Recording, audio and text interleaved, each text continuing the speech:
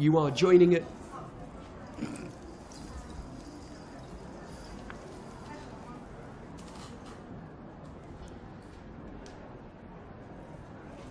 Good afternoon. The time is coming up to 5 to 3 in the afternoon. You're joining us from Rongjiang County for the first day of the Chinese Village Super League. We've got 3 games coming up for you. The first one kicking off at 3 p.m. between Pingdi and Guizhou. But before that, my name is Mike Fox, and joining me on my right, wearing a very loud costume in more ways than one, is the wonderful Li Cheiyuan. Cheiyuan, great to have you with us for this festive occasion. It's not just about the football, is it? Oh yeah, it's a big celebration. Just look at what's out there. I was with them out there for the opening ceremony. We had a lot of cultural performances featuring local songs, dances, traditional costumes, and I gotta say, I'm loving it.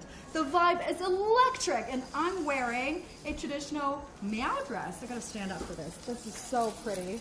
This is like the ultimate tiara. I've never worn a tiara in my life.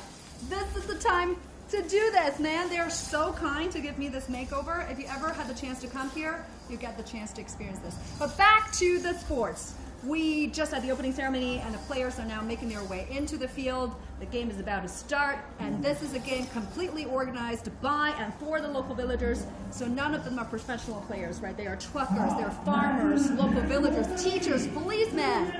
Yeah, community football at its purest. You know, you're talking to someone who grew up with that kind of thing when I was in the UK. It really can be the bedrock of a local community, and it's great to see China embracing that kind of village spirit. You can see behind us just the kind of atmosphere that's being generated. Everyone has come out today to support their local friends, I suppose. It's not just people you might see in the periphery. These are people who have everyday jobs in the community, and now they get the chance to represent them and show what they can do on the football pitch. It's interesting what you were saying, you know, the atmosphere being electric and you taking part in the opening ceremony. We had some fantastic traditional dances and events just prior to kickoff, didn't we? What kind of things did we see? That was from the Miao community and Dong community. Remember, this place, well, they have 28 ethnic minority groups living in Rongjiang, so ethnic minority culture represents a big deal here for the county. You've got the Dong community, you've got the Hui community, and one thing they have in common, the love for soccer. I mean, it's in their blood. Everybody loves playing, even toddlers can play. I've seen it the other day on the field, and if you talk to people here, they will say, well, we've been playing soccer for 80 years because soccer was first brought to the county in 1940. So they would be like, we're the OGs, right? So they really love this sport. Yeah, that's sort of the foundation for the success for the Village Super League, I think. Of course, there's been a ton of excitement in the build-up to the tournament kicking off today. Obviously, the finals are going to be held in May, I believe. So I think that this kind of atmosphere is going to be more of what we're going to see throughout the tournament. And of course, despite the festivities and the action on the pitch, I think just we've been in the county for a couple of days now, and it's not just something that's surrounding this sports complex. There seems to be a real buzz, around the hotel that we're staying at as well. A lot of people involved, and I think a lot of people know immediately why we're here as well, because they know the boost it's had to the tourism industry here, don't they? Oh yeah, a huge boom in tourism sector, local restaurants, businesses have doubled from the year before, and you're seeing they're building new restaurants, new hotels, new roads, and making it easier for people just to come here. And you've got great high-speed train connections, you've got fantastic 5G coverage so people can watch it online. Today, over 50,000 people are expected to watch it on site with us, and millions of people will be watching it online, and that's incredible. And one thing I find most amazing is that there's no limit for the games, The youngest player here on the field is 12 years old, and the most senior player is aged over 60. So there's no age limit, and there's no gender limit as well, so anyone can play as long as you're good. And that's amazing. It's an inclusive event for sure, and for me, coming from the UK and living in Beijing, it's it's been really nice for me to get a true sense of coming somewhere like this, and without sounding flippant or patronising in any way, we went up to, forgive me, I forget the name, that remote village. Can you remember the name? Dali village. Dali, thank you, well remembered, thank you very much. Communities. It was absolutely fascinating to see that self-sustaining community. I think that's about a half an hour drive. We have to go up and then down into the mountains, and once you've survived the car sickness, which we were both prone to, I thought, it was a wonderful opportunity to see that community, wasn't it? Oh yeah, and they were wearing all these traditional clothing and doing these handicrafts. The grannies, they were so kind. They've been talking to us. The little kids are so cute. Guess what? The game is kicking off. Yes, we are underway. Pindi in red, kicking left through to the goalkeeper. Not much background on these two teams, Cho Yuan. I think they're both playing a sort of 4-3-3 formation. It's going to be interesting to see the level of the pace of the game as well. I've seen a couple of the teams warming up in the past couple of days when we've been down here, and it's been difficult to gauge the standard. Obviously, there are multiple abilities when it comes to village football. Some players are going to be better than others, so it's going to be interesting to see how they gel together. The ball is with the left back, Huang Junliang, playing it forward, intercepted by the number 11, Yang Wang Yong. He himself is a high school student, one of the younger members of the Pingdi village team. Guizhou just playing it across the back, being patient now. Ball goes up to the left midfielder, Huang Huihu, but out of play. Okay, Pingdi now with the ball, building down the right side. Yang Jichan interrupts. A steady start seems to be Guizhou having most of the ball, Pingdi not being able to get out of their own half. Intercepted again. I think we're going to see a lot of long balls. I don't think we're going to have too many physical teams, to be honest, at this level.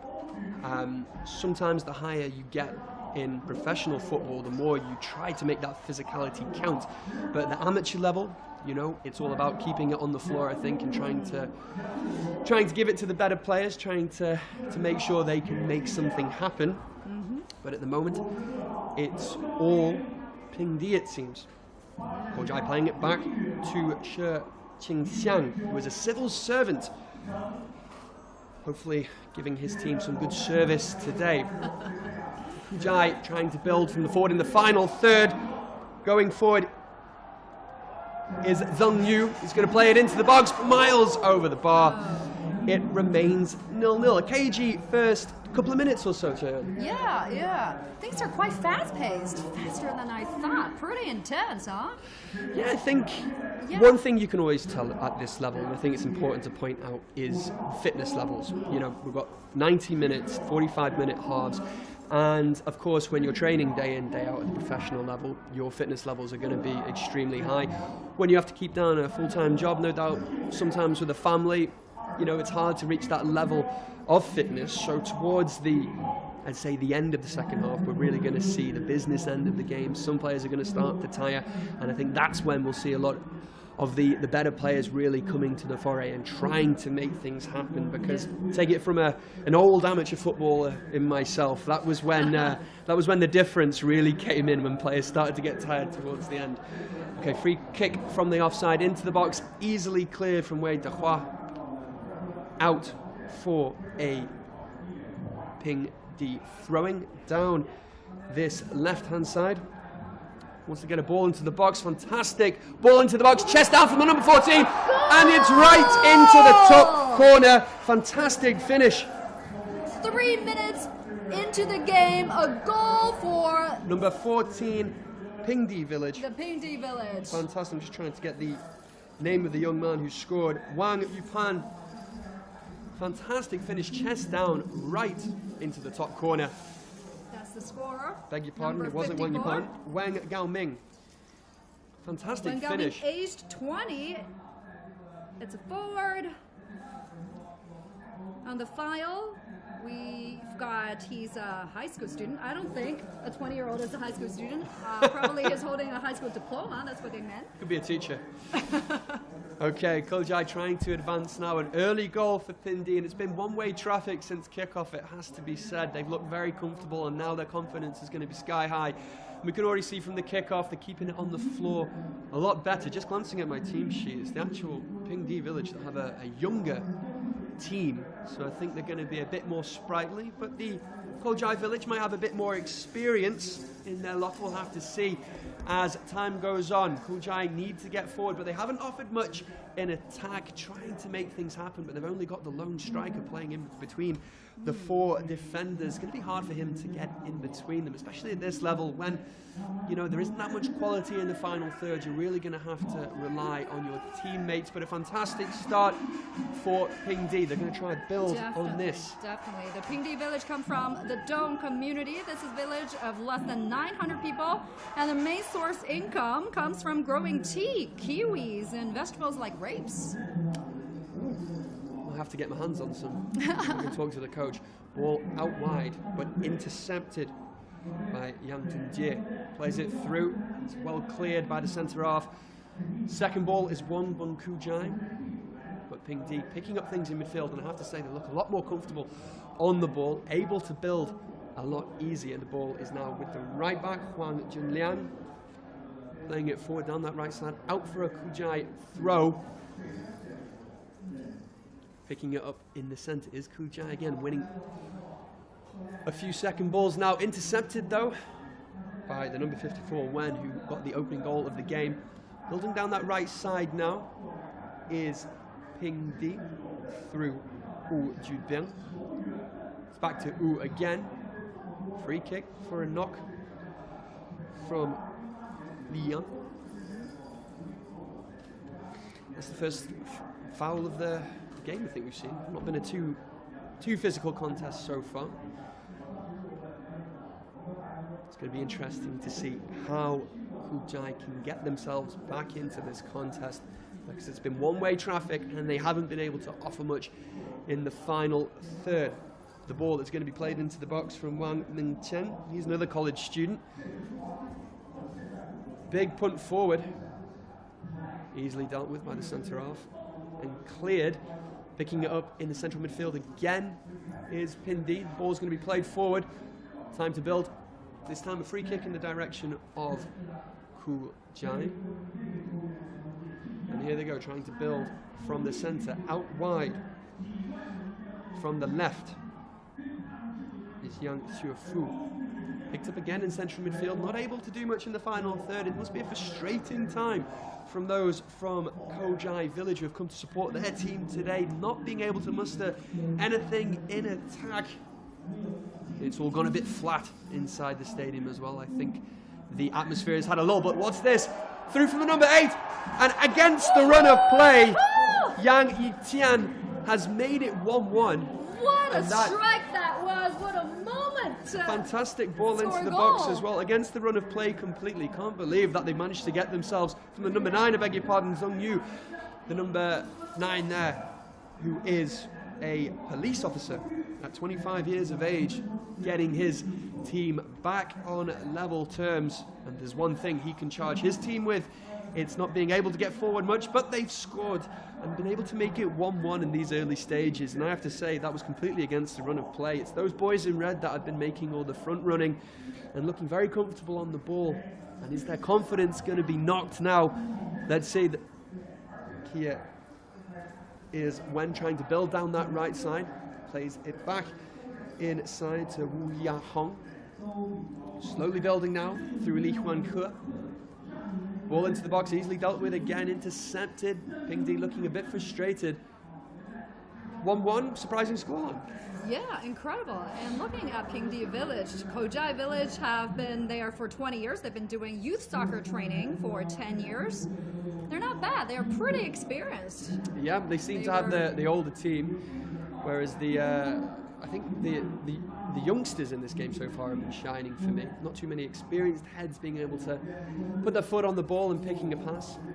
But here we are, Pindi in space, spreading it out wide. Here's Wen again, trying to battle through, but no way through the Guizhou defence. Wen is going to try and pick up the loose ball again, but I think that's going to be dealt with by the left back, Pan the Min. Oh, the flags is up for offside. No, that'll be a throwing. I can see why you thought that, okay. though. There was a questionable if he'd strayed upon the line but didn't pick it up. That was a questionable offside, and the linesman has indeed flagged. Can't get beyond the last defender. That's not flag. That's an offside, huh? Yep. Okay. Just straight beyond the last defender, Shi. Being caught out, playing a particularly high line. I have to say that the standard is quite varied. You know, when we were watching the training the other day, there were some players who looked quite competent, quite good. Some who look like they're going to have to rely on their teammates to get them through. And I think that's about the that's the spirit of it. I have to say. They're farmers, high school students, college students, teachers, government employees, police and business owners. You know, they're amateurs. They're loving the game, and you know the youngest player of this match, 18 years old, the most senior player on the field, 39-year-old. It has to be about effort as well. You know, I grew up supporting a lower league team, although at the professional level, and fans in the English Football League and all over Europe will tell you that it's more about the effort that the team puts in rather than the results. Not always between the bigger clubs, but it's they want to see their team fight for the local area, fight for the community. And I think that's what this is about. People taking a bit of pride about the town they represent. Absolutely. And they've come out in full force to watch them. Yeah. It's been great to see. It's fostering a strong community spirit. Oh, into the box. I think the flag might have just nipped up for offside. That went straying into an offside position once more. Keeper plays it out. Building now. Take a look at this one.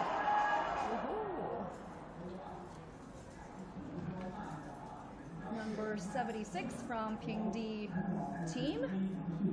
Xie Hongcai, 37 years old.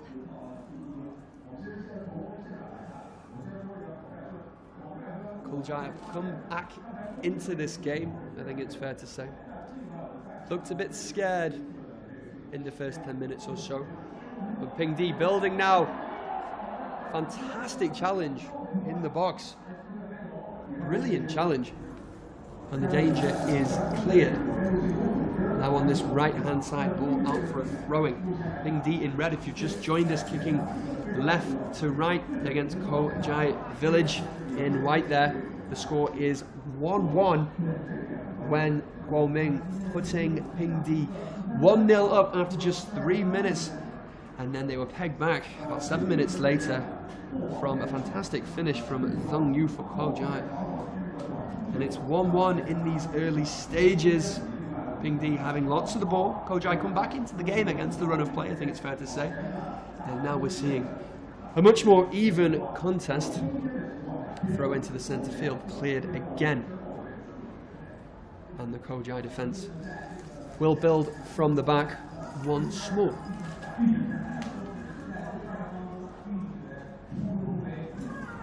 Okay, I can see people just settling down a bit now after the festivities of the opening ceremony. I think people are just getting relaxed into the day. It's a long day of football, isn't it? Oh yeah, it is. And they're sitting so close to the pitch as well. Oh, that's the beauty of lower league football, Chairman. That was one of my favourite things growing up about going to watch my local side. The fact you were so close to the players, so close to the action, and they could hear every word you said, even if they pretended they didn't. I gotta say, the games are completely free. It's open to the public. They're not playing for big money. Oh, sorry to interrupt. Chipped into the box when trying to get the better of his marker, but it's going to be cleared again. Yes, absolutely right. You were saying these games are free. Guess what the winning prize is for the games, for the champions? I'm not aware. Well, the winning prize is an ox and three pigs for the runner-up, and then 3 little lambs for the 3rd place, and then 12 geese for the 4th place. So they are all the prizes are locally raised. I hope no one on the winning team is a vegetarian. It'd be a bit of an awkward gift, isn't it? Maybe they can sort them out with some vegetables. Okay, the danger cleared from Pingdi. Out for Guizhou throwing on this right-hand side. Trying to build now. I've noticed the Pingdi trying to build from the wings. His again running through again. The danger is cleared. The ball is picked up by Yang Hao now. He's going to play it inside to Wang Rongyu, another college student. A lot more comfortable on the ball is this Ping side? I think it has to be. Okay, coming down this right-hand side now is Oju Bing. Ball into the box. Easily dealt with by the goalkeeper, bit of a fumble. Saves his own blushes there. Could have been one for those highlight reels I used to get when I was a kid. Of football bloopers. Else for a Ping throw. Ping again trying to build from this left-hand side, being very patient with the build-up. Definitely more comfortable on the ball. Guizhou, as I mentioned before, came back into the match against the run of play. I'd love to see the possession stance, but they'd hardly had an attack before they had their first chance. They'll be delighted if they can go into the half-time break not losing this match. Ping D will be somewhat annoyed they weren't able to make all that early possession count. But you never know, they might just nick it going into the break as well. They're building down this right-hand side from Yang Wei Wei, playing into Shi Hong, back to Yang again. Now inside, Juan Ming Chen.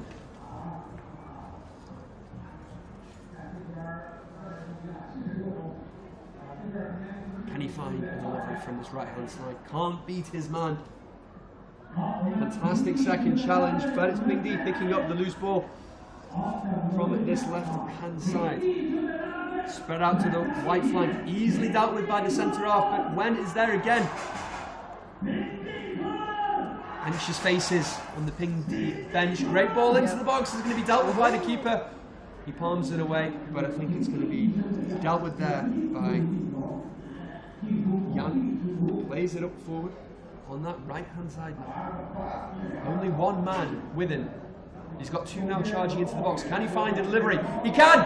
Fantastic finish, but ultimately straight at the goalkeeper. Easily dealt with. Fantastic save from Shi Xing, keeping Hao Peng Jun there, who was charging into the area. A little bit of direction, and Guizhou would have been in front against the run of play. So what are your early impressions so far? I feel like both teams are pretty strong. I feel like in the beginning, the white team is kind of dominating, but then you've got the red team coming from behind. Oh, did I say the other way? No. They're both pretty good, I gotta say. And of course, there has been a stage before this. You know, this is just the finals. We were hanging out with the team last night, weren't we, Cherry? That didn't make it to this stage. Oh, yeah. It was playing friendly. So these are the best teams from this Village Super League. Top 20s, yeah. Yep. So 62 teams have competed in the qualifiers and 20 were left standing, and this is where we are now. This is the opening day of the group stage game. They'll be playing off each other. They will play round-robin matches and then move on to the knockout stage, and then to the to the quarterfinals, to the semifinals. And like you said, the finals will be in May eventually. Yeah. Okay, corner to Guizhou, going to be taken by Zhou Zhongze. Decent ball as well. Header over the bar. Wasn't able to get any direction from the big man coming up from the back there. Young, the skipper for the team as well, I believe. Yeah, 76, Yang Dongnan, 23 years old, self-employed. Lucky man. Businessman. Self-employed. Self-employed. We all like to be our own boss. A lot of them are restaurant owners, business owners, and they do this on the side. Yes, we were talking to the MVP of... oh yeah, the top scorer, huh? The MVP. MVP best player. Yeah. From Zhongcheng Village, Mr. Dong Yong-ho. Which could also be the top scorer. Oh yeah, as a restaurant owner fantastic himself. layout, sorry to interrupt, going to be played in again from Wen. Can he find a finish? Wide of the target. Guizhou led off again. I have to say, getting beyond the last man quite easily, but the loose ball's picked up, played across the face of goal, dealt with by Yang once more, but Ping Dai are going to pick it up. Played inside in the centre circle. Wang slips in his strike partner. Can he get beyond his last man? Out for a goal kick. Yes, we were talking to the MVP player. He owns a restaurant. He was in good spirits ahead of the tournament, wasn't he? Oh yeah, his team made it to the final last year, but lost the game during penalty shoot. So as an Englishman, I know all about that. We've gone out on penalties a few times in World Cups. They were hoping to make it to the finals and win the game this year. Painful way to lose any football match. Oh yeah. Here's the main man when building again. Fantastic piece of skill. They can't get the ball off him. It takes 3 men to finally clear the danger. Going to be picked up by Yang. Shoots from distance over the bar. I have that to 5 shots on goal at the moment for Pindi Village. Guizhou living dangerously at the back, but still it remains 1-1. I did actually say to last year's MVP, if his team win this year, I'll buy him a beer. Don't know if I'll be in town to maybe cash in on that offer, but we'll see. Guizhou building, great through ball, but it's not going to beat the last defender, Long Jingxiang, who was an entrepreneur. That's ambiguous. Of course, Chuan, it's not just us two who have come down to Rongjiang County. We've been lucky enough to have a fantastic team with us, pulling all the strings, making sure we turn up on time. Oh, yeah. Our 2 field producers and our 2 cameramen.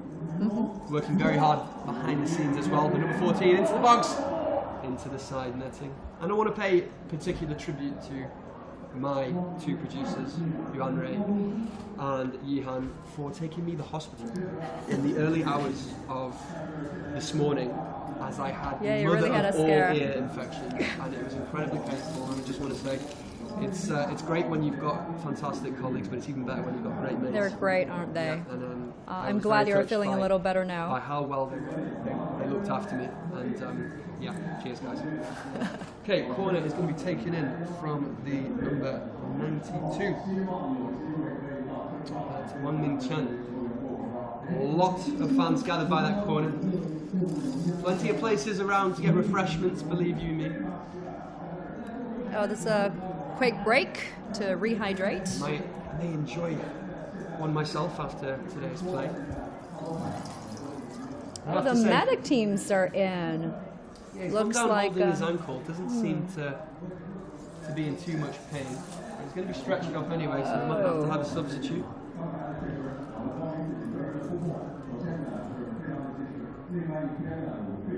Decent finish that Ooh.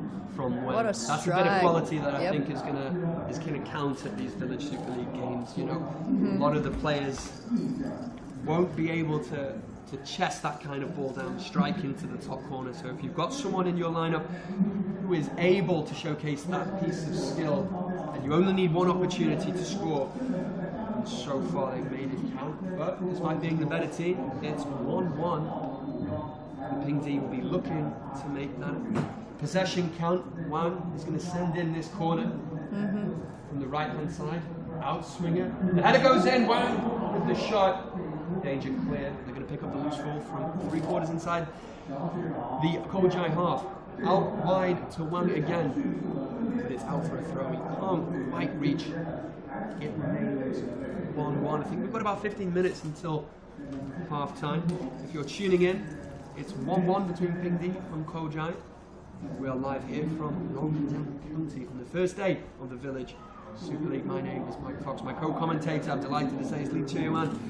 And if you're watching on the live stream, you can see her dressed in some brilliant traditional attire. And if you're just listening to us, can you describe what you're wearing, Chuan?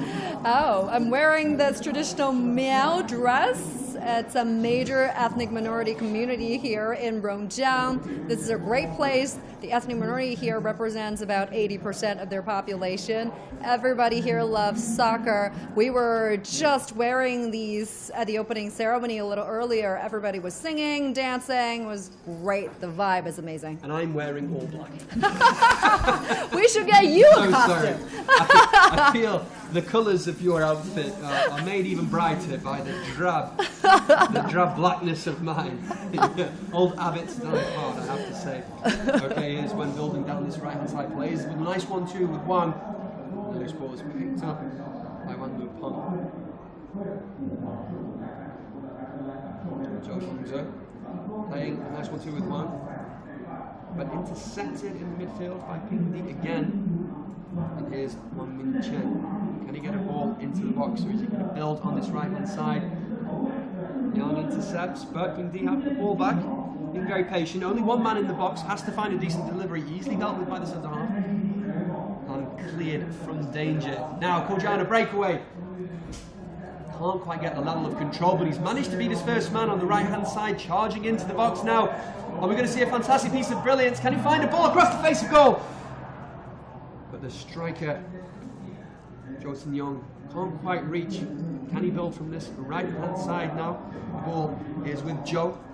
And Pingdi clear the danger eventually. And then a hoof ball, as we call it in my hometown, is easily collected by Shi in the goal. 1-1. It remains. Fantastic climate here in Rongjiang as well from an Englishman. I don't like it too hot, I don't like it too cold. We're somewhere in the middle, I have to admit. Yeah. It's a bit overcast looking outside, but there's not too many I'd say weather is great. It was drizzling a bit yesterday. I was a little worried, but today weather is nice. Exactly. Where we're based in Beijing, we're just coming out of those harsh winter months. The weather is starting to pick up. Yeah, it's a lot warmer here. Yes. Is that a yellow card? That's the first yellow card of the game, I believe. It's going to go to Yang Dong-nung. A bit of a rash challenge. I haven't seen too many bad fouls, I have to admit. He's the team captain, huh? For Guizhou Village. Yes. And things, that kind of atmosphere, that kind of temper, where the referee will let a few things go before he has to get his book out. He doesn't want to put players, he doesn't want to send people off. It's a festive occasion, we don't want it to be marred by any foul play, but the yellow card being brandished there, he's had a couple of niggles, I have to say, and finally the referee's caught up with an header from wide of the target from the 6-yard box. It remains 1-1. Indeed. Looking to make that possession count. Guizhou only really being able to threaten when they're on the counter attack. This man you're seeing on the screen, when he looks to me like he's going to be a real star of the tournament. Star of the game. He's like the go-to man, huh, for his team. He's got some fantastic feet. Everybody's getting the ball to him. Exactly. If they can get the ball to him, he's comfortable in beating his last man, creating chances. But at the moment, they have a lot of the ball, aren't able to do much with it. The throw in on this right hand side is going to be taken by O. Can't find a man down this right hand side, plays it into one, he holds up inside. Now to Long. Ball into the box, can Wen find it? Oh, and he scoops his kick wide of the target. He knows he should have done better there. Yeah, he knows that was a good opportunity.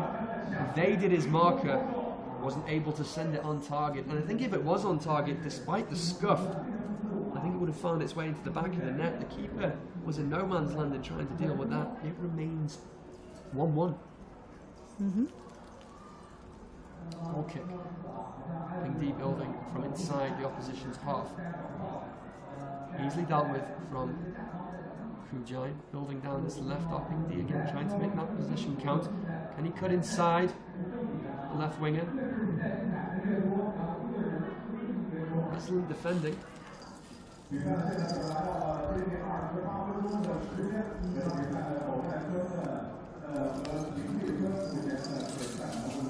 remains 1-1. If you're just joining us, we are at Rongjiang on CGTN. Mike Fox and Lee Choi-yuan, bringing you the first day of the Village Super League. Good afternoon. 1-1 between Pingdi and Guizhou as we approach half-time. In a bit of a cagey first half, one team having all the possession, the other trying to build on the break. A few clear-cut chances.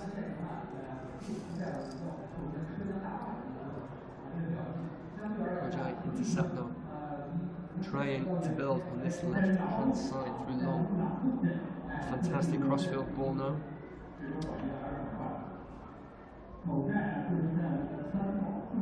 To build from the right-hand side.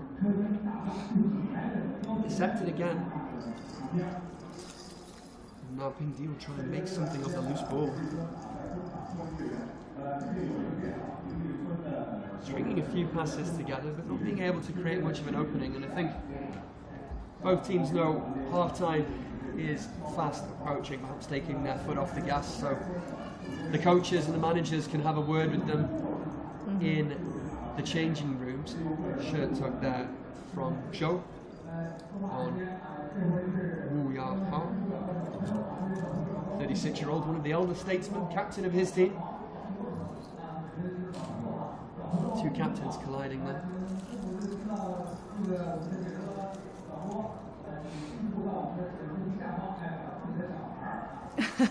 You're hearing the Chinese commentary. It's pretty unique. It's called Sun Chao moment. They were saying,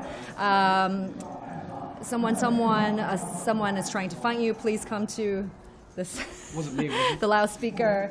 Someone is losing his ID. Please come and get it. It's very uniquely Sun Chao. You don't see it anywhere else in those major sure. leagues. For sure. They're making like airport announcements in between the games. We used to have people read out registration numbers of cars because it might need moving because you're blocking someone's drive or something. And then the centre forward would have to go off and move his car. And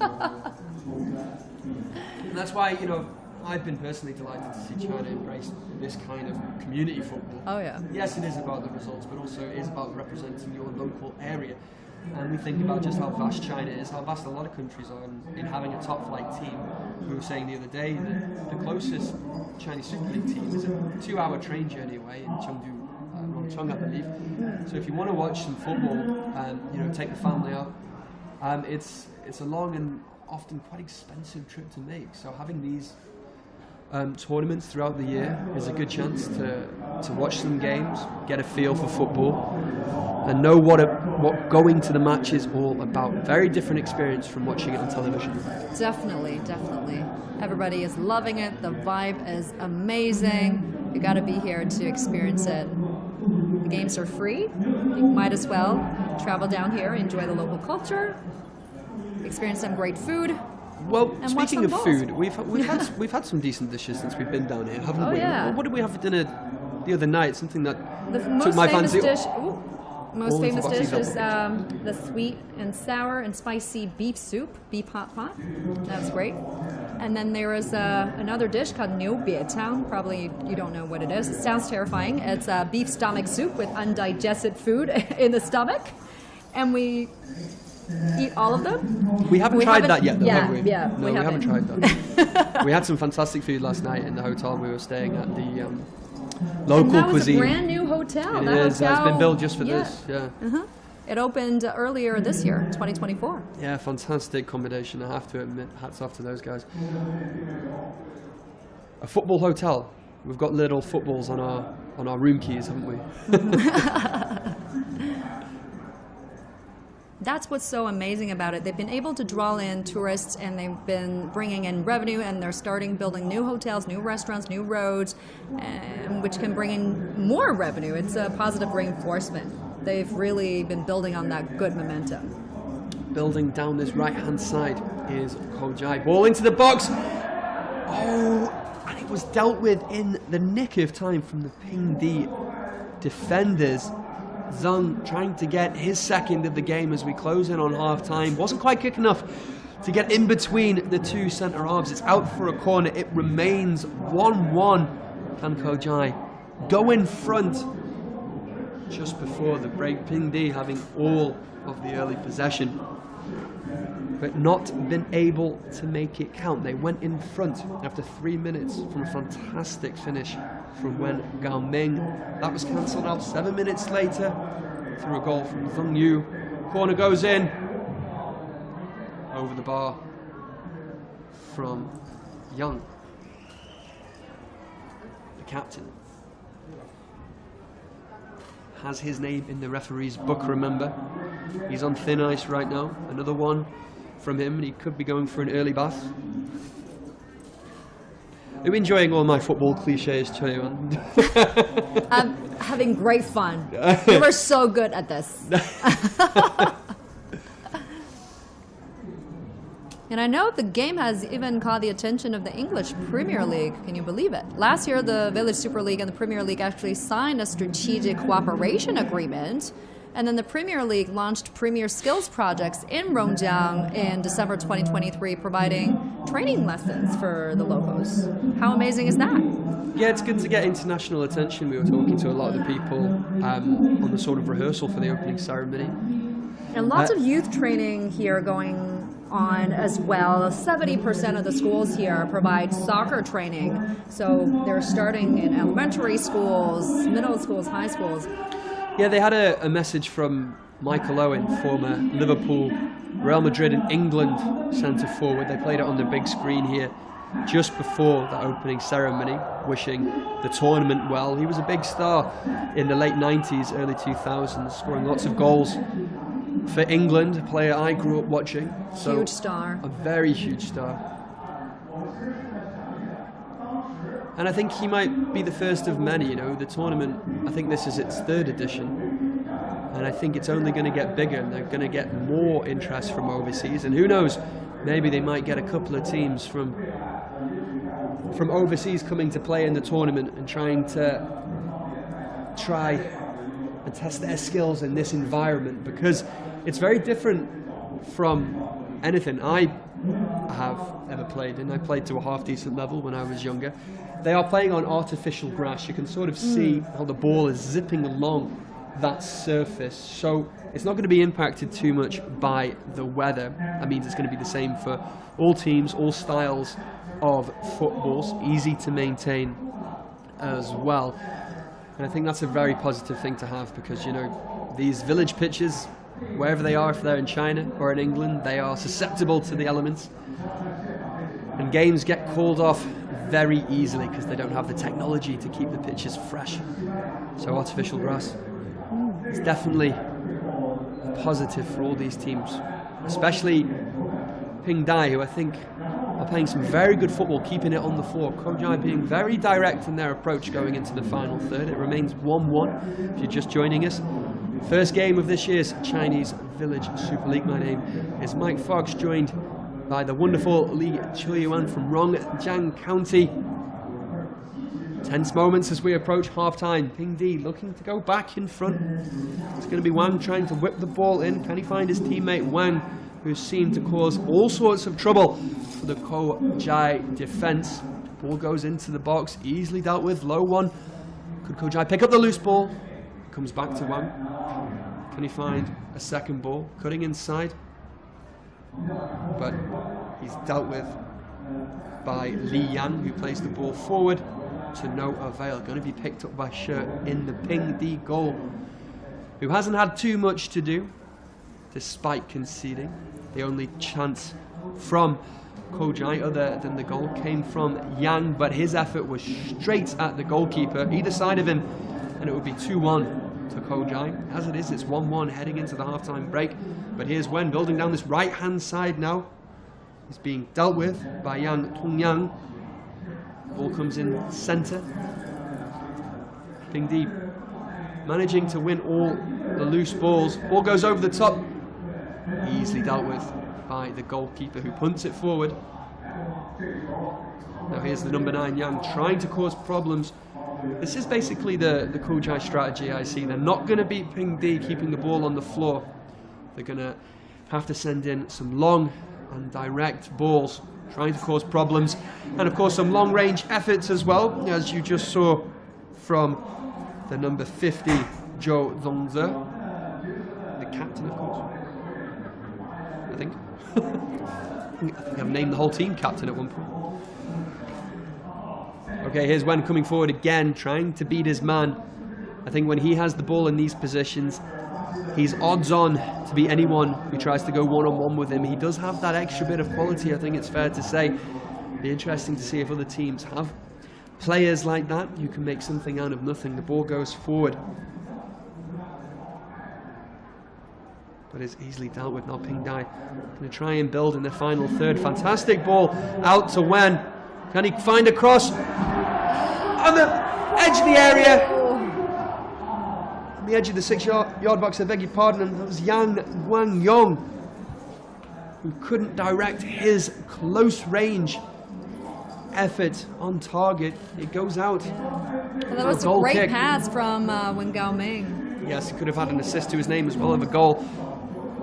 Nervous faces from the Pingdi village bench there. They don't know how they're not in front. Oh, it must have gone out for a corner. Wang Mingchen with the corner on his favoured right foot. Going to be an in-swinger.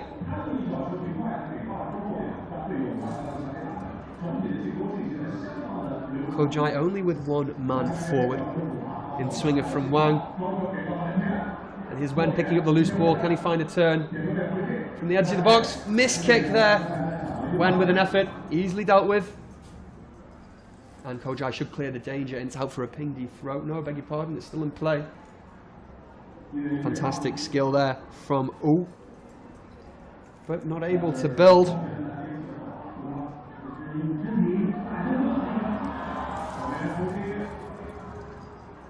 Zhou not being able to find Zheng there. Easily dealt with from the Pingdi defense. Now, Wang, can he find Wen? Easily dealt with by the two centre-halves. Cleared by Yang Zhoupeng. A nice one too. Yang picks up the loose ball again. I don't know what the referee is blowing for there. I think a slight infringement from the Kojai backline.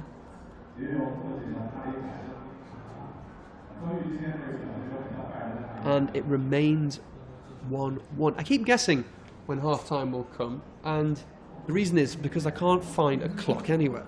It's 3:40, I think. Right, so we've got 5 minutes until the break. Actually, I haven't been too wrong. There's one on the big screen there, but I can't quite make out what it says. Okay, here's Kojai. Long ball downfield, easily dealt with again from Pingdi. And they're going to try and build from just outside the centre circle. Playing inside in the midfield. Patient play. A few nice 1-2s, nice triangle balls. Intercepted there from Kojai once again. And the ball goes forward. Pingdi trying to build from the back. Very patient play, keeping it on the floor. I think they know they have the better players. So if they just keep a patient build-up sooner rather than later, they're going to break down this resilient Kojai team, who are backs against the wall, it has to be said, when uncharacteristically not being able to find a man. Fantastic crowd inside the Rongjiang Stadium this afternoon as well. Atmosphere building up again as halftime approaches. Shi Chunyi not able to break free, and I think the linesman has flagged for offside. So what's your impressions of the first half of football, Chaiyuan? Pretty good, pretty intense. I mean, look at all the people watching there. I think one of the famous commentators, sports commentator here in China, Han Xiaosheng, once said, you know, the Super Village Soccer Gala had surpassed the Chinese Super League in terms of viewers at one point. That's incredible. And, you know, during last year's game season, the game attracted over 5 million viewers in China and around the world. A lot of foreign spectators are coming too to Rongjiang, which is incredible. Yeah, it's fantastic for tourism for the local area. Pingdi intercepting the loose ball, going to try and build from this right-hand side. Once again, here comes O charging down, finds Yang, but he can't get past Zhong Shukai, and the ball is eventually out for a throwing on this left-hand side. It remains 1-1, around 3 minutes to go until half-time. Now, Chaiyuan, I think you make an excellent point. These kind of events really do build up tourism in the local area, and I think it's been great to see.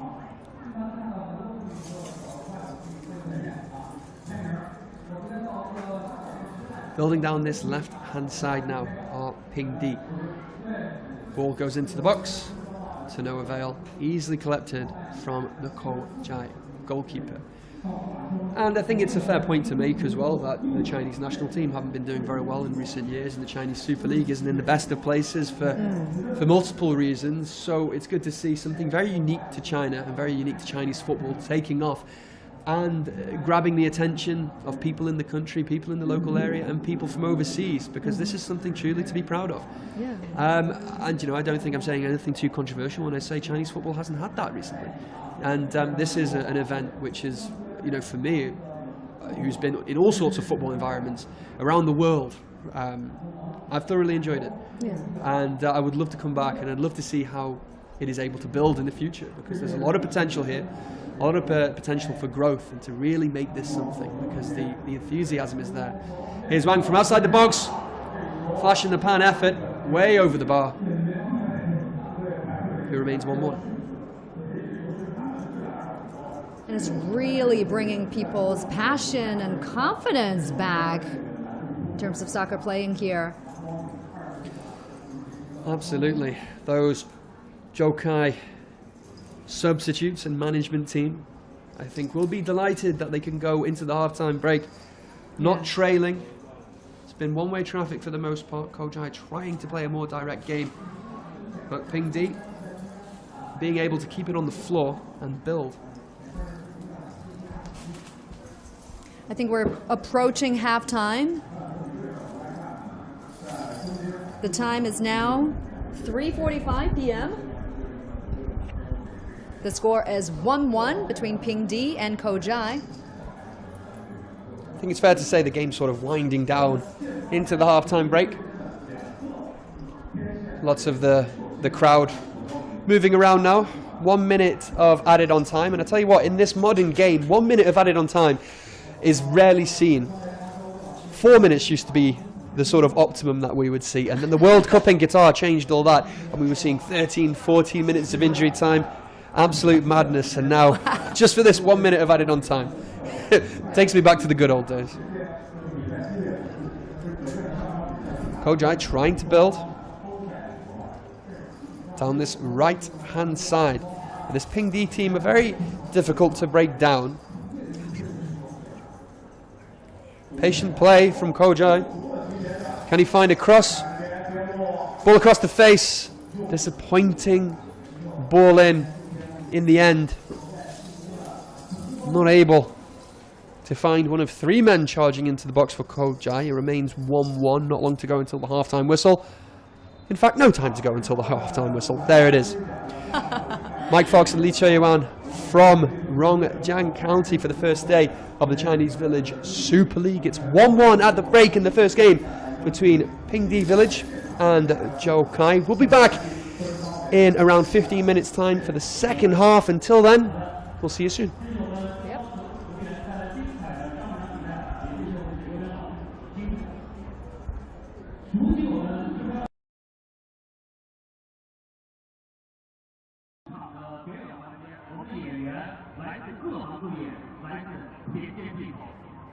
是的，在这个中场休息时间呢，我一是想向全网正在收看直播的朋友们道一声谢谢，谢谢你们在2023年热爱着中超，谢谢你们在2024年依然关注着中超。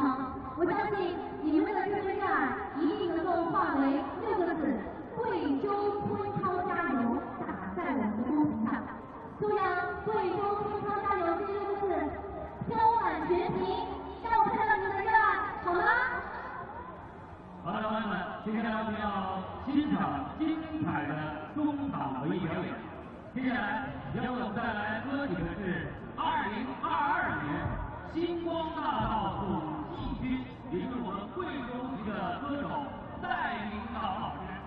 是的，他呢将把侗族大歌元素和我们流行音乐巧妙地融合成为一首原创作品。让我们一起期待戴领导老师和榕江职中的侗族姑娘们带来的精彩表演《蝉》。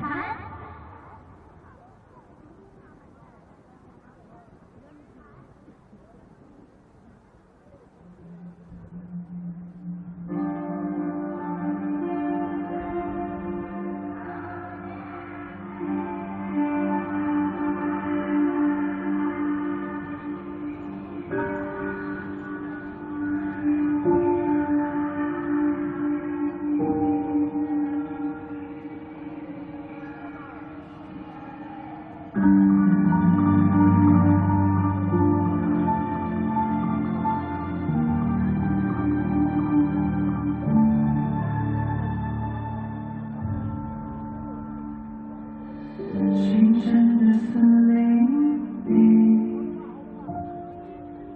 传来一声蝉鸣，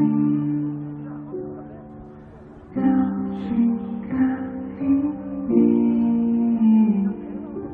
鸟群咖啡蜜，往往穿过风起，鸟儿间很晨曦，想念想念冷了。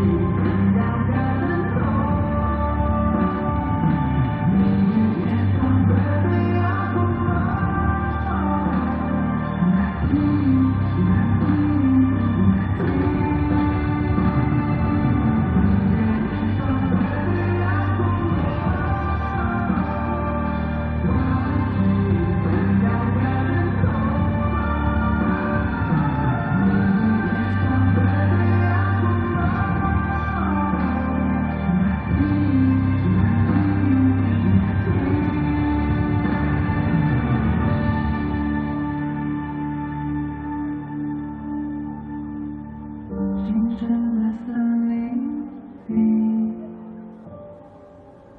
传来一声蝉。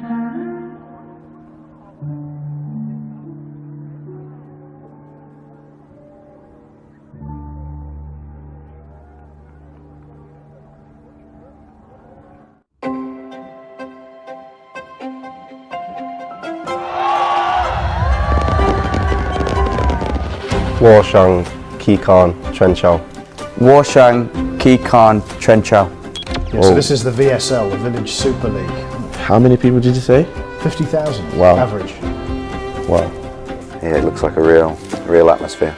That's mad, that. Honestly, it's 50,000 like just watching amateurs. That's incredible, that. Yeah, it's pretty impressive. It's like almost like a carnival as well. I like it. I like it. Very passionate fans, and to bring everyone together and have a kind of celebration as well as watch football matches. Yeah, it's great. But for those players to be given the opportunity to play in front of those crowds, and looks like everyone's really enjoying the football as well. Yeah, I think it's fantastic to see the amount of people that come together. I think what the power of it can do to bring people all together and enjoy something that we all love. Get me over there to watch. That'll be sick. That'll be really good. Yeah, maybe. If I get an invite, I'll be over there. Yeah, it would be, yeah. I'm a big football fan, so obviously embrace a different culture and a way of playing for sure. Wishing the VSL a successful and rewarding new season. A successful and rewarding new season. Football is the language of the world. Trenchal, Jayo. Trenchal, Jayu.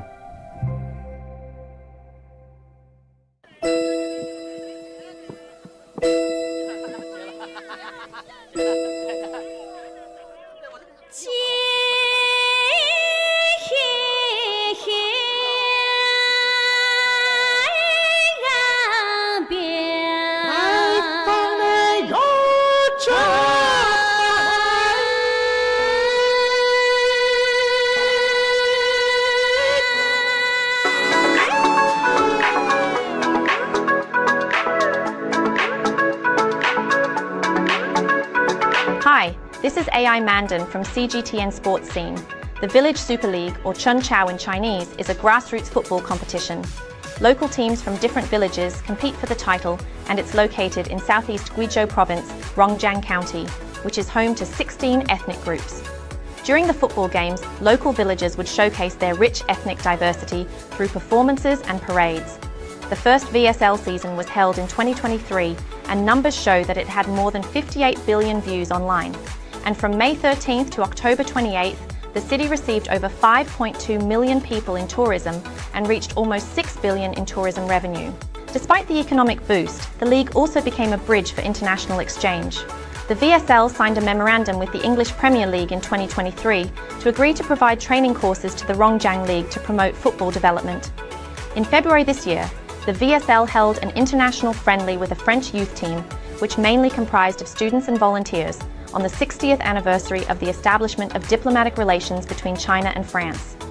The VSL 2024 season kicked off on January 6th.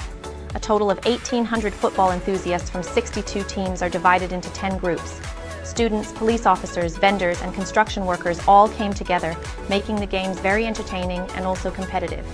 So far, the last 20 teams are already decided, with the league finals to be kicked off on March 6th.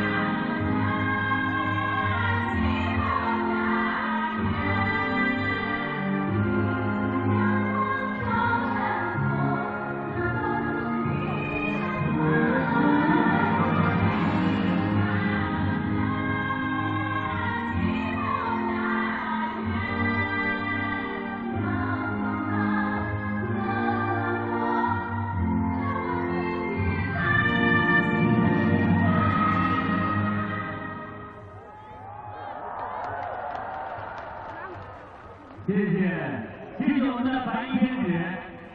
下面我们双方的比赛将继续，我们现场交给我们的运动员、裁判员、解说员老师。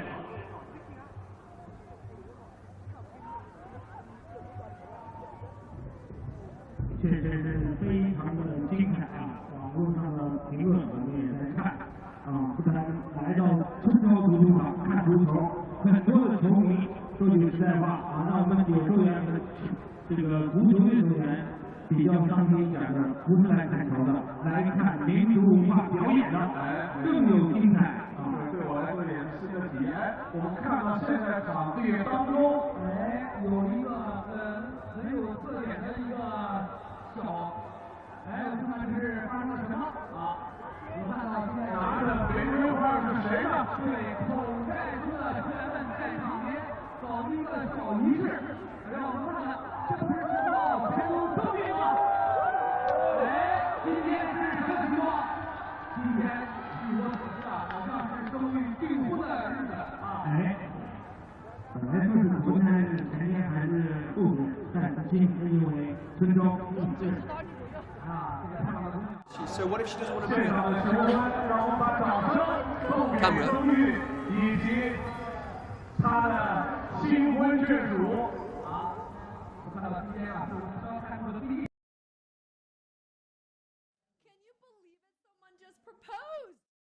On the field. Not a fan of that. Not a fan of that.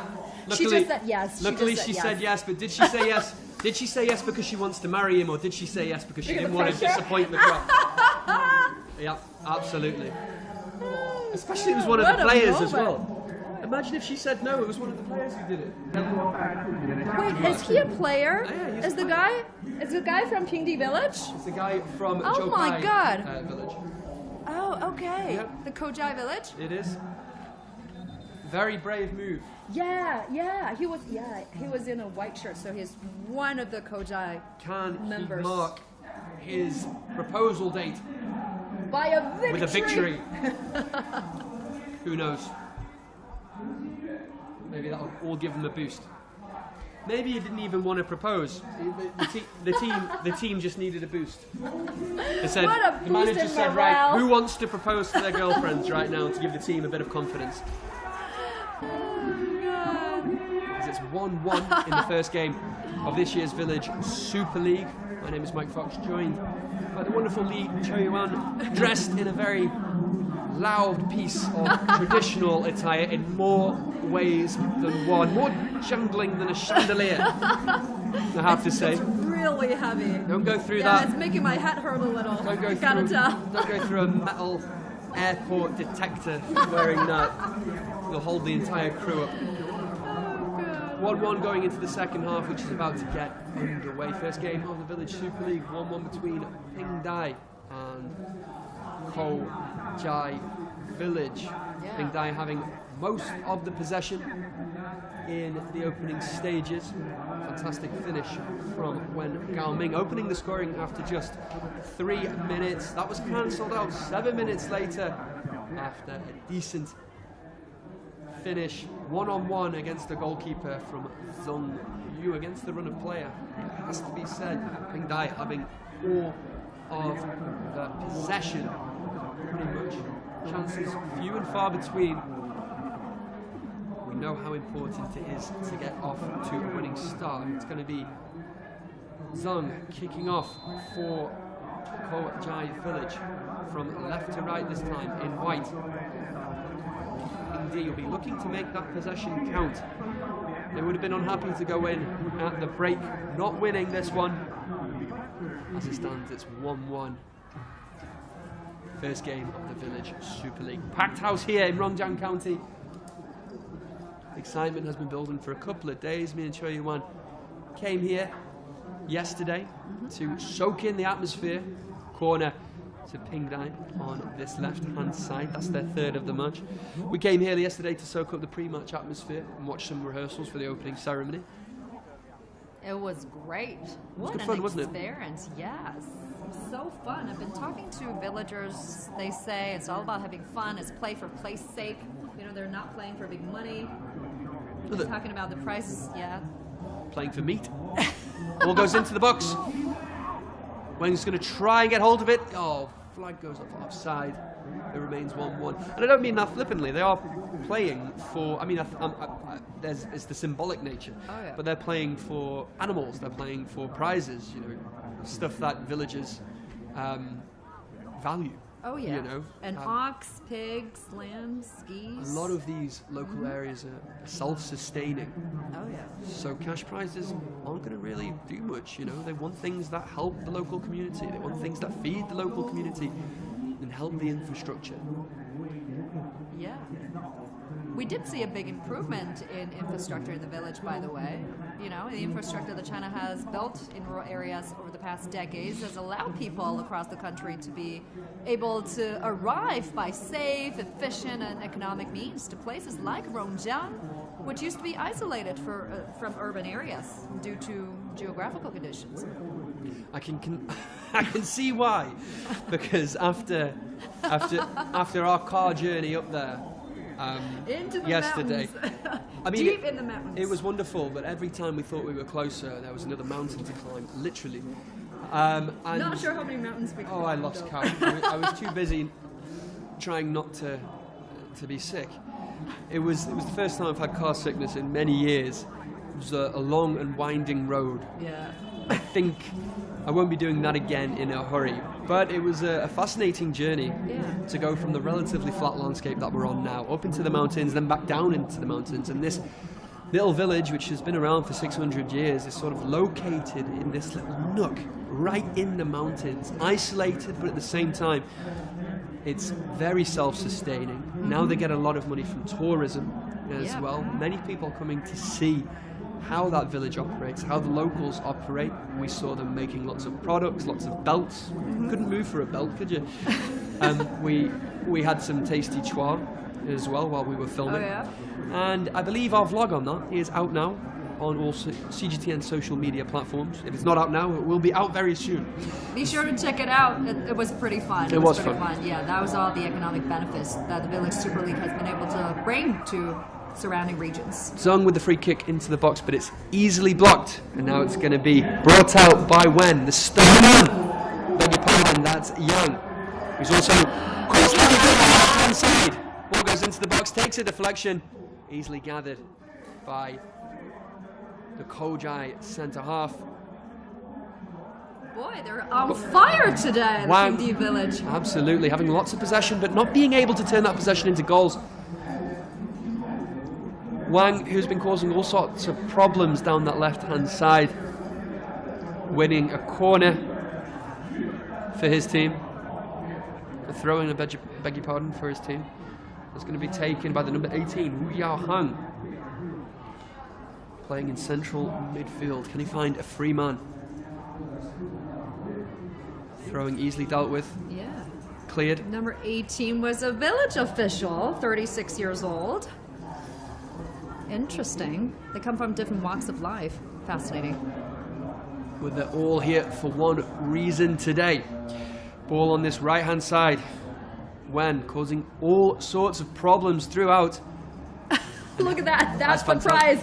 That's the prize. The little lambs. It says Tashi Xiangyao. Little lambs that are grown here, that are raised here. It's been good to see. To be honest, you know, it's been good to see a lot of the festivities. Oh yeah. My family often tell me I can be a miserable so-and-so, but even the festivities of the village football has put a smile on my face all day. I really have enjoyed coming here and experiencing something completely different. But one thing I am familiar with is the action on the pitch, and what we have right now is a very cagey affair between two teams hoping to get their Village Super League campaign off to a winning start. And as you can see, more traditional attire. These are some of the folk we saw in the opening. Yeah, these are the cheerleaders for the teams. They're welcoming in the cheerleaders dressed in traditional costumes and wearing similar ones. So this is from the Miao ethnic minority. Look at the big hat. It's pretty heavy. It's really heavy. That's making more noise than the one that you're currently wearing.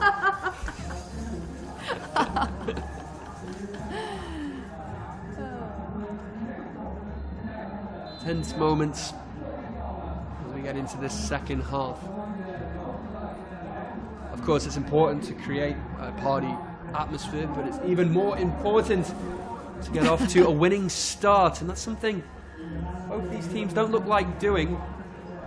Pingdi with lots of the possession, but not able to turn that into opportunities as the ball comes out to the number 92.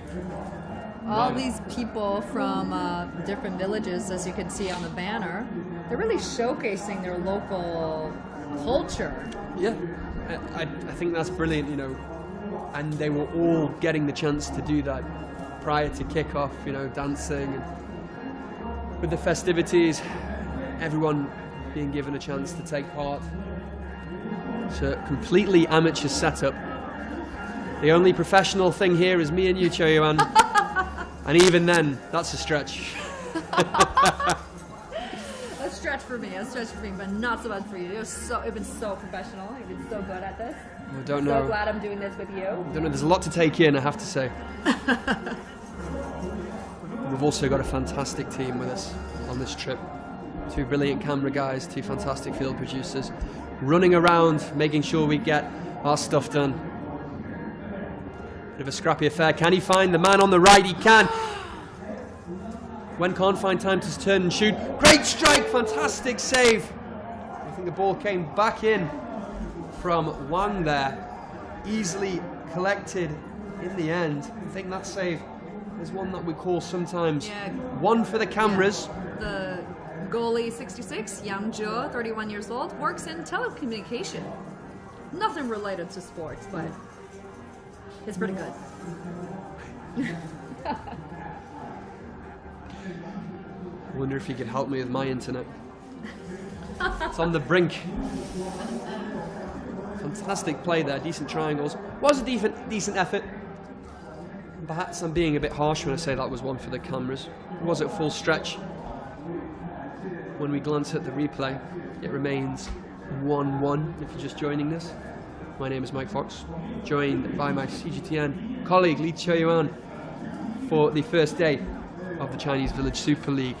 Pingdi Village 1, Koujai Village 1. An early goal from Wen Gaoming, cancelled out by Yang Zhu. Ball comes thumping into the box, easily dealt with by the centre half for Koujai. Picked up on this right hand side from Zhong Shukai. Quick throw-in. Can Pingdi build? Ball out for a throw-in once again. Pingdi starting to get bodies forward, growing in confidence. I think it's fair to say that Koujai haven't really come into the second half. They were very lucky to go in at the break at 1-1. Out for a corner. Corner number 7 for Pingdi Village. It's going to be whipped in once again from Wang Mingchen. His deliveries have been on point all afternoon. Can he find the head or the boot of one of his teammates going into the box? Gotta mention the referees are all local villagers too, and they're paying extra attention to the game because we don't have VAR here. No. Yet. No, we don't. Yeah. But what's funny is that because so many people are sitting so close to the court and they're filming everything. Well, goes over, hits the bar. Sorry to interrupt. It came back in from, again, the left back, a demon of a ball into the box. A shot come cross. No one was in the area for Pingdi Village, and it nearly eluded Yan in the Zhoukai net and into the back of the net. Luckily for him, luckily for the telecommunications man, it came back off the bar, and now can Koujai break? Cutting inside from Yang. Can he find a left-footed shot? Tripped in the box. Referee points to the spot. Penalty. Was that penalty? Was that in the box? Penalty for Koujai. Referee reaching for his pocket. A yellow card. That's Yang Yongrong, a college student who finds himself in the referee's book. And now Koujai have a penalty and a chance to go in front. And as I keep saying throughout this contest, against the run of play. I'd love to see the stats, but it's been the boys in red who have had all the possession. Now, was this a penalty or was it just outside the box? There's Young's looping cross into the box, comes crashing back off the bar. And from the resulting goal kick, perhaps Pingdi caught out a bit annoyed that they weren't able to make that chance count, and they were caught Here's the on the penalty. break. So here's Yang Zhu stepping up from 18 yards out. Going to try his luck against the man in between the sticks for Ping Di. Shi Qingqing. Number 9, Zheng Yi, a banker, aged 29. Sends Shi the wrong way. Put the ball in the back of the net. 2-1. And it's a goal. 2-1 Zhou Kai.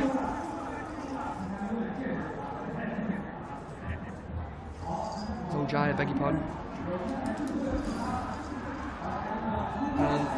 I don't know if that. I think he's the man who just proposed. Yes, that's the guy who just proposed. Zheng Yu from Guizhou village, and he just scored a goal. What a day to score a goal! Trying to get the crowd going as well. That's his second of the afternoon. Guizhou haven't looked like scoring in the second half. Caught on the break, just like the equaliser. And now Ping Di have it all to do. They've been the better team, a lot more possession. They have a bit more individual brilliance, like this man. Again, on the ball. Can he find a ball into the box? Across the face. No one there at the right position, but here's Wang touching side. Lays it off for Wang again. So, Jai able to deal with it. Referee blows his whistle.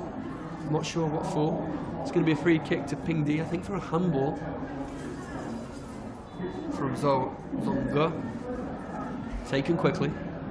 Building on this right-hand side, here's Wen Gaoming, senior high school student at 20 years old, somehow. It does happen. Punt forward. Zhong's going to try and cause problems again.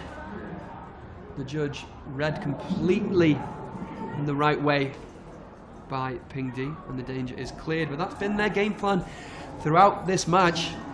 Long balls upfield to the big man, Zheng Yu. And so far he has 2 goals to his name. And he also won the penalty that he scored about a minute ago. Ball comes into the box, easily dealt with by the centre-halves again. Comes out to Gun, trying to beat his man with a step over. But he's taking no prisoners, but he's managed to win it back. Step inside, left foot effort, fantastic finish into the top corner.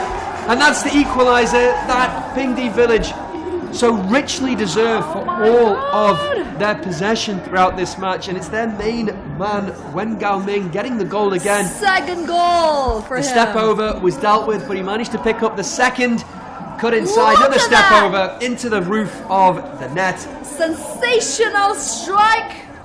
Yang with absolutely no chance. Cho Yuan, we have a game on our hands. Oh God, I'm becoming a fan of him. Wen Gaoming, 20 years old.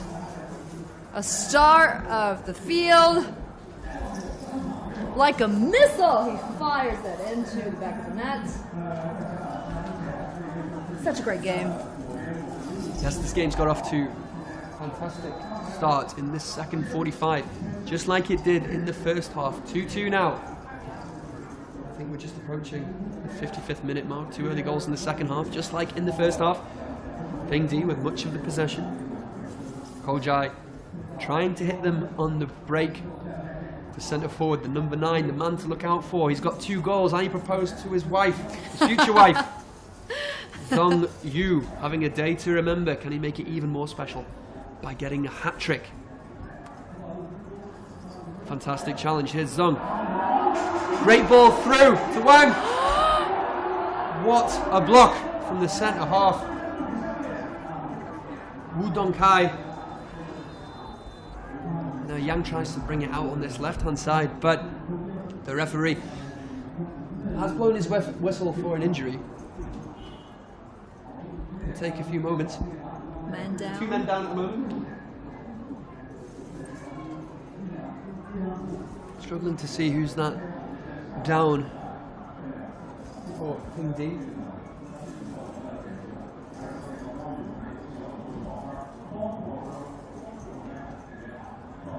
Both sets of players just use this opportunity to take a breather. Looks like he's going to have to be substituted.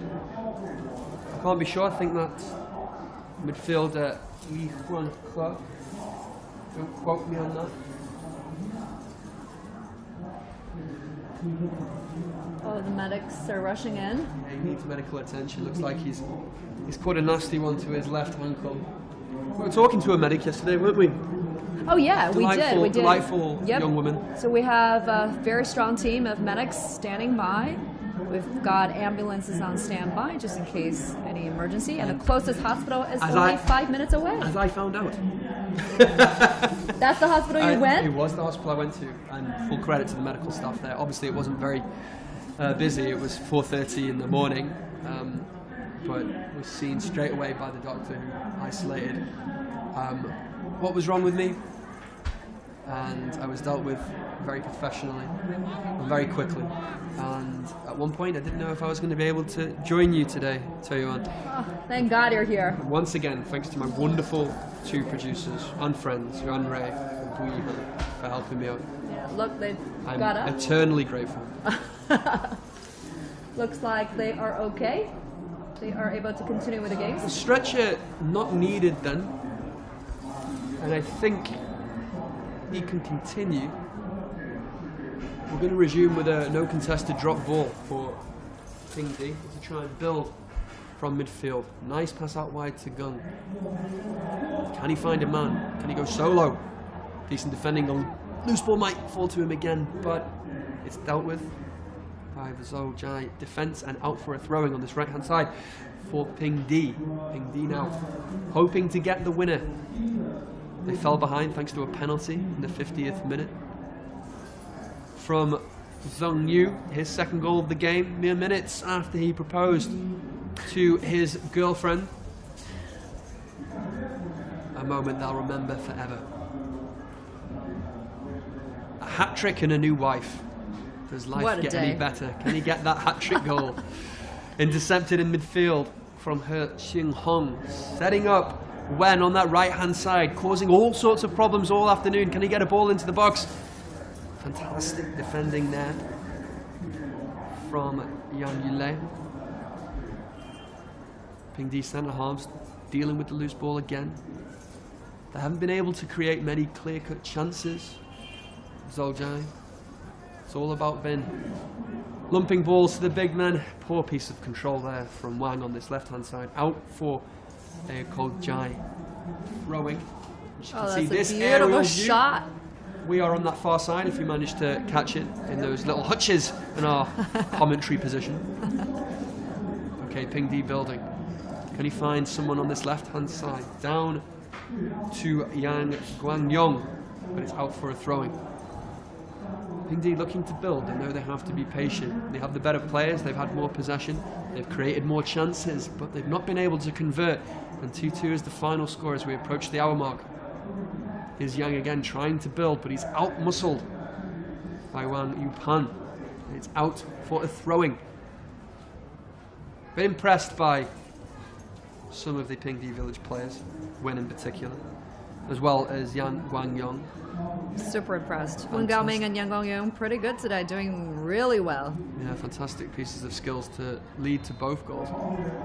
Free kick to Zhou Jai Village for a foul on Zhong Shukai, who's looked sturdy in that left centre half position. That was my position back in the day. Oh yeah? Toyuan, yep. I could have been a professional footballer, you know. All I lacked was the talent. Ping Di trying to make things happen, but Zhou Kai playing a much more physical contest, trying to gain ground. I think they're playing the frustration game now. It's clear to see that Ping Di have the more talented players, much more in better physical condition.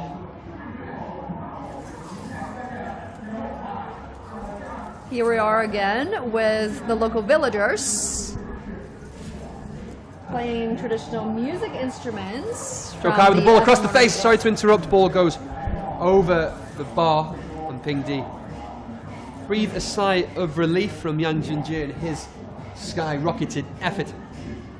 Sorry, Choyun, you're saying? As you can see, it says homeland for Fish. It's one of the teams arriving. The village is famous for their fish. Some of the villages here. This is one of their teams. One of the teams, yeah, yep. So we're seeing local villagers having Jai this big trying to parade build. here.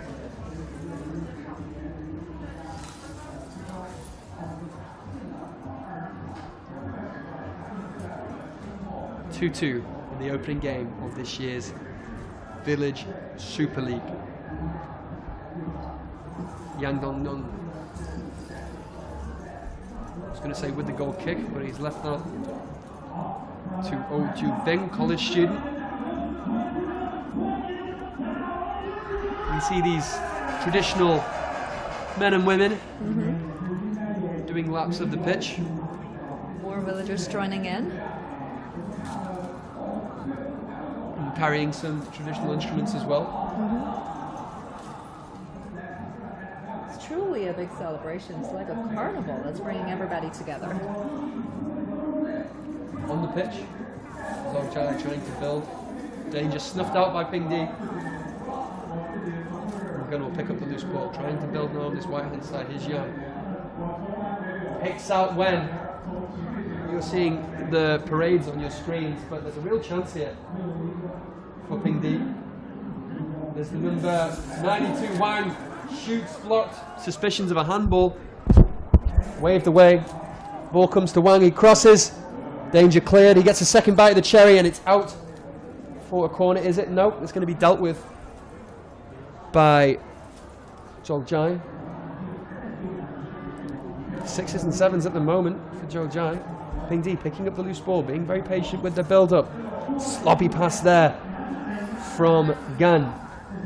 Fantastic piece of skill there from the number 9, Zhang. He has his shirt pulled from Wen. And he'll be lucky not to get away with a booking there. It remains 2-2. Mike Fox and Lee Choi-yuan. If you're just joining us on the first day of the Chinese Village Super League Carnival atmosphere here in Rongjiang County, in the first game between Ping Di Village and Koujai Village. Koujai slipping in a through ball that's just too far to reach for Yang Tongyang. The danger is cleared, and a Ping Di shirt picks up the loose ball, playing inside now to Yang Ze, spreads it out on the left to Wang Mingcheng.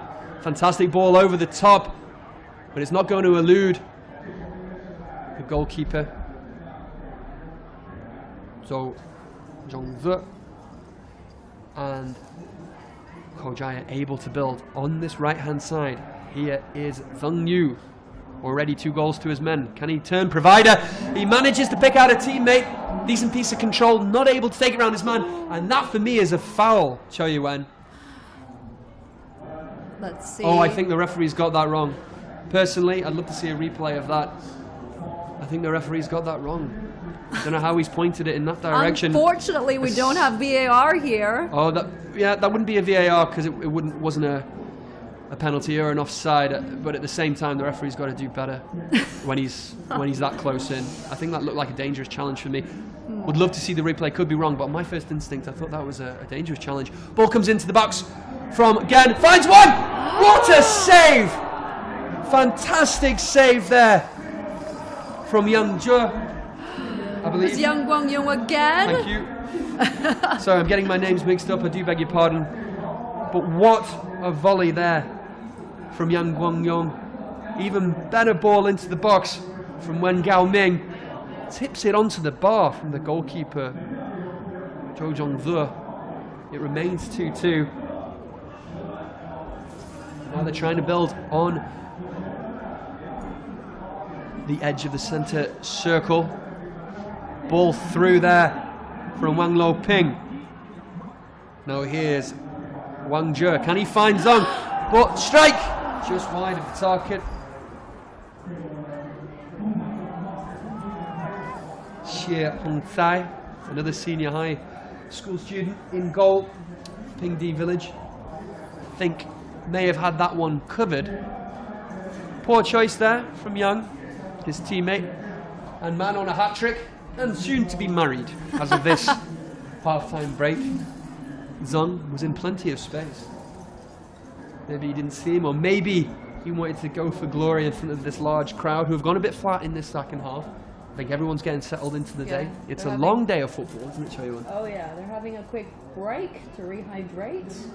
We're approaching 30 minutes into the second half. It's almost 4:30 now.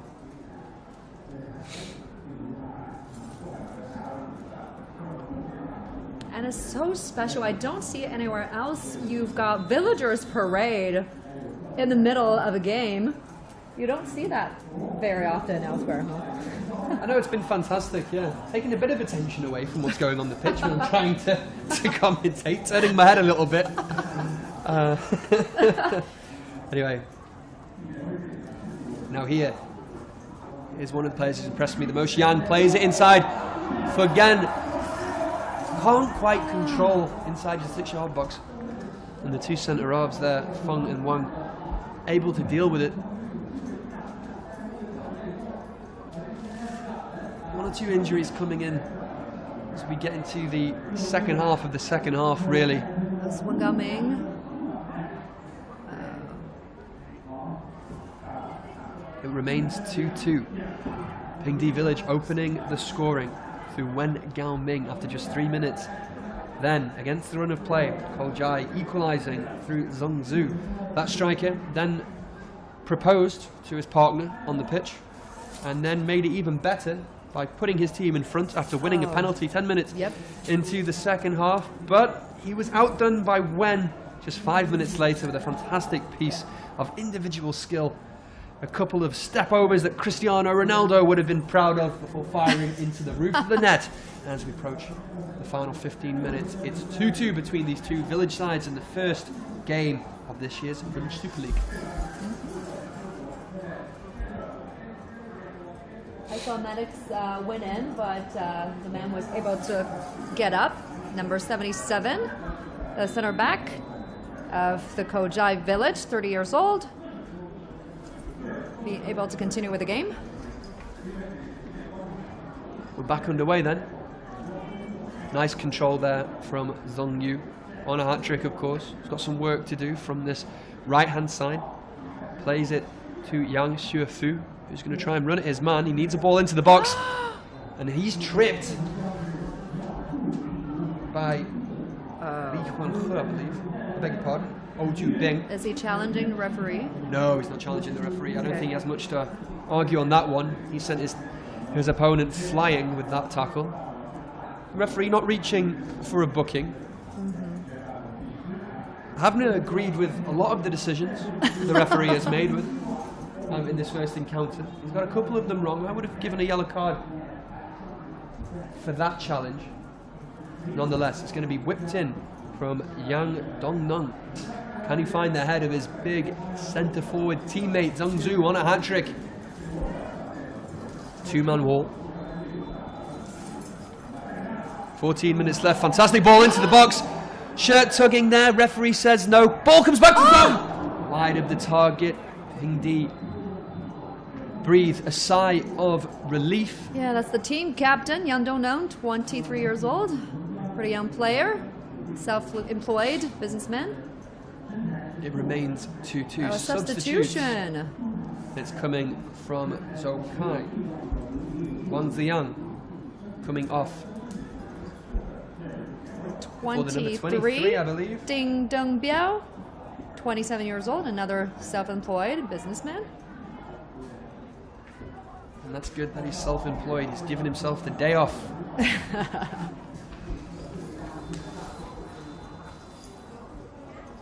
Just noticed one or two replica shirts in the crowd, actually, which is brilliant to see. I might try and get my hands on one. Don't think I'll be able to get them anywhere else in the world. So if you are listening to us, watching us, please can you write in and tell us where I can get one of these cool replica shirts from any team. Substitute for Pingdi. It's going to be the number 87, Lin Yu Hung, coming on for Jiang Xianglei in centre back, I believe. Throwing for Guizhou on this right hand side, trying to build just inside the Pingdi village half. Referee blows for a foul from Lin, marking his introduction by giving away a free kick. 2-2 as we head into the final 10 minutes. Ball is going to be sent in by Yang Zhenjie on this right hand side, just inside the Pingdi village half. Can he find a white shirt? Header, referee blows up again. I think for a slight shirt pull from Zhang on Yang Weiwei, who's taking this opportunity to relieve himself of some cramp. Can be very nasty, that, you know, Chaeyoung. It comes out of nowhere. I think he's going to need medical attention. Yep. Medics have been on point this afternoon, all volunteers, all trying to support the local community. That lovely young lady we spoke to yesterday, talking about how much pride she has in being here and taking part and offering her services with a conveniently placed hospital. So let me ask you a question, Chaeyoung. Yep. If you could have any role in today, besides being my co-commentator, what would you do? Oh, definitely in the field. You'd like to be a player? Oh, yeah. Where would you play? I'll take Wen Gaming's position. Trying to be a star in the field. Do you know what you have? You know what you have to do? Don't know, and I've got enough talent. So he's playing right wing as an attacking midfielder, part of that 4-3-3 formation that you pointed out to me before kickoff, actually. A very attacking lineup from Pingdi, and he's the centre of it.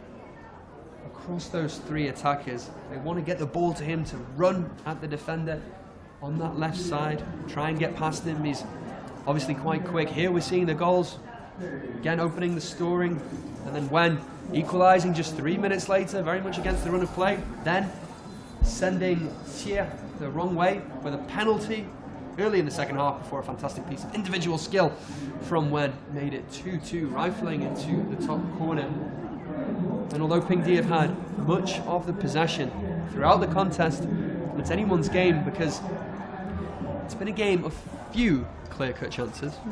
Here's Wen now, Young, I beg your pardon, building on this left-hand side. Shirt pull, that has to be a yellow card. You can't do that. Cynical foul there from Yang, unprofessional as well. If I was his manager, I'd tell him off for that. He'll go in the book. A few players on thin ice, has to be said.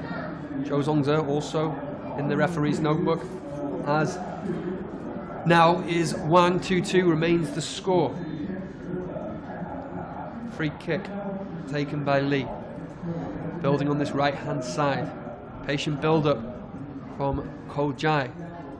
Offside? Absolutely. Straying into a position beyond the last defender there was Yang Yitian.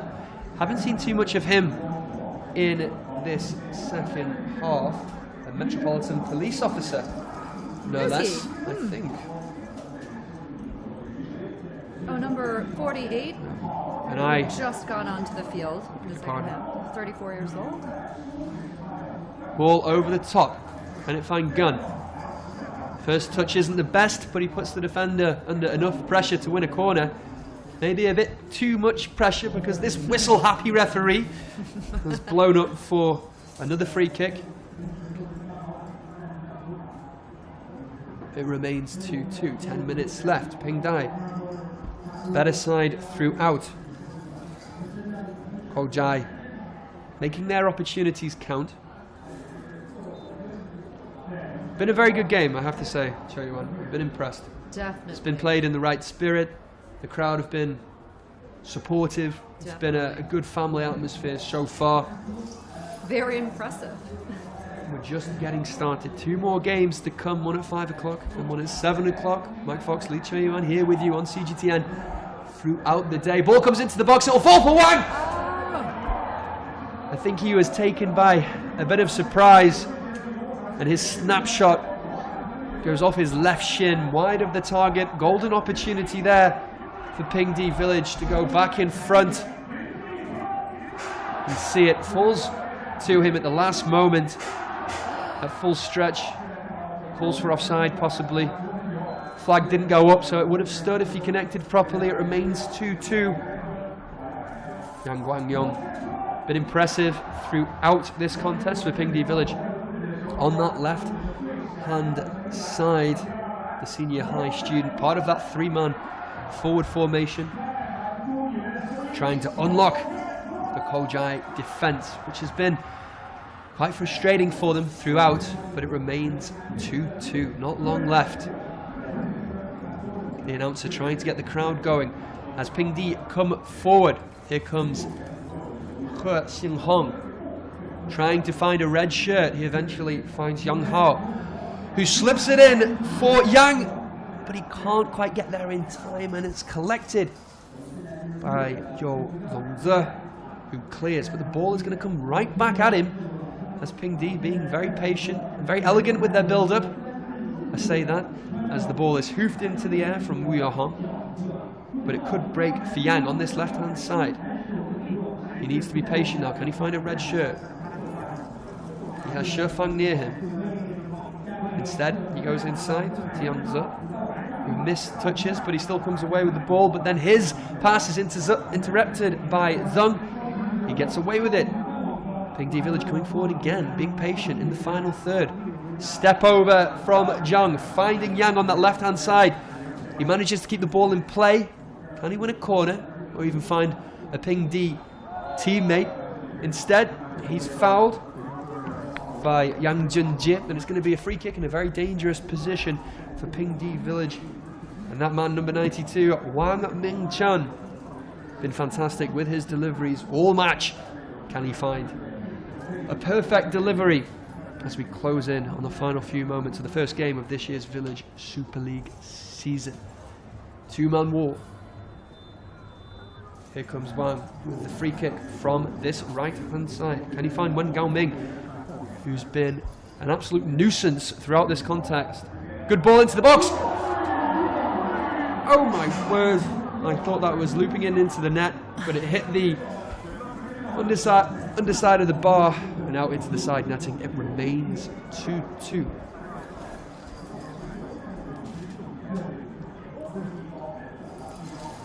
Yuan, before today, did you have much experience of watching football? Not so much, really. But this has ignited my passion for this sport. Well, we may come back, who knows? Yeah. Well, I have to tell you, let's come back for the finals. I'll be happy to do that. You're from Canada, and they have a very good emerging national football team. Sport is picking up. Do they? They do. Made the last World Cup. Oh, good to hear that. Some very good players in that team. It's very, it's picking up popularity in Canada, actually. Yeah. Place where it didn't have much interest, that has to be said, but they appeared at the last World Cup in Qatar, making it for the first time since 1986, only to go out the group stages, but it was a good achievement for them to get there. But they don't know the misery of being an England fan just yet. Shot from you over the bar. Sheer watching that fly over his crossbar. You know, we talk about international football with events like the World Cup, the Euros coming up. We've just had the Asia Cup, the Africa Cup of Nations as well. That's a similar vibe where you get party atmospheres in and around the stadium. I have to admit, it's a coming together of different cultures, and I'm not comparing it to this. Obviously, one's an absolute mammoth of a tournament, and this is very much in its infancy. But in terms of a lot of big leagues around Europe, that some fans will say have forgotten about the fans. They've gone down the corporate drain pipe with how much it is to get in, pricing many of the working class fans out from getting a ticket in places like England. You know, appealing more to the international audiences. I have to say, I'm delighted to see events like this come to the centre of attention. And you know, in England we have non-league football, which has a similar sort of following, where people in very small communities get very animated about their local football team. It's cheap to watch. There's little trouble, and you get a very positive atmosphere. And this is what That's what this reminds me of. And I'm absolutely buzzing to see what the rest of the day same here. has in store. And I love it. There's so many activities going on the site too. You know, cultural performances and these halftime shows we've just seen is incredible. They are bringing in huge celebrities. We've got fireworks show in the end of the day. Really looking forward to that. Huge celebrities, boy bands, Shui Mu Nianhua coming in to perform at the end of the game. So yeah, it's a great atmosphere here. But the main thing that matters is the action on the pitch. As Pingdi come forward, here comes Gao. Clear danger from Feng Xiang. And it's a corner, the 10th corner of the game, the Pingdi village. Yang Zhe in the Koujai village net, keeping firm there. He's had a very steady game. Marshalled his defence well. Some good judgment. Still conceded 2 goals. One in the opening stages and another shortly into the second half from a fantastic piece of skill from Wen Gaoming. Pingdi village building in the centre circle. Not able to find a red shirt and he's fouled. Referee on point to give a free kick to Pingdi just inside the opposition's half. Nervous faces on the Pingdi bench there. They want to come away with a winner for all the possession that they've had. As it is, Wen is dropping deep to take this free kick from just inside the centre circle. Be looking for a red shirt inside that box, but no matter how many men they push forward, they're in danger of leaving themselves exposed on the counter-attack. Actually tried his luck with the shot. It was rather ambitious, but nonetheless they come out with the ball. And the referee's blown up, giving a free kick to Zhou village. It remains 2-2. Mike Fox and Lee Cho Yuan here with you throughout the day. We have another game coming up at 5 p.m. local time, and then another one at 7 p.m. As for this action in the opening game of the Village Super League, it remains 2-2. Pingdi opening the scoring after just 3 minutes from Wen Gaoming. And Zheng Yu getting level 7 minutes later, proposing to his girlfriend in the halftime break, and then scoring a penalty to make it 2-1 before being pegged back by Wen once again. That's the man, Zheng Yu, right there. Man of the moment. But here comes Yang, trying to build down this left-hand side. He beats his man. Can he build his second one? Yang Wang-Yo! Fantastic defending from Yang Yitian. I think there was a foul in the build-up as well.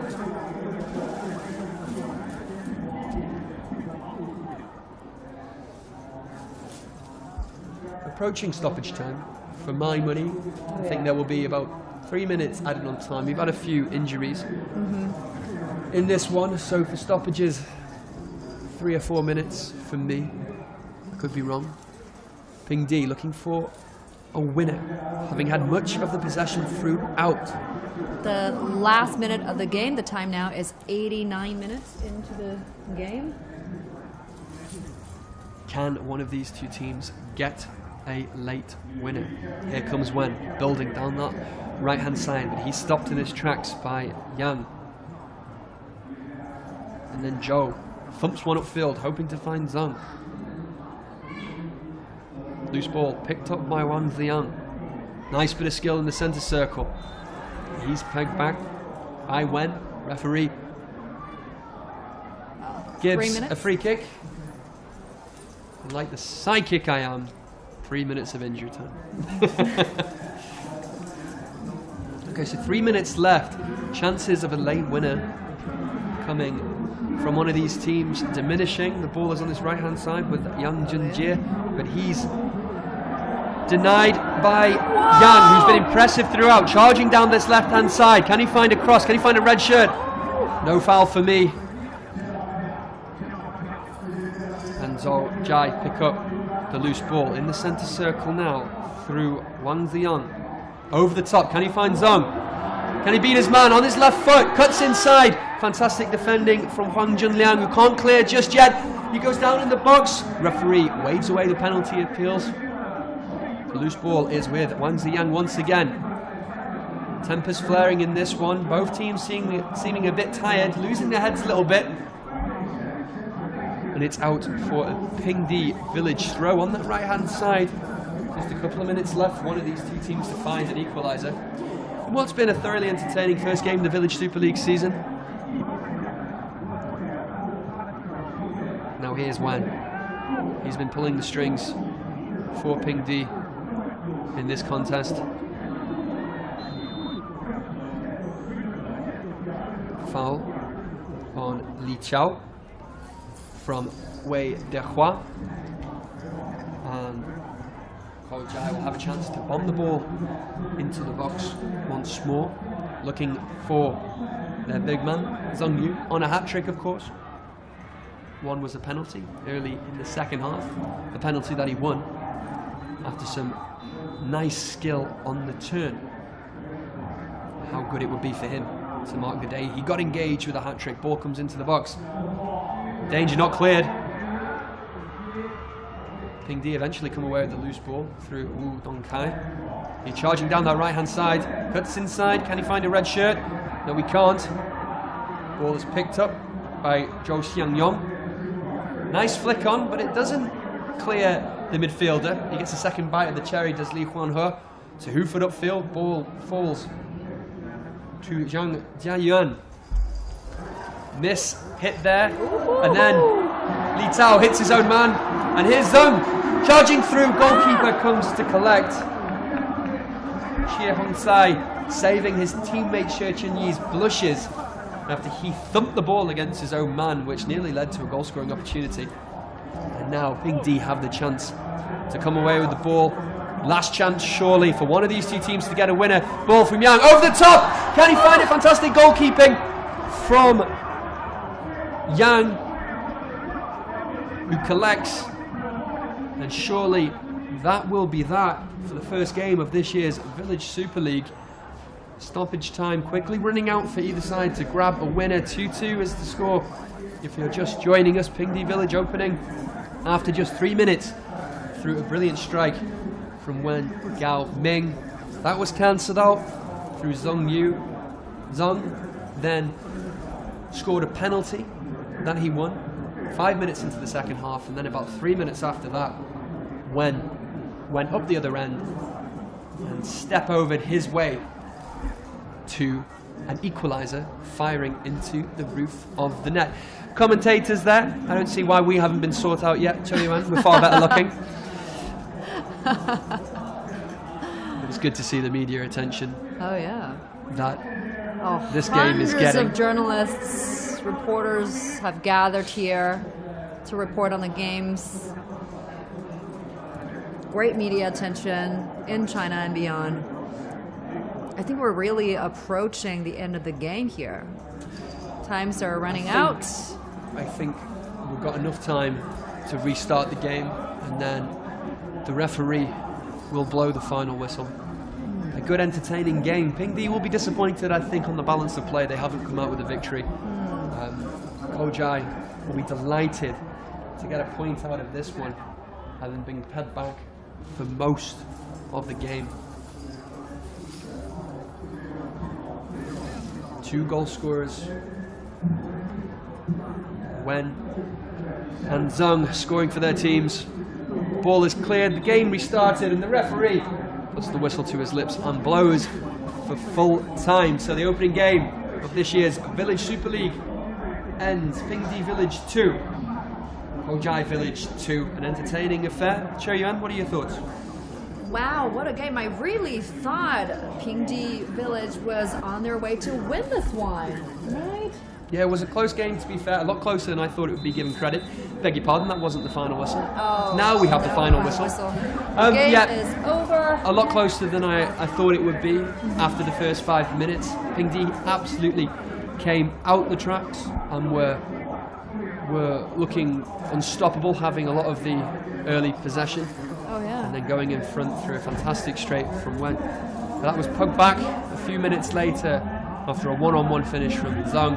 Both will be on the score sheet in the second half, and the game ends 2-2. Both sets of players shaking hands after getting off this year's Village Super League to a fantastic start. It was played in the right spirit, some entertaining football as well, and we've got 2 more games to come throughout the day. Oh yeah. Okay, I think we'll wrap up there for now, and join us in about an hour and 15 minutes time for the second match at 5 p.m. local time. Mike Fox and Lee Choyuan, you're joining us for CGTN in Rongjiang County for the opening day of this year's Village Super League. We'll be back soon. Bye-bye.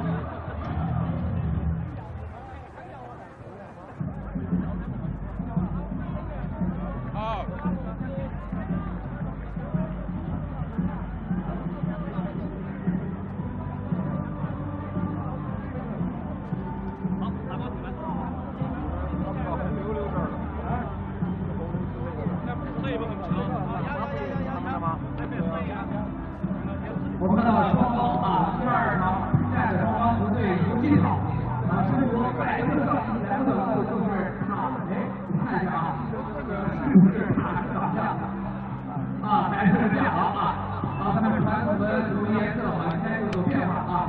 然后跟一身橙色球衣的就是我们的指导将啊，这场比赛同样是一场不输于第一场，看是现在啊，现在比赛的比赛。我们知道这场比赛前打面上做了很多的工作，他们今天工作是地争夺冠，我们看他们今天出场的首秀能够打出自己的表现，同时下回是在4强比武啊，最后成为提到12强，他们作为中超的首次比赛，我看看他们在比赛前都有什么好的表现。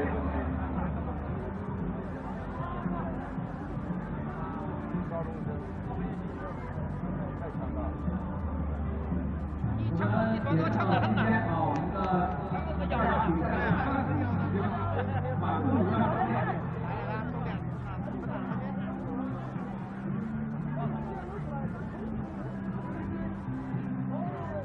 您的裁判组，好，很有意思啊！今天我们的副裁判啊是刘忠强，两名监裁欧元特为李教授，司官员杜斌。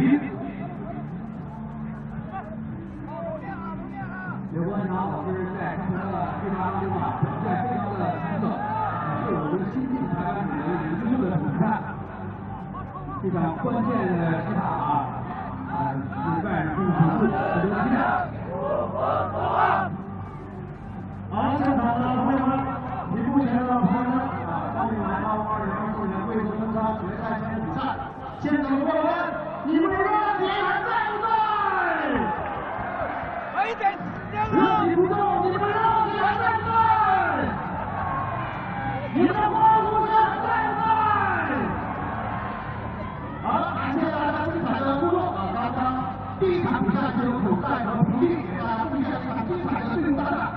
最后2.265联合啊，对于双方来说都有点可惜，都是可惜啊，都可以接受，对，但是呢，就确实都能接受啊。但是这个小组确实都是那种弱旅啊，所以说我们整个赛季、整个对手、整个队伍都有全力以赴到我们的比赛更为精彩。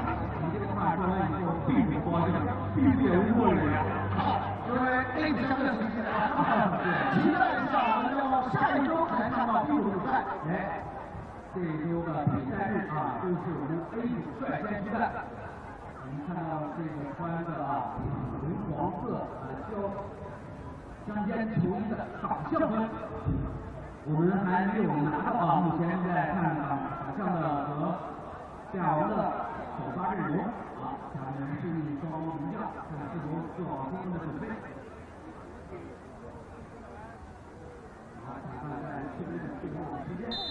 好，随着女排的一次上场，我们的第2场比赛正式开打。好，看到我们红黄相间的，应该就是我们的党项分啊，这个白色衣服呢，就是我们的亚王分。先来介绍一下双方的首发，看一下亚王分的主教练，门将是吴红林，中后卫分别是王新军以及罗安勇。然后2名边卫分别是王家斌以及13豪，后腰分别是陈瑞以及张平乐，前腰是楚国，左右两边分别是96号的于伟以及98号的廖立凯，突前是26号的刘浩。好，来看一下我们达斯党项中的首发名单，门将是顾鑫，双后卫分别是5号的刘耀以及7号的林凯琳是后卫员吗？好，应该是啊。边后卫分别是13号的潘川以及11号的13号潘川，我看出来以及11号。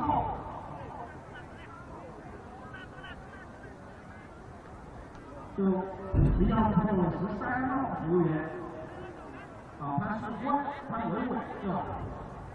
潘伟伟现在打到边后卫的一个位置。双后腰分别是10号的吴家强以及12号的肖成建，两边分别是6号的陆俊武以及16号的陆乐。前腰是66号的毛瑞，前锋是29号的叶玉才。这次看来，我们党项分中后卫的前锋调整，新进了一个前锋，看他现在火力很亮。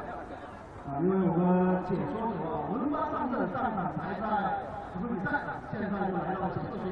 同样的，我们郑刚老师现在正在品尝着美食，为了更能更一起的解说，我们还有2场比赛在等待大家。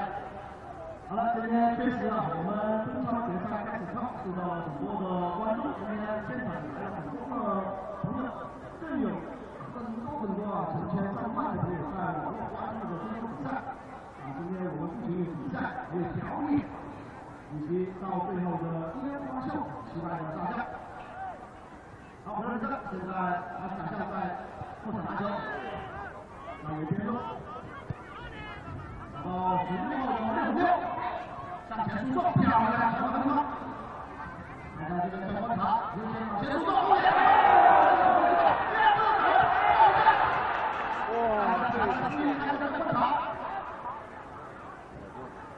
好，裁判指动一下啊，这个球还没有身体接过无线，确实一上来啊，我们还是打这些同学们，这边看到我们的票王喷啊，之前的比如说王建行啊，应该是他们单上。好，那这个白色衣服呢，就是我们的夏芬，到前场已经被我们的场上的现在双方在中场进行突然一个争议了。今天总共进行3场比赛。Than I expected, but nonetheless, we're right back with you for the second encounter of the Chinese Village Super League between Dangxiang and Pawang in white, kicking right to left. We've had a bit of early drama with a goal for Dangxiang, not judged to have crossed the line, and it remains 0-0 after about 4 minutes in, and once again joined by my co-commentator, who's making a fantastic debut in commentating on football, I have to say. Choi Wan. My first day of doing it. Well, how have you enjoyed it? How have you enjoyed it, and what have you learned? Having a great time here, man. Having really great time. Learn a lot from you. Yeah, learn a lot of what not to do. No, it really has been a fantastic experience. Yeah. And, you know, we just had a short 10-15 minute break to have a small snack and something to drink. Now we're right back with you as the second game.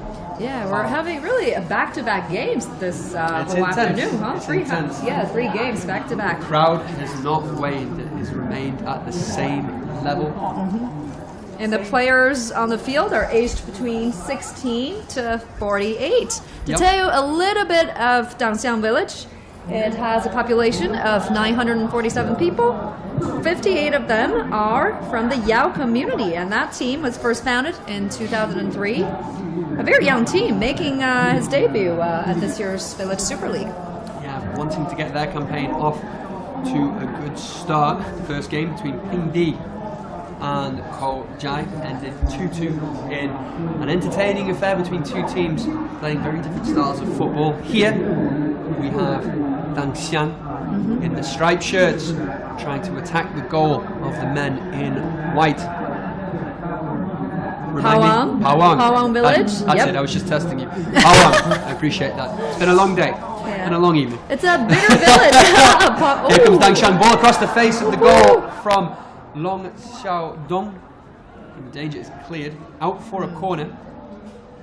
I've been hearing whereas that Dangxiang is a pretty strong team and they're looking to go into the final for this year's Village Super League and really aiming for gold this year for the champion. They look like they have a rather youthful squad. And the Pawang Village has got a population of 1,400 people. Their team was founded in November 2023. Also a pretty young team making their first appearance at this year's games. The average age of the team player is 28.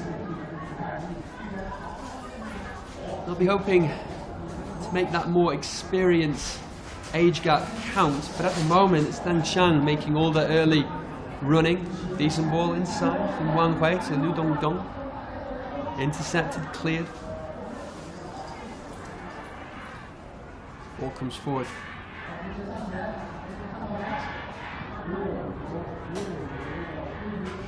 It remains 0-0.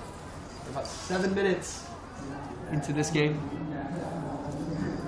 Haodong against Dangxiang. Second game of this year's Chinese Village Super League season here from Rongjiang County. Yeah. Many people out for the first day of action. Some with their families, some with their partners, some on their own. Oh yeah. And that doesn't matter. And lots of the people, on these two teams know each other. They're relatives, friends. They probably go to the same high schools. Ball comes in from the number 10, Zhang Litian, cleared from danger from Tan Wei. Dangxiang have a chance to break on this left-hand side from Yang Zhou. Intercepted. Dangxiang get a second chance, but the ball falls quickly back. Valdon. Bao Wang, I beg your pardon. Once I get a name wrong, I never get it right. Isn't that right, Stacey? Sorry. Oh, jeez. Corner for Baodong. Wu Chu Guo with the chance to swing it in for the men in white. Aged 20? Oh, 29. One of the elder statesmen of the Village Super League. We've got some young men and women playing in this tournament. Oh yeah, The yeah. man- There's no gender limit, no age limit. Anyone can play it as long as you can make it. You're good. And they've come a long way. Oh, man down from the Pawang team. Medics' attention are needed. Yeah, as you say, we've got a break in play at the moment. The Baodong man has gone down, clutching his ankle.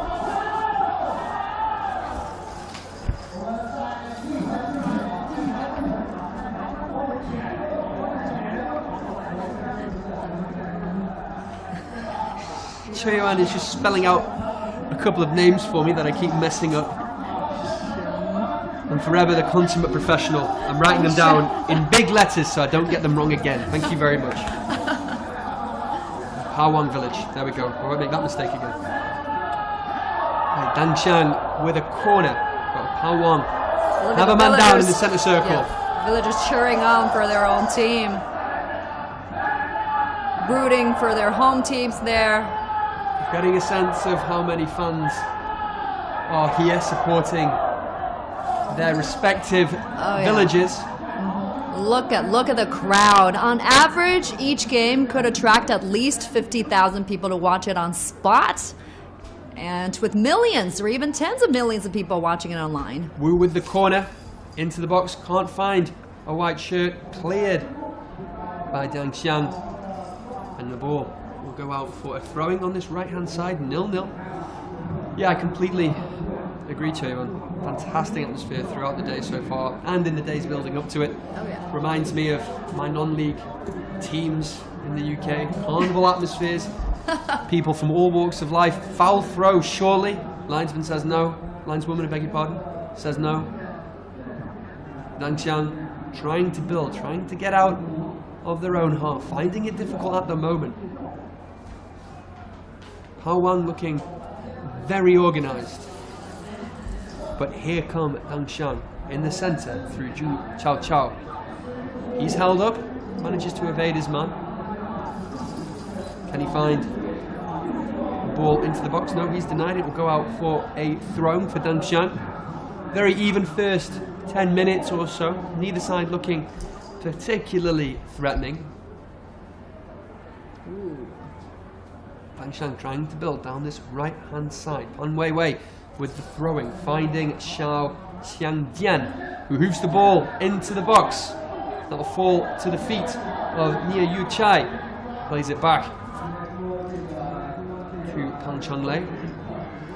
The ball eventually goes out on that left hand side for another throwing. Good control there to bring the ball down in the box. Ultimately wasn't able to follow that up with a decent delivery. They have a chance to build. Referee getting out his notebook early on, handing a yellow card first to Wu, I think for a bit of a rash challenge.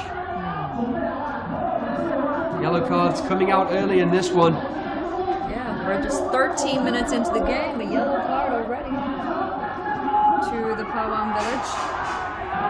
Okay, the ball will come in on this right hand side from Zhou Chao Chao. Dang Xiang looking to make their height advantage count. Decent ball! Nearly evades everyone, but eventually just goes out for a goal kick. Lin Kai Ming, the man there, at full stretch, trying to get on the end of that ball, not to be. I have to say, Choyuan, this is a more cagey affair from the first game that we saw a few moments ago. That was a good one. Teams are a bit more evenly matched in this one, I think. They've come a long way. Look, they've 62 teams were competing in qualifiers, which is a dramatic increase compared to last year. Last year, we only have 20 teams in total competing in the Super Leagues. And then this year, we've got 62 teams to start with. 20 of them made it to the tournament, the group stage. They are divided into Group A, Group B, and today is the opening day of the group stage games. This is the second match. It's going to be a long road until May's final. A few stories to be told between now and then. I haven't learned much so far about any of the teams. The first two, Ping Dai, like to keep the ball on the floor. Zhou Jai, very direct, looking for that man. Zhang, who proposed to his girlfriend during the half-time break and marked it by scoring 2 goals. So I know a bit about those two from the first match. Here, can't gauge much between the styles of play and how either wants to break the other one down. I think Dangshan, having more of the possession, look a bit more comfortable on the ball, but Pawang quite disciplined and keeping organised and not letting their opponents break them down too much. I say that, but here comes the number 22, Peng Chunlei. Can he find a man out wide? He tries to take it himself. Slight fumble from Chen Zhennan in the Pawang goal. Beg your pardon. Wu Honglin in the Pawang goal. But he collects and the danger is cleared. So if there's 3 games today, we've had 1 already, well into the first half of the second. Wonder if we'll have any entertainment in between this one and the third one, or will we be caught out again in taking a well-deserved break, but not being here for the first 7 minutes? I think they'll have halftime shows in between. Oh, they have for to. For every game, and then we'll have a really grand show at the end of the day to wrap things up. That's the coach speaking to team member of the Dangxiang village. Number 7, Lin Kaiming.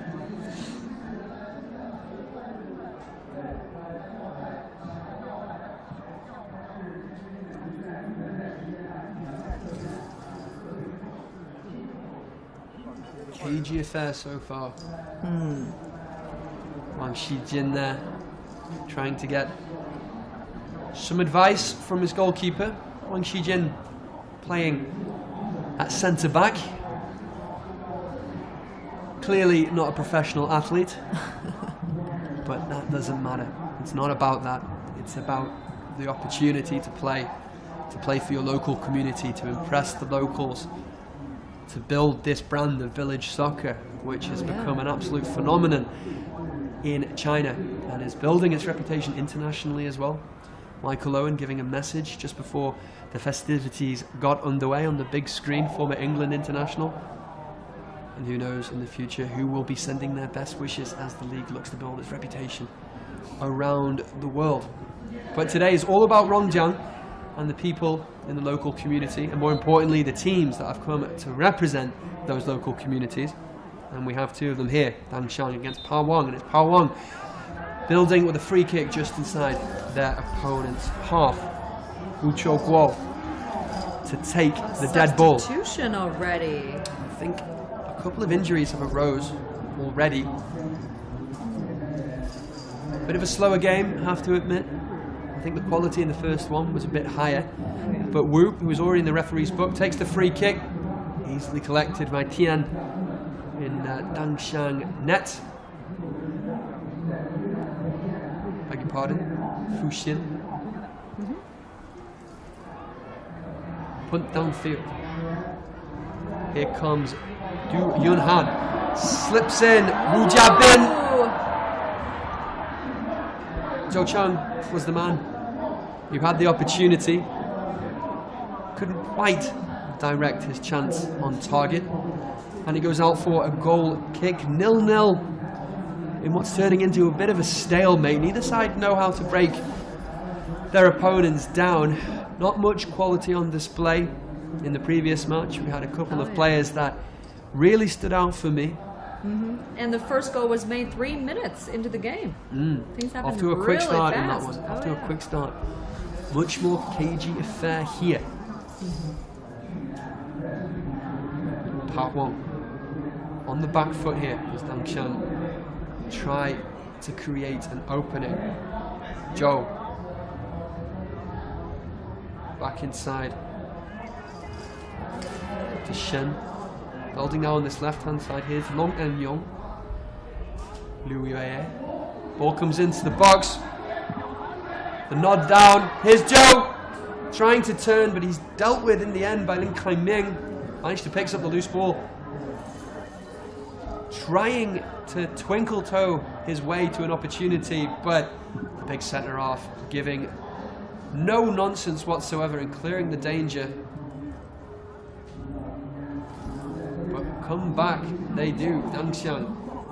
But Pa Wang clear the danger, intercepted by Wu Honglin. He manages to break free in the centre circle.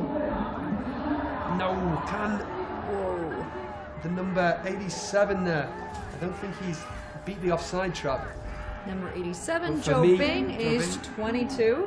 It looked like for me he was just straying into an offside position. The lineswoman on the far side didn't flag. And the goalkeeper collected. 0-0 is the score. Danger cleared only as far as Zhou, who slips in. His teammate gets past the keeper. That's a goal! To make it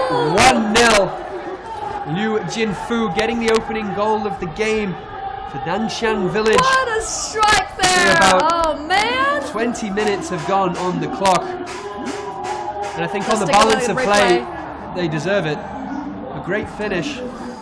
The keeper in no man's land coming out far too quickly, and it's 1-0 to Dangxiang. Oh yeah. They're off to a pretty good start. Cagey game has its deadlock broken wide open. Fantastic ball through. If you, set up the youngster. Yeah, if you're just joining us, you are looking at the Village Super League. All of the players are non-professional players, so they come from different walks of life. They are farmers, teachers, policemen, high school students, college school students, and I'd say they're pretty good to me. One thing they have in common, huge passion for soccer. Absolutely, and we've seen some decent talent there as well, I have to say, especially in the first game. And the number 6 midfielder Liu Jinfu opening the scoring for Dangxiang in the 20th minute. Great finish, and here comes Dangxiang again through Zhou. The danger man shoots over the bar. Pa Wang Village looking a bit shell-shocked at the back there. No challenge. That's the danger man. Breaks forward, Mo Ray, the centre forward, beg your pardon, who was coming forward there. Time and space, but when he got to the edge of the box, couldn't quite find the net. And Wu, the Pa Wang goal, delighted to see that one fly over the bar. Goal kick downfield. Got a feeling it will come back right at them. Yeah, here comes Dangxiang again. The ball is held up.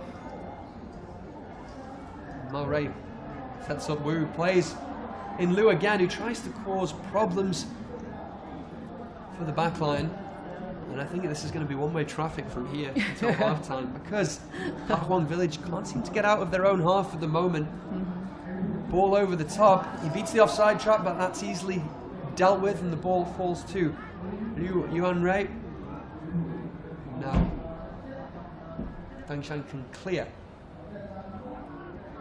Here comes Xiao Number 12. Jian. Yep, 17-year-old, a high school student. Sorry to interrupt. Oh! Great reflexes from Fu Xian in the Dangxiang goal. Nearly caught him off guard. And the number 10, Jiang Litian, with fantastic vision and lucky not to find the back of the net and the equaliser. Very interesting. Majority of the Dangxiang Village team are high school students, so aged between 16 to 17, 18. Really a young team there. And I think the Pa Wang side are a bit older, judging by Yeah, the most senior player comes from Pawang Village, aged 48, a teacher. And then we've got government employees, we've got restaurant owners, bankers. A more senior team on the Pawang side. Which one's that? I'll look out for him. The teacher, number 16. The eldest player? Number 16, Julian Han. 16, Yep. Yes. Okay.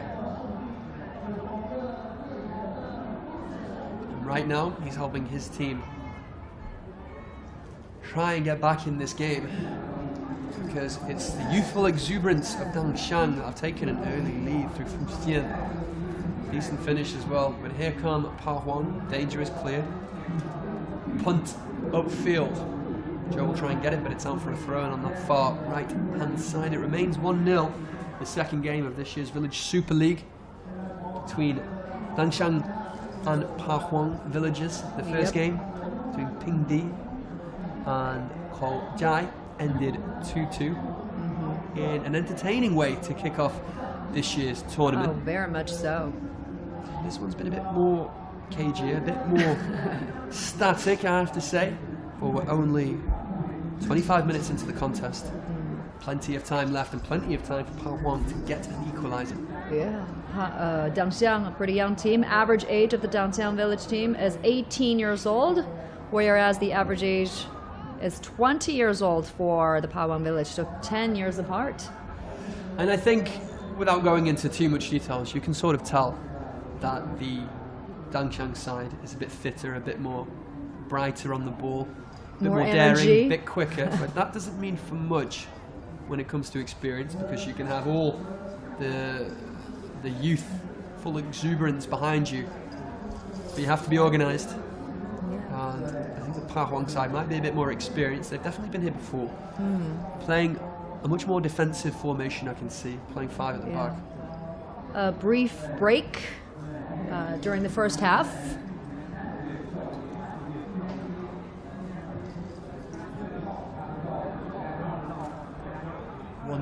Dangshan is the score. Soccer was first brought to Rongjiang County in 1940s. So they've been playing the sports for over 80 years. So they're sort of like the OGs. So has it been a community game here for that long? It has been. It's amazing.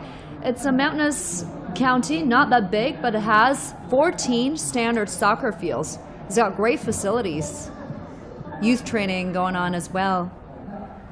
Some of them are aspiring to become professional players in the future. I've already seen 2 of them earlier today in the opening game between Pingdi and Zhaokai. I think we'll have more to come from them. But right now, Dangshan trying to build on their 1-0 lead, being patient in the build-up. Ball comes to Joe. Can he find way on the left-hand side? He can. Back to Joe.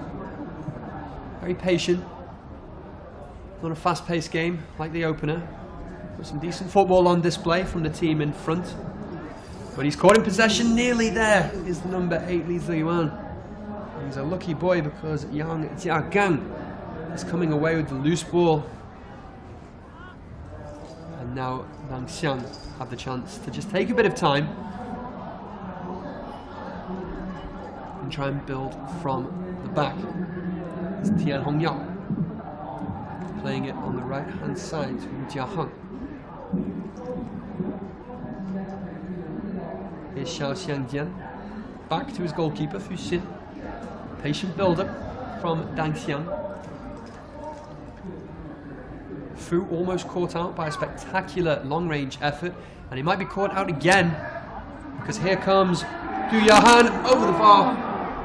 That's the best opportunity Pawang have had so far in this contest. They haven't been able to create much, and I think in order to get anything out of this game, it's looking like they're going to have to rely on 1 or 2 mistakes, because Dangshan look very organised. That's Liu Hao there, number 2016, aged 22, a college student.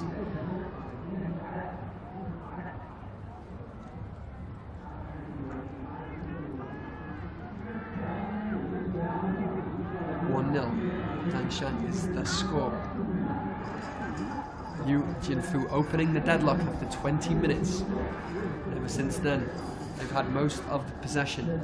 Pawon just come back into the game with half an opportunity, but Liu Hao not able to direct his shot on target. But here come Dang Xiang down this right hand side. The ball is with Mao Rei, cutting inside to Liu Wei. Chen Zinan collects. And now Pawon have a chance to build down the right, but that's intercepted. Now danger here from the left hand side. Can he find a cross? Cleared only partially. He has a bit more time now with Shang Libin. But the ball is going to come back into the Pawon penalty area. Pan Weiwei now playing inside. His ball is intercepted. Oh, we had all the time in the world there. And he played a bit of a useless ball upfield, but his team still have the ball. And here come Das Xiang again. And it's out for a goal. Kick temperature here in Rongjiang just starting to drop a little bit. Not completely cold, but as we approach the evening, it's now 5:30 in the afternoon. Festivities getting well underway before the first match, which kicked off at 3 o'clock local time. Che Yuan proudly wearing some traditional dress. The Miao community. And fitting right in with what we had in the opening ceremony. I thought you looked fantastic. Oh, look at the little kid. Oh, thank you. Thank you very much. Yeah, it's a big celebration, celebrating the local Miao culture and Dong culture. They represent 80% of the local population here. A great chance to experience the local culture here as well. And you've been talking about the weather. You know, they moved up the game this year. I think the tournament, the final games last year started in May, lasted all the way through October. And this year, the tournament starts in March, and the final will be in May. I guess temperature is a big consideration here. Oh, you can't play in extreme heat. No, it's very dangerous. We see players collapsing on the pitch. Oh yeah, we've been talking to the medics the other day. You were asking the biggest emergency they would have on the field, right? Last game season, it was heat stroke. Yeah. And that is a real danger. Oh yeah. Because it hits you very suddenly.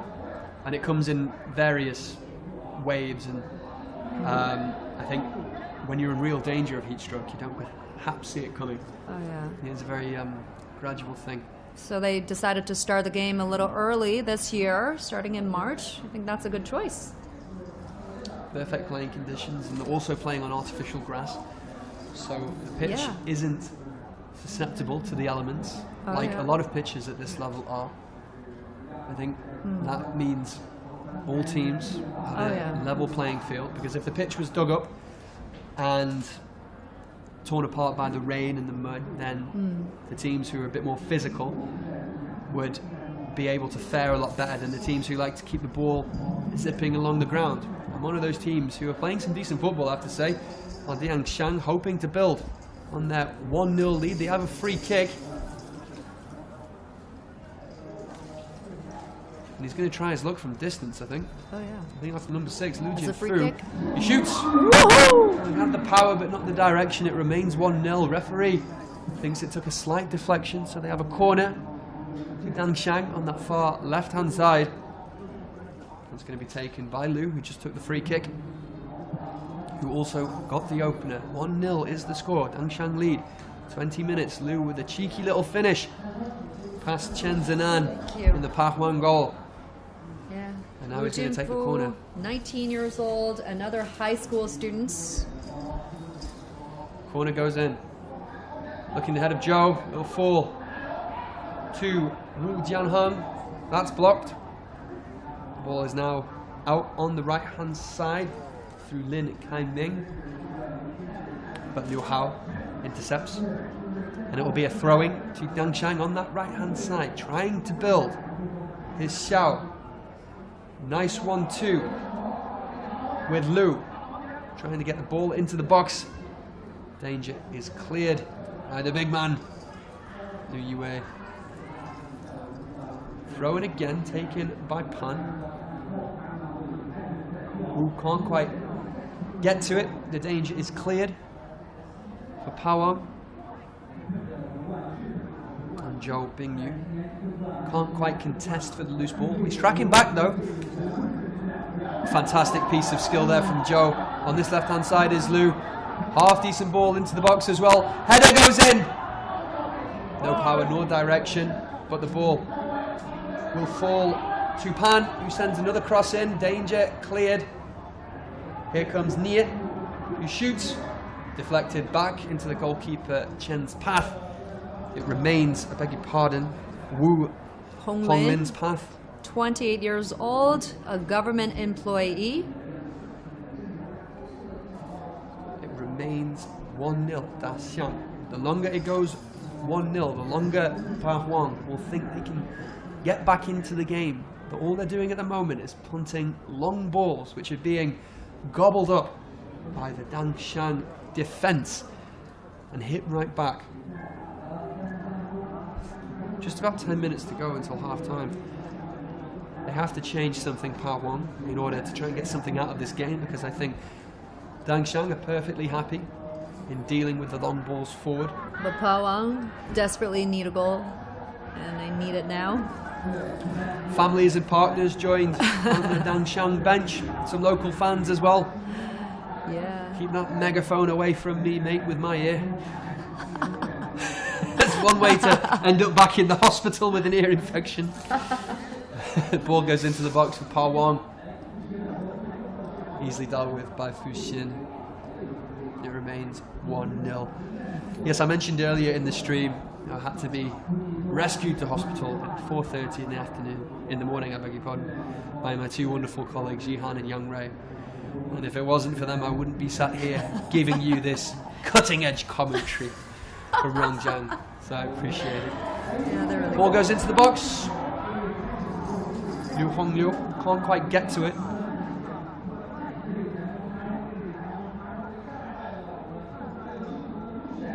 Wu Honglin gathers up the danger ball. Another break in play. Possible injury. You can see some family and friends on the Daxiang bench there. And we've got a incredible view here. The football pitch is right beside a mountain. The view is spectacular. We went up those mountains and went down those mountains, and then went up them again, then down them again, for a long period of time yesterday. Yeah, we had the chance to travel into the mountains to visit one small village from the Dong community, which is quite nice. It was a very good experience. A lot of the local villagers very friendly. Oh yeah, it was like a Seeing how they time operate. travel. It was. You know, all the wood structure buildings were very well preserved. History of over 600 years. That village history dates back to the Ming Dynasty. So that's what happened with the Rongjiang County. You've got a lot of those villages that has a long history, and they preserve those buildings from back in the time. We didn't come away with a single belt. We Seems should, to be one of right? the biggest We exports. should Well, have, yeah. we were seeing how the village operates, and Oh yeah. I don't want to sound Look local at fans those there. traditional Great clothing. local dress sense. Oh yeah. I prefer yours though. I prefer the headwear. The headwear. You know, I had a more glamorous headpiece. I mean, it was interesting to see like a self-sustaining community in this part of China. And Definitely. I did enjoy that. Everyone was very friendly, and I got to see how they operate. Of course, they're not stuck in the dark ages. They do have schools. They have modern infrastructure. And they were internet able and to what draw for. in more tourists because the They Village are. Super League, right? They're And building and that's new the thing. hotels and There's- restaurants. exactly. Large array of places to stay and restaurants around. And you know there's tourists about, because as we left, one gentleman asked us where he could park, which is the number one thing Universal. tourists Yeah. ask if they've never been somewhere before. I've done it myself a few times. So yeah, I enjoyed that. And I think seeing those eye-opening communities gives you a sense of what this local community here in Rongjiang is all about. That was just one. I don't think they have a team in the tournament. No. They could well do. They but could. I don't think could. they do. In the future, maybe. Maybe in the future. But it's communities like that, maybe not as self-sustaining as that, but it's communities of that size that are being represented at this Village Football Super League. And here come Park Hwang as they look for an equaliser. Real opportunity now. Over the bar. Guided. Snapshot. Couldn't quite keep his effort down. It remains 1-0 to Dangxiang. Shades of offside in the build-up or a possible foul. Lineswoman says no. The referees are local villagers as well. So the complete tournament is organized by and for the villagers, participated by local villagers. Now here come Park Hwang again, trying to get an equaliser with about 6 minutes to go before the break. Zhang Litian cutting inside. Is he fouled? Referee says no. Hang Xiang with a chance to clear, but the ball comes out on this left-hand side and is out for a throwing for Park Hwang. The crowd hasn't waned. If anything, I think more people are coming flocking into in, the ground as the games continue. Not a bad effort from Wu Chuguo. Couldn't quite keep it down. I'm sure a lot of people are watching this online. If you're watching us, feel free to leave a comment. Let us know what you think. I don't know. Let me know where I can get a shirt. We might read out your comments later in the show. I mean, millions of people watched the game during last year's game season. It was incredible, and people were, with that amount of tension, people here started to sell products online with all these major commercial sites. They really benefited a lot from this. Here comes Luke on this left-hand side. He's been the danger man so far. Fantastic feet. Step over, back out wide. Chance for a delivery. Ball goes into the box. Not cleared. Ye Chai plays out wide. To Mao Ray. What a save. That was close. Decent effort. Even better save from Wu in the Park Hwang goal. Decent build-up play from Dangxiang as well, in a rather slower encounter from the first one. If you didn't join us earlier, Dang Di drew 2-2 with Zhou Jai in an entertaining match, a topsy-turvy encounter. Some fantastic youngsters on display. I was actually quite surprised by the standard, having seen some of the teams training beforehand and not knowing really what to expect. The first game took me by surprise. I have to say, this one is more what I was expecting. People technically gifted, but not at that pro level level of fitness, which is to be expected. But plenty of players on this pitch can pick a pass. Oh my God! And as we say that, a mix-up in the Park Hwang goal sees Liu stealing for his second. Liu Jinfu there with one of the easiest goals he will ever score. What was Wu Honglin 19 playing at years there? old. An unfortunate mistake there. An empty Liu net. Kang charging out with defender Liu Yiwei, accidentally tapping it into Liu's path, and he had the easiest of finishes to make it 2-0. It's going to be an uphill task for Park Hwang to get back into the contest with half-time approaching. 2-0, Dashang lead.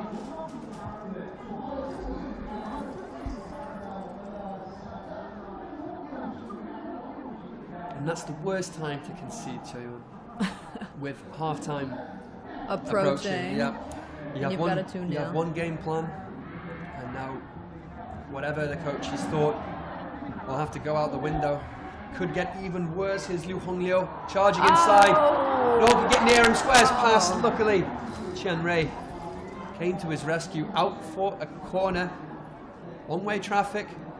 Dashan lead 2-0 Park Hwang. They've had the odd half chance. nothing too much of note. Here's Du Yun, I beg your pardon, here's Liu Hongliu with the corner.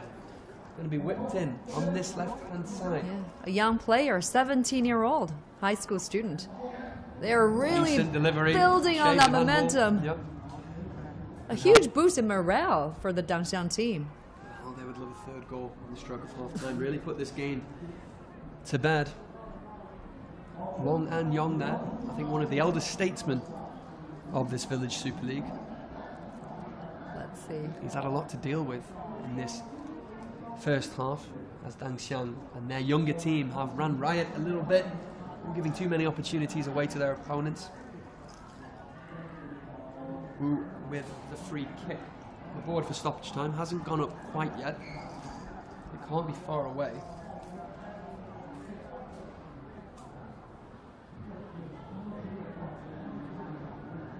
I do think the coach of the Pawang village is thinking about switching tactics for the second half. Well, he's going to have to, I think, because they can't continue like this. And if they do, it could end up 4 or 5. Oh. And it could be a case of damage limitations. A substitution? From Pawang. Liu Youwei on, Wu Jiabin off. Don't know if that's tactical. And guess what? Number 14, Liu Yewei, is a youth football coach. Got to be really good, I guess. The more experienced players then coming on from the bench Mm-hmm. could have an impact. But here come Dangxiang trying to build out for a throwing on this right-hand side. Shi Zhanghao with the throw. The ball comes back to him. Collected by Xiao Xiangjian. Out wide to Pan Weiwei. Now here comes Liu Hongliu, who's been good with his deliveries in the first half on this right-hand side. Needless punt downfield there, and it's easily dealt with. And this Dangxiang side, I think, can take their foot off the gas in the second half. They haven't been challenged too much. But can Part 1 create something on the stroke of half-time? Doesn't look like it. Free kick, slight infringement from Wu Chuguo. Lin Kanming with the free kick. One final long punt downfield. No shout from the goalkeeper. Ball comes back in from Xiao Xiangdian. And that should be that for the first half, Cho Yuan. One-way traffic. One-way traffic it is.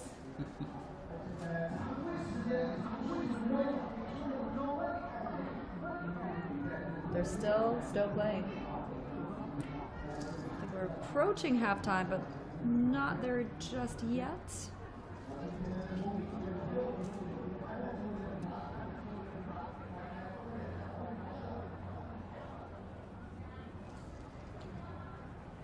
Wu Tinghui giving chase successfully. Wins a throw-in.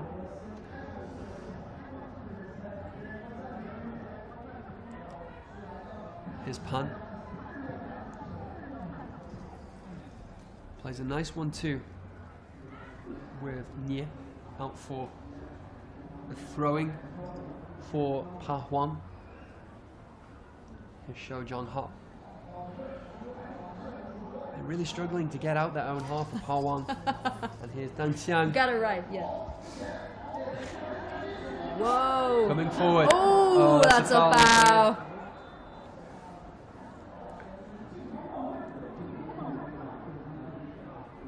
The official on the far side waving for a clear infringement from Wang Xijin as he was charging down that right-hand side, trying to make something happen for Pa Huang. Yeah, they're getting desperate. They are getting desperate. That's a clear foul. I wonder how they're going to come out and play the second half, because so far they haven't had the quality to try and break down Dangxiang. It's been only one side in it, really, a couple of half chances. But there's some real quality in that team. Whoa! And it could get even worse! Off the post! That was so close! From Pan Weiwei. Man, Dangxiang, they are really dictating the game for the first half. Comes back off the post. So unlucky that But again, shocking defending from Park Hwang, getting in between the two defenders and not dealing with those balls into the box. And you see that youthful exuberance that they have. Definitely. But here come Park Hwang. Can they create something? Wang Shitian can't quite create. And they are very lucky that it's not 3-0 going into the half-time break, because Lin, so unlucky after doing a lot of hard work to nip in between the two defenders with the ball coming back off the post. Agonizing stuff. And that really would have been game over, I think, for Park Hwang. As it stands, it's still 2-0. Effort from outside. Wu Jinfu on a hat-trick, of course. Just waves of attacks from the Dangxiang side. There we go, Liu trying to nip in. Poor defending, nearly punished. And he knows he was close to putting the game to bed. Referee checks his watch. Can't be long left. Board hasn't gone up for stoppage time. Dangxiang will be looking to add a third. Maybe rest some of their key players. But there goes the half-time whistle. If you're just joining us, it's Dangxiang 2, Park Hwang 0. 2 goals from Liu Jinfu, separating the two sides. There's only been one team limit. It has to be said. Dangxiang absolutely dominant throughout. Will it change in the second half? Stay with us to find out. We'll be back in 15 minutes or so as the second game of this year's Chinese Village Super League continues.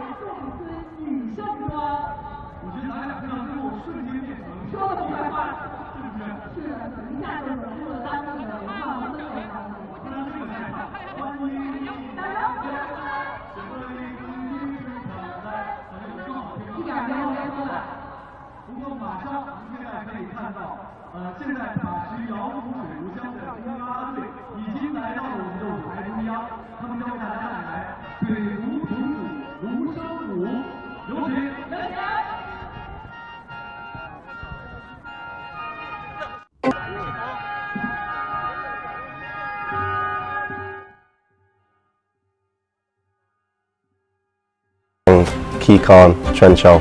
Warshang, Khan, Trenchal. Yeah, so this is the VSL, the Village Super League. How many people did you say? 50,000 wow. average. Wow. Yeah, it looks like a real atmosphere. That's mad, that. Honestly, it's 50,000 like just watching amateurs. That's incredible, that. Yeah, it's pretty impressive. It's like almost like a carnival as well. I like it. I like it. Very passionate fans, and to bring everyone together and have a kind of celebration as well as watch football matches. Yeah, it's great. For those players to be given the opportunity to play in front of those crowds, and looks like everyone's really enjoying the football as well.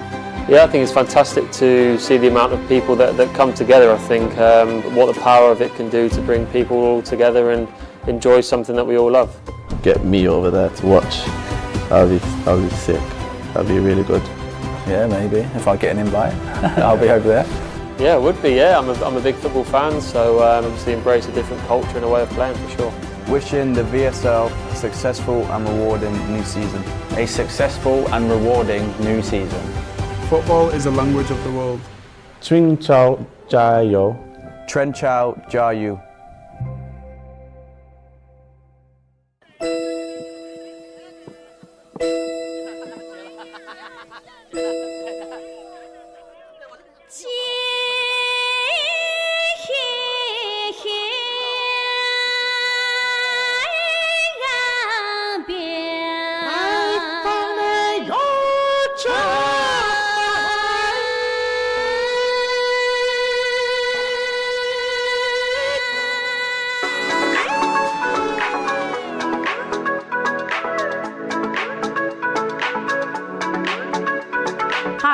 This is AI Mandan from CGTN Sports Scene. The Village Super League, or Chun Chao in Chinese, is a grassroots football competition. Local teams from different villages compete for the title, and it's located in southeast Guizhou province, Rongjiang County, which is home to 16 ethnic groups. During the football games, local villages would showcase their rich ethnic diversity through performances and parades. The first VSL season was held in 2023, and numbers show that it had more than 58 billion views online. And from May 13th to October 28th, the city received over 5.2 million people in tourism and reached almost 6 billion in tourism revenue. Despite the economic boost, the league also became a bridge for international exchange. The VSL signed a memorandum with the English Premier League in 2023 to agree to provide training courses to the Rongjiang League to promote football development. In February this year, the VSL held an international friendly with a French youth team, which mainly comprised of students and volunteers, on the 60th anniversary of the establishment of diplomatic relations between China and France. The VSL 2024 season kicked off on January 6th. A total of 1,800 football enthusiasts from 62 teams are divided into 10 groups. Students, police officers, vendors, and construction workers all came together, making the games very entertaining and also competitive.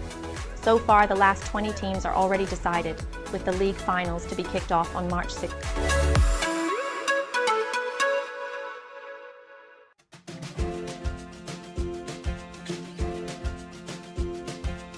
Me and Choyuan have arrived here at the historic, very beautiful Li village. Choyuan, what are your first impressions? Beautiful, beautiful, but it's very difficult to get here. A lot of us got hard sick. Yeah, there was a never-ending road. Well, we're both here now, and we're going to take around this picturesque landscape, which is gaining in popularity ever since the emergence of the village football. So, Choyuan, lead the way. Yeah, let's go. The village got a long history. This village was first built during the Ming Dynasty, so over 600 years of history. And a lot of buildings, I think, remain intact. I think this is, oh, it's like a time travel.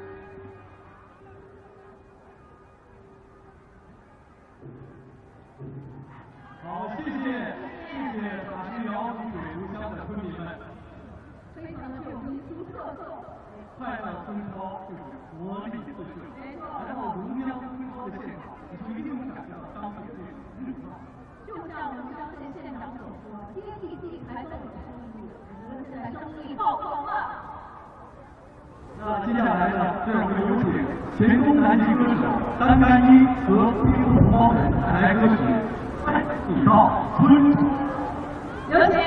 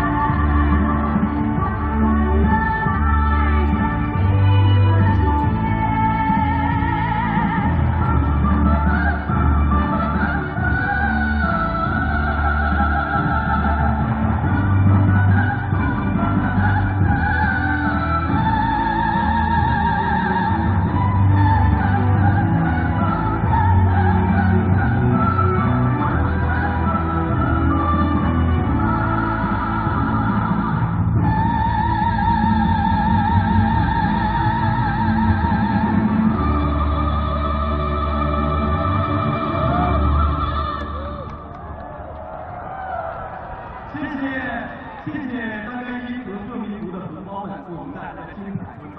哇，好像山间的百灵鸟一样啊，听得如痴如醉。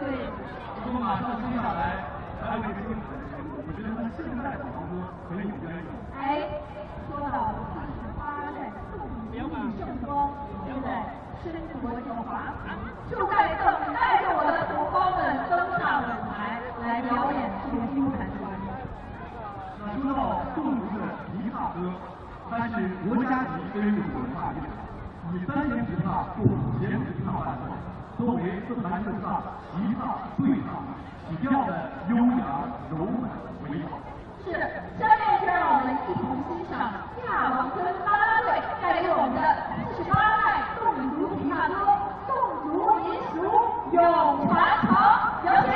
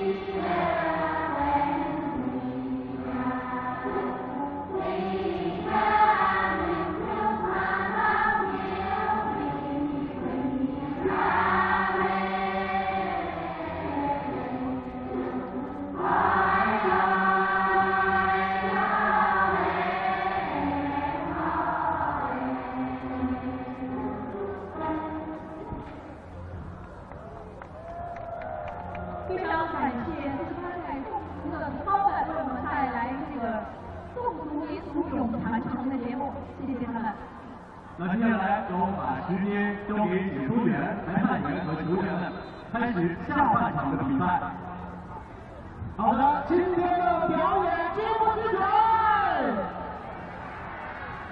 精不精彩啊？球赛精不精彩？哎，这个点要问一下大家听到没有？看到这个精彩，是不是我们龙江在4中都有龙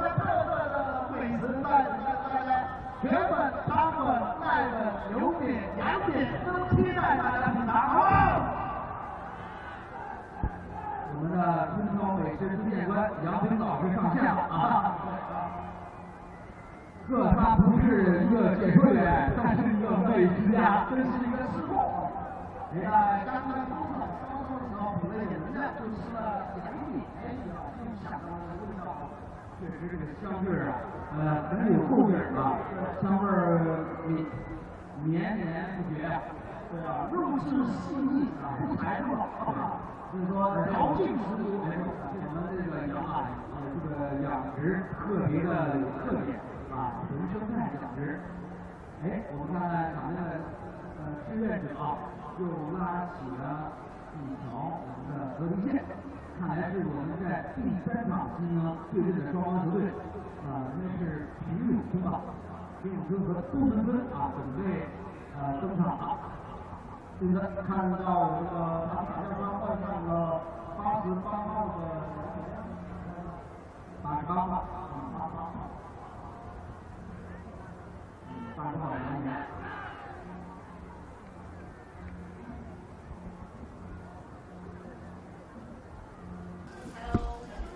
Hello. Hello. 来到了下半场双方又打出一个什么样的场面？下半场双方一边在抢夺白色球衣的亚军抢走了6攻，中南的红黄这条线的亚军又上主攻。他们在对表，好，这是他们先上场，下场比赛正式开打。首先由夏坤开球。If you're just joining us, this is the second game of this year's Chinese Village Super League football tournament. The first one saw Pindi Village and Guizhou draw 2-2 in a rather entertaining encounter. This game between Danqiang and Hao Wang, got it written down, isn't as open. Danqiang are leading 2-0 thanks to a pair of first half goals from Liu Jinfu. He almost got a third in first half stoppage time, and as it stands, it's still 2-0. Danqiang and Pawang really have to pull out all the stops to try and get back into this contest, because the first half only had one team in it instead of in terms of creating opportunities. More teams arriving. I think this will be third match. Yes, you are absolutely right. The Pingyong team, they will be competing at the 7 o'clock match. And you can join us for that after this second half is completed. Kickoff probably taking place around 7:05, depending on stoppages at the end of this second half. So 2-0 to Danqiang, just said Liu Jinfu, getting the more youthful team off to a fantastic start. Some defensive mix-ups from Pawang Village, giving them their openings. They haven't had much to answer, being on the back foot. Plenty of possession, Danqiang, looking very comfortable on the ball. They say 2-0 is a dangerous scoreline. I've never personally saw it myself. Why is that? Well, it's a bit of a myth in football. They say 2-0 is a dangerous scoreline because the team who's 2-0 up doesn't know whether to sit on it or go for the third goal. And if the other team gets a goal, then they're going to have momentum and get right back in it and have their tails up, as it were. I've never really bought that statistic, to be honest. Yeah, but it's a common saying.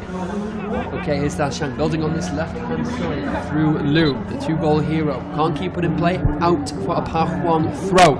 Ball is flicked on from Yu Lei into the path of Wu Chu Guo, who's been Danqiang's best player, I think, so far. He hasn't had much service leading the line on his own. Danqiang come away with it on this right-hand side. Ball downfield, cleared, picked up in the centre circle and played on this left-hand side. The ball is now with Liu, who sends one into the box. And this could be a third. But the toe ender from Yu Chai goes agonisingly wide of the post, and it remains 2-0 for now. But Qiuyuan, it seems only a matter of time until it's 3. I guess so. Judging on their momentum, they're really getting it going. Pressing, coming out the traps in this first half, trying to get a third goal which could kill the game off. Ball across the face, 3-0. Whoa! Just like that, 3-0. Great 29. Li Chunyai. Li Yuchai, 21 years old, a college student, the forward of the Dangxiang Village team. Nice Look ball at that. across the face of the goal from Lu Honglu. Wow, what a sensational There's strike. Nia to tap in, open his goal scoring account for this game. And we are around 3 minutes into this second half. 3-0 Dangxiang lead in the second game of this year's Village Super League, and for the third time Wow, in the this Pawang contest. team's really got a tough game Pawang going kicking on. off again. And this could turn into an embarrassment if they can't console this pressure that Dangxiang seem to be sending wave after wave. It's hard to contend with. And I have to say, in the first half, I'd say in the first 10 minutes, neither side looked particularly impressive. And I definitely thought the first two teams in the opening game of this tournament could beat either of these two. But I'm beginning to change my mind. I think Dangxiang have a lot of players who are comfortable on the ball. They bear an attacking threat. Some young men in the team, clearly playing quite often. I think a lot of these guys might play at school together, so they gel a lot easier. I guess so, yeah. We've got a team in Pawang who have been around the block a little bit. And despite being organised at the start, I think their heads have dropped into this second half. And now it's damage limitation. Here comes Lu, looking for his hat-trick, of course.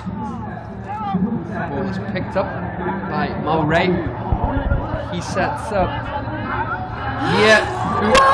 Who then plays in Lu, who was agonisingly close to getting his hat-trick. It's not done yet, it's not done yet. Oh. Could have been 4-0 with 50 minutes gone. Pawang have a man down, and they play on. Whoa.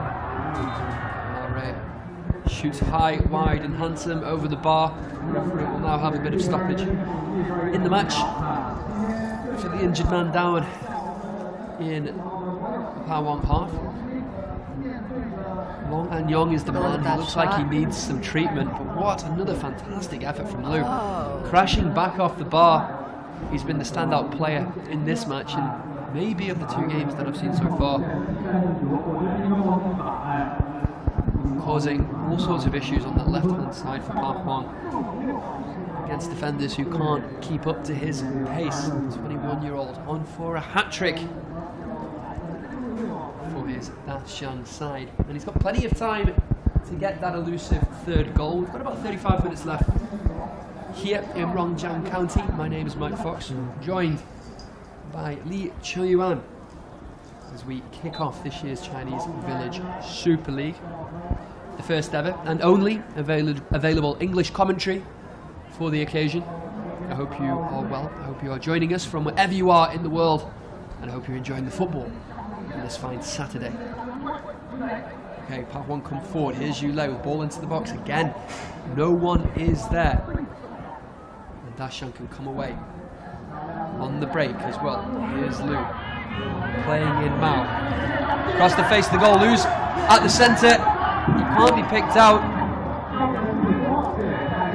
And then the danger is going to be cleared by Wang Jinxiang, out for a Dangxiang throwing. This could be 4-5 or 6-0 by full-time Qiuyuan. The seconds after, the second you said it could be a 3-0, then it happened. Yep, I think so. So probably we will see a 4-0 or 5-0. I think so too. Maybe we'll see some showboating. It will be interesting to see how professional Dangshan can keep that level of performance. There, the boys making all the noise. Yeah, this is for the Pawang village. They really need some energy. Oh, they really do. Because they're certainly not getting it from the pitch. You keep that megaphone away from me with my ears. Yeah, we've been getting to know the local surroundings particularly well, including the hospital. Sorry, nothing serious. Nice bit of skill from Xiao Xiangjin, playing it inside to Wang Guoyu. Loose ball's picked up by Xiang, out wide again to Malray. Ball into the box. Can he find anyone? Header! No one's there, but Liu could be there to put it away for his hat-trick. And the danger is going to be cleared once again by Chen Rei, the experienced big man, winning a goal kick for his team. So it remains 3-0 Dangshan. Not really a contest in the second game of this Chinese Village Super League. We were treated to a fantastic, entertaining contest earlier between Dangji Village and Koujai Village. A 2-2 draw. Very entertaining stuff. Some fantastic skill on offer. This one has been a bit more one-sided, but I have been told football is a funny old game and anything can happen. So stay with us to see more teams arriving for the third encounter. You know, if he wasn't moving that drum, he'd probably play it a lot easier. So, will you stop moving that drum? I have to keep following you. Oh yeah, this is the Dongmenchun team making their way into the field. They'll be playing Pingyongchun later at 7 p.m. So we're having back-to-back games for this afternoon. Yeah, they're turning around the games pretty quickly, in all fairness. You know, we thought we had a bit longer, didn't we? Between the first and the second. Didn't even have enough time for bathroom breaks. They don't have to tend to the pitch, as I was trying to say earlier, because it's artificial grass, which means it stays in pretty good condition throughout all the games. You don't have to have groundsmen coming on and attending to it too often. And it's very interesting. We are in that shot. If you take a look closer, we're behind that window I don't think you can in see that us. little house. It's interesting. But we are in one of those windows. Yep. We're in one of those booths. A lot of people are having their dinner, actually. It's dinner time. As they were watching the game. Did you manage to find? Did you have dinner time during half? Had some chocolates, had some pies. Yep, me too. But the dinner team of champions. the team has brought us some boxed lunch, boxed dinner. Beg your pardon. Don't know if we have the time to get to it. I'm not allowed spicy food with my ear infection. I'm loving it. The spicy rice noodles, spicy beef we've been treated soups. to Tastes like fantastic heaven. cuisine since we've been here. Okay, you're seeing on your... Okay, there we go. Back to the action. Here's Liu playing it inside. Ray chasing down, picking up the loose ball. Dangshan being patient with the build-up as they were in the first half. They do have some explosive players. Poor pass there, Wu Tanghui. And here come Park Wang down this right-hand side. Yu Lei is giving chase, but it looks like it's going to be dealt with by Lin Kaiming, who puts it out for a throw-in. A goal could change things now, if they could get a lucky break. Here's Yu, needing to get a ball in the box. But once again, Dangshan able to deal with any attack. Liu Hao comes forward. He's tackled. Now Dangshan have a chance to break in the centre circle. Intercepted by Chen. Ball over the top, easily dealt with by Fu Xin. And Dangshan have a chance to come away down this right-hand side, looking for a fourth goal. Liu Jinfu on a hat-trick. What a memorable time it could be for the 21-year-old. We've had 3 players scoring a brace so far. Liu is the third one. Slightly taking the foot off the gas, Dangshan. I think they know the points are sealed unless Pawang have something in their locker that is yet to be unleashed. But here come Dangshan in the centre. Mao Ray on this left-hand side now. Playing about quite nicely. Liu back inside to Wu. Nice build-up again. Nie, who got the third goal, chipping inside the box. Ball depped out, comes back to Nie. And Wu Honglin has the chance to clear downfield. Picked up again, nice control in the centre circle. Decent football from Dangshan. Han Xingjie charging down. Nice 1-2 opportunity with Liu. Doesn't take it. Twists and turns on the outside. Here's Mao Ray. The ball falls to Liu. Whoa!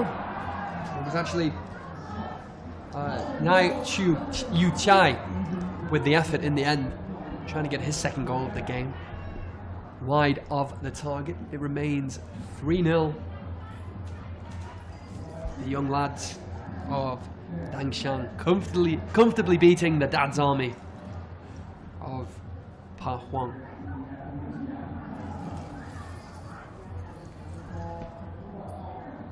There is still time for a comeback, as He's unlikely really, as it seems. the star here, yeah? 29, Nie Yu Chai. Yes, I think he's had a very impressive game so far. One thing from, I think, perhaps Pa Huang Village aside, the other three teams we've seen, great attacking players. Players that can cause real problems at some decent levels of football. And I think as the tournament gets into its later stages, it'll be really interesting to see when those teams come up against each other. Causing a lot of problems. And I've been impressed with this Dangshan side in the second half. Oh yeah, it's becoming more and more difficult for the Pa Huang Village to try to pull level. Yeah, they can't get the ball off them, they're relying on mistakes. And even as we approach the hour mark of the game, it already feels we're in the later stages. It's winding down for a victory for Dangshan. I think that's obvious. And now it remains to be seen if Coach Wang Hui will ring the changes for Dangshan and maybe rest some of his key players. It is a busy schedule. Obviously, it's not the professional level, but you know, if you're an amateur athlete and you're being asked to play 90 minutes of football twice a week, especially when the tournament gets going, it is a hard strain on your body. Oh, yeah. You will need a rest. Oh yeah. You know, these players haven't got the recovery facilities that the professionals would have. I'm sure they've got a bit of ice to put on their limbs, but they won't have the machines and the heat rooms and cold rooms and what have you these days that aid with muscle recovery. So they do have to be careful and make sure that they don't pick up too many injuries. And Coach Wang will need to rest his players, especially when they're in comfortable positions like this. 3-0 is the score. Dangshan lead against Pa Huang. Nice 1-2. Here's Mao Ray from the right-hand side. Can he find a cross? He eludes his marker. He's got Liu in the box. It's out for a corner. Corner number 11 for Dangshan Village, as they look to really kill off the game. And we still have one more game left, don't we? Been a long old day, hasn't it, Joyeon? Has been, but a very fun day. Very fun day. Oh, you've a lot had of blast, some good games, a lot of cultural performances, great activities. Here's number 16 again, Liu Hongliu again. The two stars of the team, Liu Hongliu, number 16. And then the other one was 29, number 29, Nie Yu Chai, 21 years old, a college student. So we've got one more game after this, and then a tiny bit of reporting, and then that's us done for this sort of... Oh, they're having a big, grand show to wrap up the day. Yeah. And a firework display in the end. Looking forward to that. Short trip we've had. Yeah. It's been a bit of an eye-opener, as we've discussed on the stream so far. not without adventure. But today was a real carnival, I thought. Oh, it is. The vibe is amazing. That communal spirit is what I find most amazing. I actually saw the pitch fill up from my hotel room while I was getting ready to come down. Where we're staying is not far from the pitch here, and you can see it from the hotel windows. And being here the last couple of days, where there's been a smattering of people here and there, but then to see it full all of a sudden from that angle was really special. And as we come into Rongjiang train station, they have that big banner, don't they? Oh, here's Lou's going to try his luck. Wide, 3-0. And they have that huge banner of this very stadium, let's call it, this complex, of it being full. And I didn't think it would be, I thought that was on the final, so I didn't think it'd be that busy. But it's that busy, I think, for every for single all the games. game. Yeah. So it's a really cool experience. It is. And if you do get the chance to come down, please do. It. I think it's quite difficult to get your hands on a ticket. Yeah. But they are free. They are free. They are free. And they're making it easier for people to get here. For example, we got here from Beijing, right? It's a 3 hours flight from Beijing to Guiyang, and then another train ride. It takes another hour for us to get to Rongjiang County from Guiyang. But you've got high-speed train connections, right? Great roads. Yeah, the train is right outside the airport, so that was a relief. Hopefully, maybe we can get some information on how to get tickets. If any of you watching want to know how to come down, and we can put that on our social media platforms, because I do think it's a fantastic opportunity to not see quality football, but to see a real different footballing event. Yeah. You know, you're not going to come down here and see a professional standard, let's be honest, but what you do see is a coming together of communities and a very friendly atmosphere and a very different way to watch football from what I grew up with. Yeah. People getting behind their teams, no animosity between sets of fans, people with their kids, people with their families. And on this racetrack that goes around the pitch, well, Park Hwang with a chance to come forward, yet again intercepted. On this racetrack that goes around the pitch, there are children having games of football. Oh, yeah. Away from the crowds. Yeah. Even toddlers can. Nice ball in, here's Mao. Great save from Wu. He picks up the loose ball. Can he find someone in the box? Danger not cleared. Now it is. And Park Hwang come away. Inside. Can they make something happen? We've got about 25 minutes left. The game is all but done. Here's Yu Lei charging down this right-hand side. Gets past his man, Pan Shiyuan, into the box. Manages to create something.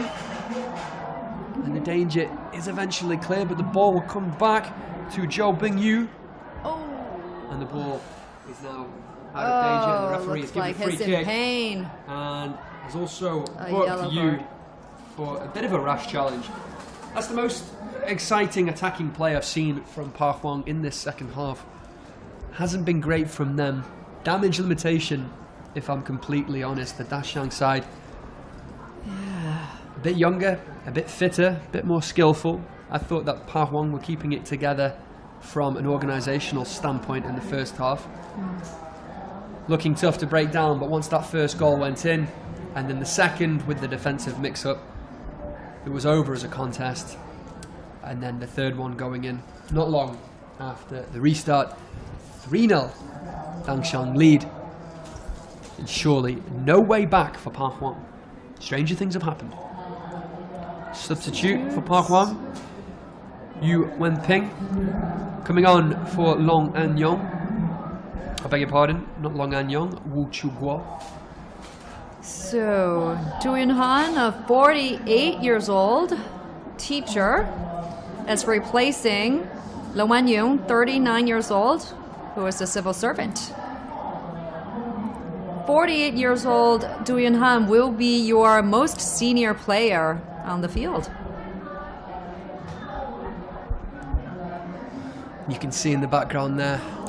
But with age also Great. comes experience, right? Of course, but that experience hasn't helped them so far. Dang Xiang coming forward again, looking to put the game beyond that. Mao Ray, nice bit of skill. Is he going to have a shot? Instead, he plays in Nai, who can't find an opening. Ball comes back into the box, comes back out to Mao Ray, turns, shoots. Blocked. Danger is not cleared. Dang Xiang looking for that fourth goal. Really put the game beyond reach. Liu with the ball into the box. Mao tussling for it. Creating space. Out wide to Nai. Curls one. Handball. Referee says no. Out for a throw-in. Dang Xiang looking to kill the game off.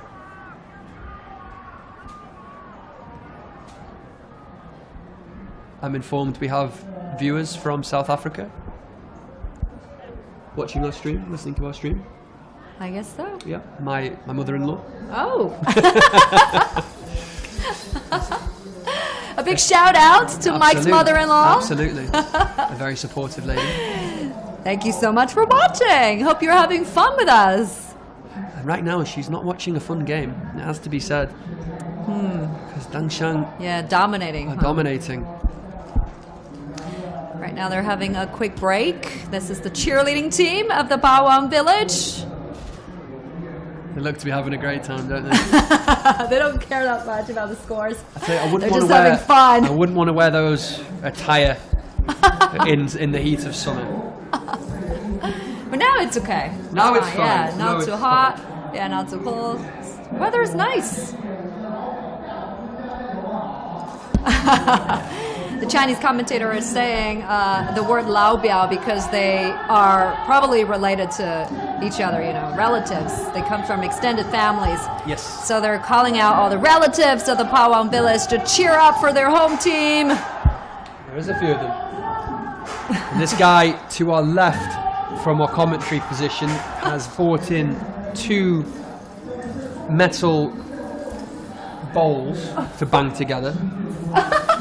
That's a way of cheering. Creative. Yeah. Here come Park Won Way to go. through Yulei. Can he get his team on the board? Oh, is that a foul? Is that a push? Referee says no. I've seen them give him a bit of a 50-50 in all honesty, but now Dang Xiang can come and break. And here's Mao Ray, big man up front, loses out there to Li Jinlin. And Pao Wang growing in a bit of confidence, creating a bit more space, but at the same time not being able to cut open the Dang Xiang defense. Mao Ray again coming forward. Too strong for 2 defenders. Is he going to be too strong for 3? Too strong for 3. Too strong for 4. Shoots! Go! Oh! And he puts one in the back of the net. Mao Ray, he's deserved that. His second goal of the game. My God, is he good? Fantastic goal from the number 66. That's 4 players we've had scoring braces so far in this competition. 4-0. He beat 4 defenders before unleashing a shot right into the top corner. What Brilliant a shot. effort. A moment of brilliance. Gave Wang Shijin the fake. And then firing. Yeah, Mr. Pass. Mao Ray, 34 years old, a self-employed businessman. Firing past Wu Honglin. His first goal, huh? His second Second in this goal one. already. Second in this one, I believe. No, do you know, you're absolutely correct. First one. goal? First one, yes, I beg your pardon. Poor old Wu Honglin, spare a thought for him in the Pa Huang net, who's had to pick the ball out of it 4 times now. We've got around, I think we've got around 20 minutes left, and this could turn into a huge score for Dang Xiang Village. Goal difference is a factor. So if they go for the kill, try and get more goals. It could come down to goal difference if points are level or goals scored. That's the cheerleading team for Dang Xiang Village. A bit despondent, losing 4-0. Here come Dang Xiang through you. Can he get into the box? He has a man inside the area. He can't pick him out. And yet again, Zhu Yuan is able to clear the danger.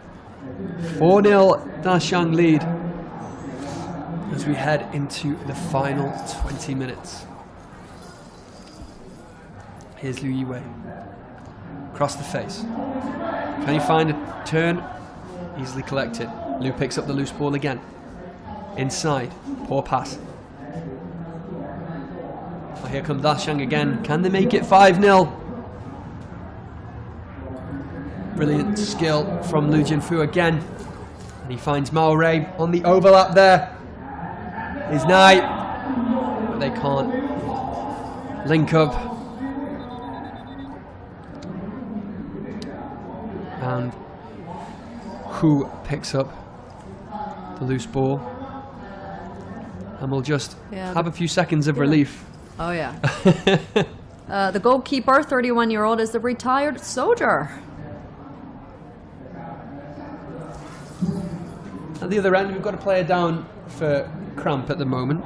It's Zhou Bingyu, who was pulled up with either cramp or a hamstring injury. He looks okay now, though, and play is about to continue. The Rongjiang Sports Complex is still at capacity. Plenty of people inside. They've just had their dinner. And we're in the back of the roll. We're in that room behind the window on the top of your shot. Can you see my hand? No. So the windows aren't the best see-through. But the crowd here are just letting their dinner go down. Oh, yeah. And a bit like this game, it is easy to digest because Dangshang are comfortably in front. 4-0. Pa Huang not really in it throughout, it has to be said. 2 goals from Liu Jinfu in the first half, then 1 apiece from Mao Ray and Ni Yuchai, making it 4-0, and it could get a lot worse. Here comes Mao Ray again. He's through, chipping in. Whoa! That's his second of the game. Oh, wow. Brilliant ball in from Wu Jiahang as well to set him up. Great assist, match by an even better finish.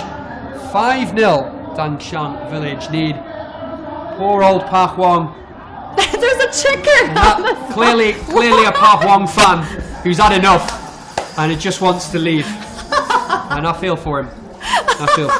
They took the chicken away? No, the chicken's left. The chicken was a Pa Huang fan who doesn't want to watch anymore, and who can blame him?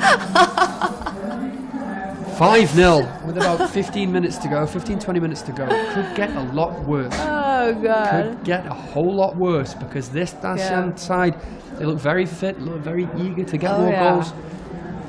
Yeah. There seems to be an issue between the Pa Huang players and the referee. Not sure what it is at the moment, but the game's going to restart. And he's had a go from the halfway line. Sometimes it works. More often than not, it doesn't. Sign of desperation, really. And those tired legs of Pa Huang trail 5-0 against a very youthful, and it has to be said, fit Dangshang side. Most of them school students. Rash challenge there. Obviously, he made a meal of it. But nonetheless, number 87, Zhou Bingyu, is booked. I don't think it warranted that reaction from Tian Yongyao. One for the cameras, but nonetheless he was caught. And Zhou is booked. There's 4 players in the book now for Pa Huang. I guess so. And will coach Wang Kui ring the changes for Dangshang with them so comfortably in front, 5-0. Few of the key men thinking of Mao Ray, Liu Jinfu, Ni Yuchao, the goal scorers. How key would a rest be to them? And any of those 3 goal scorers could look to have a hat trick. They could. Here we are. I want to stay on the pitch to get that hat trick. But I think the Pa Huang players and fans, including that poor old chicken, just want this game to be over. That chicken can't bear it. What are you laughing at? Look, one more second. But Pa Huang, do they get a consolation goal for their efforts? you know, they haven't really been at the races, but they've kept going. Can't fault their effort. But I think they've come unstuck against one of the better teams at the tournament. Punt downfield. Cleared. Second ball isn't won by the number 8 shirt, Zhang Hao. Nonetheless, it falls to Zhang Letian, who plays it out wide for Yu Lei. Can he come up with something? I mean, not really. With a bit of trickery, but he's still in the same position. One for the cameras. Ball comes back out to Wu Honglin. Now he's charging down the left side, looking to get a ball in the box. And he actually fouls Pan Weiwei, and the referee gives a free kick. A for effort, completely for Park Wang. They've come here and tried their best. An aging team, players in their 40s, against a village side who are used to playing together at school. A lot younger, a lot fitter, a lot more eager. Haven't discovered the joys of life, which makes you unfit yet. And they've given it a real good go, but the scoreline does not lie, in my opinion. Dangsheng have been better, more organised, and they've been very good to watch in this second half. Yeah. And now they're playing with a bit more freedom, and it could be worse for Park Wang. Here's Yang Zenan out wide to Mao Rei. Mao Rei cuts inside again. Can he find someone in the box? Cleared. The ball is falls to Liu. Another one. And that's his hat trick. Be delighted. The first hat trick of this year's Village Super League, and he's absolutely deserved it. His best goal of the game. He got 2. I beg your pardon. That's Liu Hongliu. So his second of the game. Mao Rei. Mao Rei with the assist again. They're queuing up at the back there. Clinical finish. And goalkeeper Wu has to pick the ball out of the net for the 6th time, as you can see in the background there. Park Wang absolutely dejected. Wow. And there's plenty more time for more goals. So how do Park Wang respond? Do they shut up shop and go for damage limitations, or do they have a go and put men forward, trying to get a consolation and something for the fans to cheer about? And it might come here. Ball over the top. Here's Yang. Oh, wide of the target. Best effort of the match so far from Zhou Bingyu. Not good enough for hitting the target. That's their best effort of the match so far. Oh yeah. They have not given up. Still trying. Zhou Bingyu, 22 years old, a government employee. We can just see the lights on that lovely building to our left, Shaywan. Do you know what that is? I don't know what that is. It's a very nice kind of building. Yeah, it's like a tower-like building. Reminiscent of like the Forbidden City kind of architecture, so obviously a bit of history. But I'm not sure what it's for. It's got a large gate at the entrance, and it's lit up as the evening goes in. It's a swimming pool inside. It's a swimming pool. Fantastic. I wouldn't have thought that. At the foot of the mountain, you've got that. Very nice. Very nice. Don't dive in. Yeah, the lights are on. It's getting dark outside. The time is 6:45. We're approaching the end of the game. I think it's pretty safe to say the Dangsheng team has got this one in the bag. I think so, and I think they want to score as many goals as they can, because goals scored and goal difference can be a factor. Oh, yeah. So here's Liu again. There's another one. Can he chip in for a hat trick? No one with him. Mao Rei is on the edge of the box. He's in search of a hat trick as well. It's 2 assists he has. Ball goes in. And there's Mao Rei, the header. Well, it was actually a shot in the end. And Wu gathers the ball. Now, Park Wang Village down this right-hand side. Here's Liu Hao. Out for a throw-in. Plays it inside to Yu Lei. Trying to find a white shirt.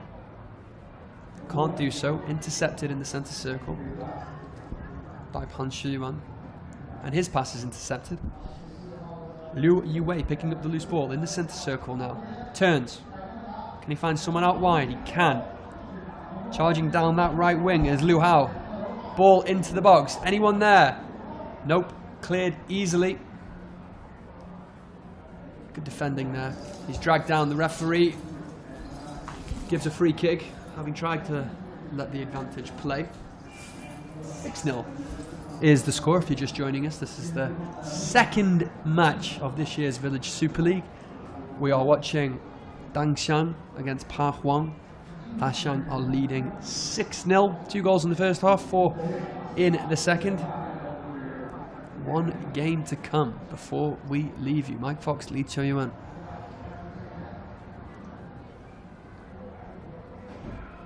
Pa Huang at the moment still giving all they have, trying to come forward. Haven't created much throughout, but at the same time, they've given everything they have against a better side, it has to be said. Yeah, that's the spirit, huh? Never give up. Here's the substitute, Hu Wenping. He loses out, and now here come Dangxiang down the left-hand side. Mao Ray. Oh, they're building. Oh. And I think they do have a better chemistry. The dance. Oh! Most of them are high school students. They could have been played in the same team. They could have come from the same high school. And you need that good chemistry with your team members. Absolutely. It looked like they played together quite regularly, trained and played together. That was Long Xiaodong with the header. Could have been 7-0. And we're getting into the realms of embarrassing scorelines. Couldn't quite direct it on target. Great ball into the box from Mao once again. And actually, I think since going 6-0 down, Pa Huang have played a bit better, with a bit more freedom. But they haven't been able to create anything. And I think Dashang have perhaps taken their foot off the gas a little bit, trying to conserve a bit of energy. A very good opening day for them. It's young side. Could that carry them a long way in this tournament? It remains to be seen. Someone very famous in England once said, you don't win anything with kids. And that was proved wrong that same year.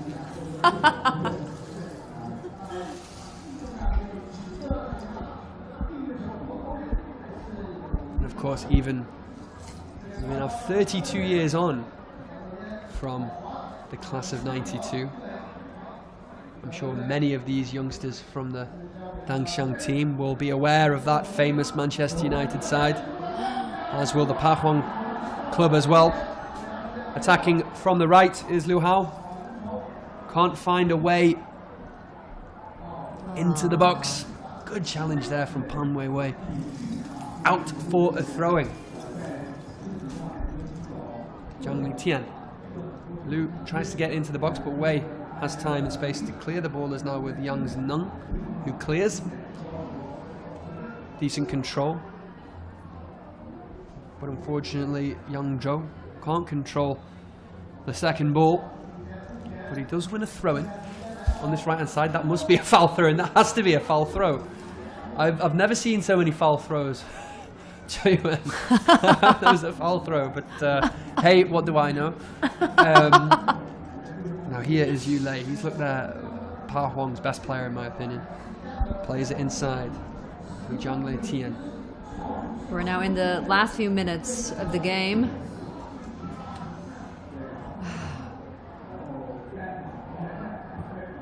Here comes Dashang once more. Can they add a seventh? That will send a statement to the teams in this tournament.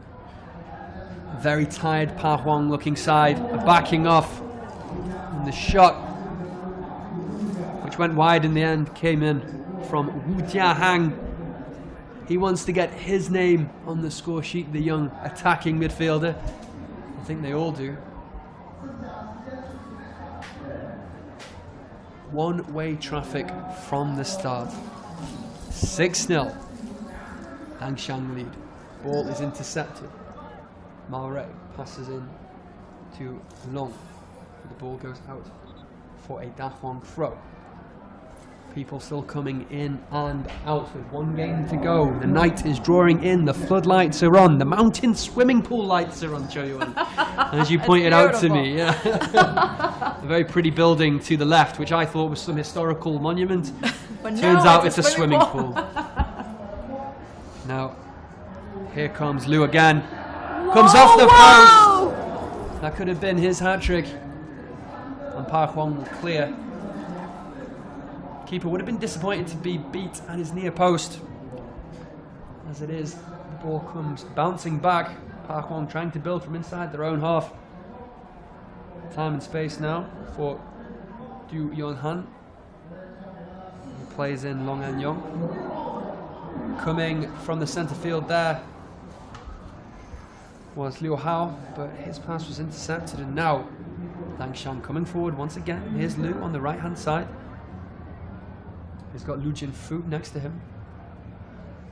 Nice piece of play. Didn't spot the run, but eventually Lu Jinfu is picked out on a hat-trick, of course. Ball into the box. Mao Ray is on the edge. Dummy. Mao Ray!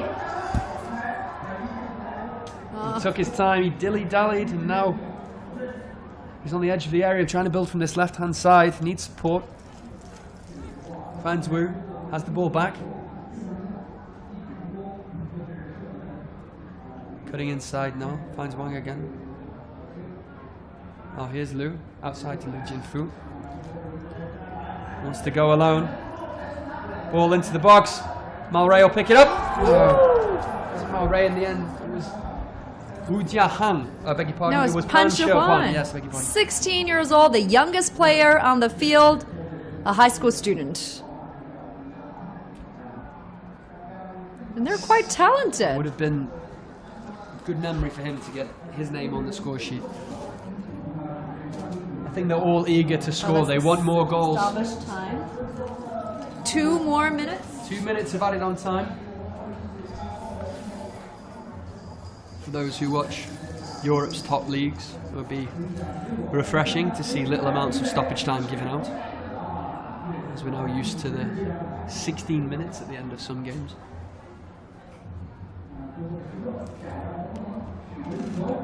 Here come Park Hwang. Can they give their fans something to celebrate? Not with passes like that, they can't. And Da Shan could add a 7th in stoppage time. Here comes Wu Jiahang. Is he going to have a go himself? Cuts inside from the left. Oh my word! What an effort! Nearly in off the bar, nearly shook the crossbar. I thought the goals were going to go flying back in the stands. Yep. Brilliant effort from Wu Jiahang. And he's not done yet. He's going to have another crack. Is he going to shoot from distance or try and pass to someone? In the end, the ball goes through to the goalkeeper. What an effort that was. A daring strike, I must say.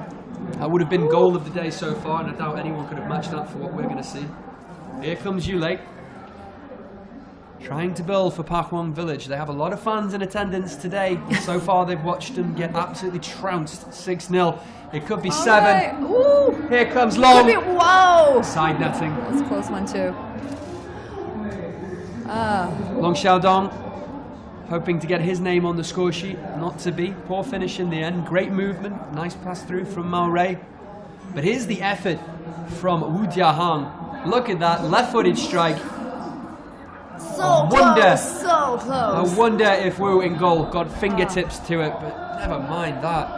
Absolute power. And there goes the final whistle. Dangshan Village 6. Hong Wong Village 0. And despite the loss, they're still banging together their tin balls because they're proud of their team. They gave it everything they have, but against a much younger, skillful, fitter side. Yeah. I think they were always going to be up against it. Oh yeah, and that's that difference in the level of fitness do get reflected in the scores, huh? Okay, we're going to have a short break. A short break, yes. We'll be back for the 7 o'clock game. That'll be between Pingyong Village and Dongmen Village. I think the team members are already here. I think they're about gearing up for the game. To get onto the pitch. We've got some half-time performances, so enjoy them. And we'll be back in a few minutes for the 3rd and final game of the evening. Yeah, see you in a bit.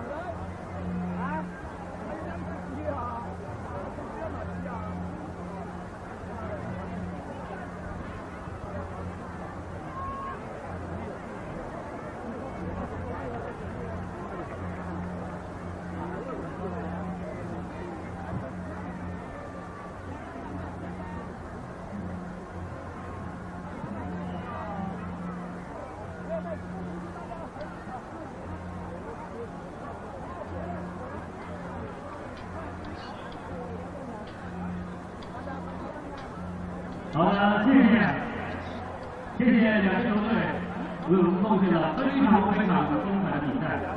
同时，我们要感谢所有的球迷朋友对于我们比赛的加油和支持。今天非常高兴的一件事就是我们迎来了很多全国各地远方的朋友，比如说香港四方两队，你要注意主播了，这是我们在中国的时光是。咱们是一家人。是的。今天我们还迎来了一位特殊的远方的朋友，他一直是榕江的文武之野，尤其是广场舞之野，是一位大家非常喜欢的歌手，名字有4个字，大家猜出来没有？说到广场舞，其实这种还是有个新的，就是国家级的全国广场舞形象大使，没错。还有另外一个厉害，中国文艺志愿者考生的基层剧和大家一起共享美妙歌声，而且他几乎每一首歌都是脍炙人口。前段时间，咱们上也在这里举行了全国中文大赛，这位老师也来了。没错，既然他的名字是4个字，那咱们4位主持人分别说一下怎么样？好，他的名字就是胡牙。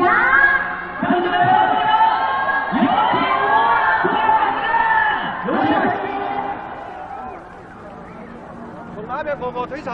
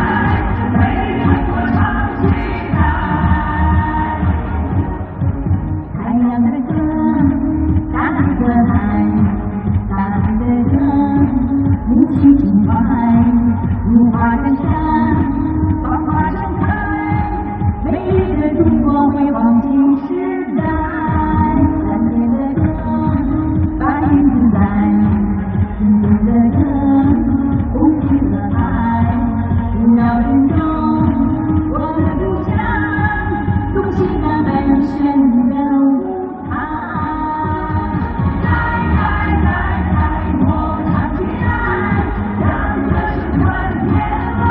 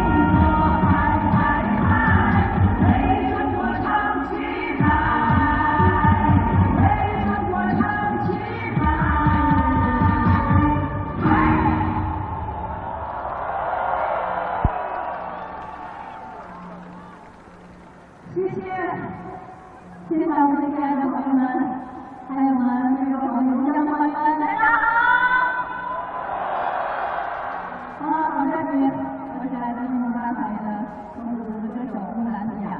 今天非常高兴能够参加我们这次春操，能够感受我们快乐春操的一种魅力。真心的祝福我们这个春操能够越办越好，也祝福我们中江的明天发展越来越好。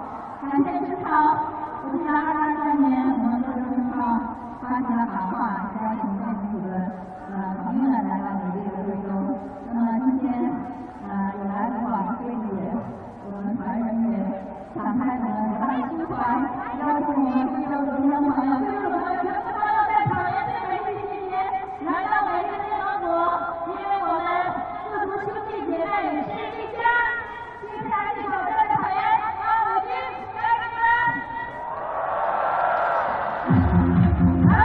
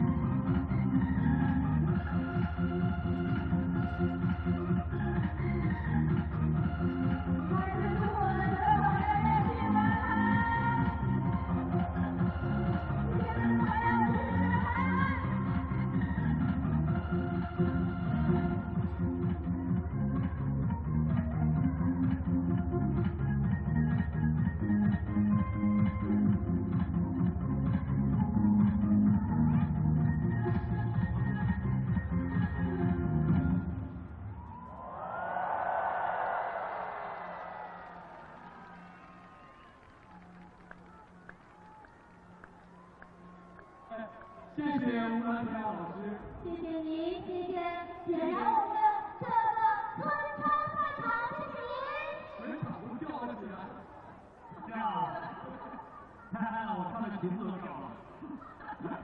接下来我们还是书归正传，继续欣赏第3场精彩的足球比赛。现场有位可爱的解说员老师。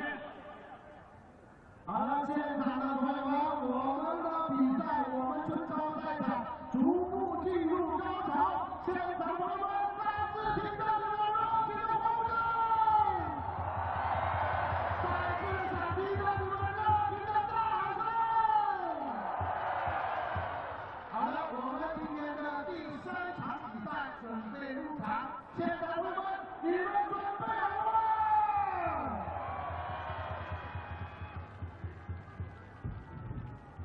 好了，现在双方球员已经步入了赛场，用掌声送给双方球员。好了，现场的朋友们，屏幕前同学们，今天我们来了一名解说搭档啊，我们的杨翔宇啊，杨老师。杨总您好，各位贵州、各位榕江现场的球迷朋友们，大家晚上好。好，用掌声送给我们杨翔宇来了。我们镜头给的方向就是我们解说席啊，杨老师先来打个招呼啊。当然，我觉得今天啊，咱们在场上的主角是球员，并不是来到现场的球迷。我自己也是特别开心，有这样一个机会可以来到咱们榕江，陪无论是现场球迷还是通过转播来看比赛的球迷，一块儿来看一看咱们动感之也看到各种各样也非常热情的春高联赛。然后我们看到双方球队啊已经是召开结束。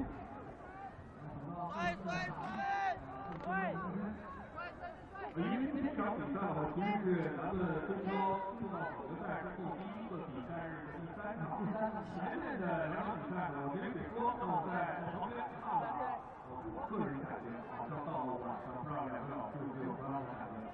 咱们的球迷人数多，更多。对，可能刚刚吃完晚饭又赶来看球的更多。所以我们现在就要看看2支球队的球员在场上给我们呈现出什么样精彩激烈的比赛内容。所以说，今天我们解说搭档来为上课，也是征战各大联赛，解说了多场的助理解说员。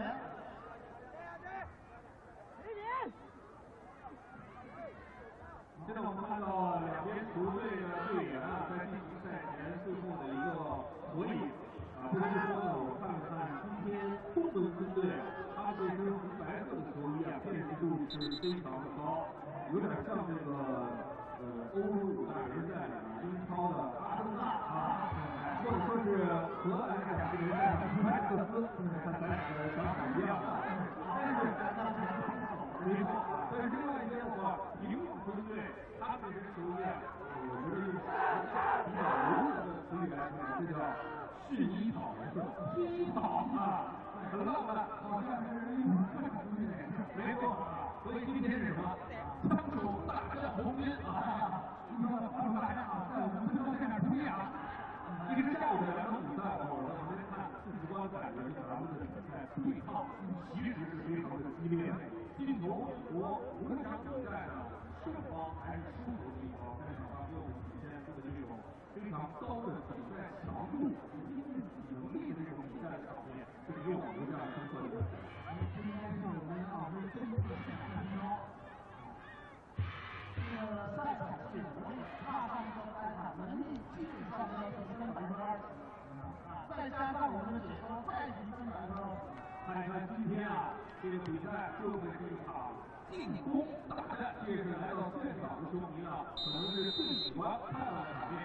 好，这时候随着主裁判的一声哨响，各位呢在现场的来自贵州的、来自全国的、来自榕江的球迷朋友们，您现在收看的是由我们带来的2024年贵州春超联赛。进入到总决赛之后，第一个比赛日的第3场比赛，由灵武村代表队面对东门村代表队。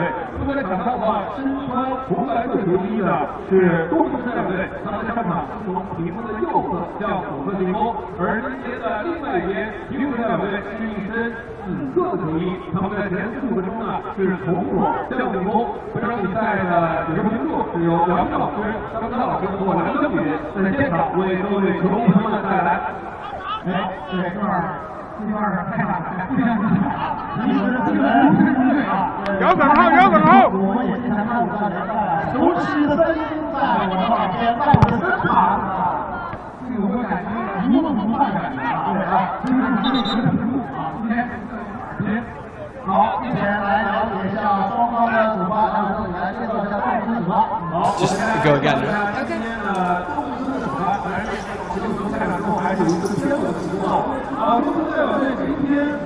Okay, and welcome back to the third and final match of this year's Chinese Village Super League. Right now, we're watching Pingyong taking on Dongmen. Nice one. Having just watched Dashong absolutely demolish Pahwang 6-0 for the final time this evening. My name is Mike Fox, joined by the wonderful Li Chuan. Great to be here. What a game we just had, right? And it's getting dark. We are off to the last game of the day, and I'm feeling more people are coming in, probably after dinner. Yeah, I think we're about to reach peak attendance. A lot of people have just been out for dinners, had a few drinks. It is a Saturday night, of course. People want their entertainment, and this is a perfect way to spend a weekend evening in the company of some football fans. Yeah, this is what the local called Super Saturday. So we have games every Saturdays throughout the way from March all the way to May, and you're watching the opening day of the group stage games. We've had a brilliant Saturday so far. 10 goals scored in the first game, which ended 2-2. Some fantastic talent on display. Then the second game, Dashong Village could be title favourites with their young squad. 6-0 victors against the aging, I think it has to be said, Pahwang, beg your pardon, team. And now we've got Dongmen in red, trying to break through this Pingyong side, but not having much luck. At the moment we're seeing Fei Zhiru trying to pick up the loose ball, can't keep it in play, or can he? Yes he can. Now here's Yang Kang trying to play in, but his ball is intercepted, and Pingyong can come away, pushing on this left hand side now through Xiaolong. Nice one too, but the challenge comes in from Ba Jia Jia, and the danger is cleared.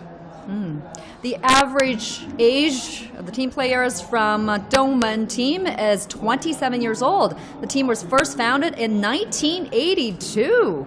So wow, almost more than 40 years of history.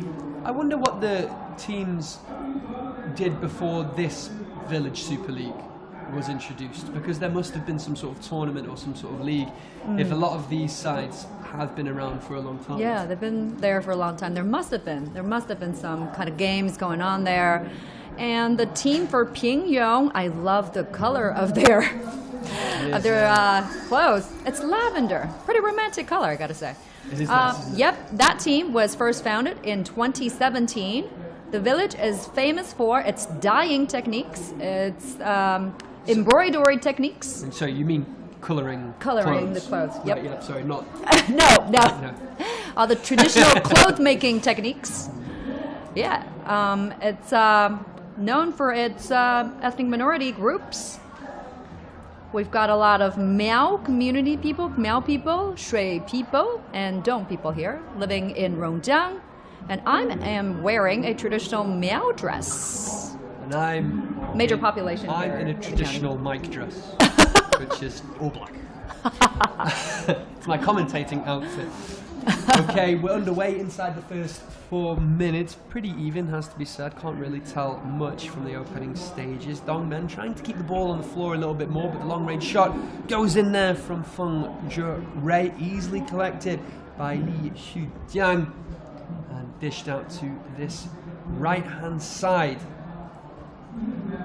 where Li Kaihong and Wang Qingdian tussle for the ball, which goes out for a throwing. Okay, Jiang Mao with the throw then.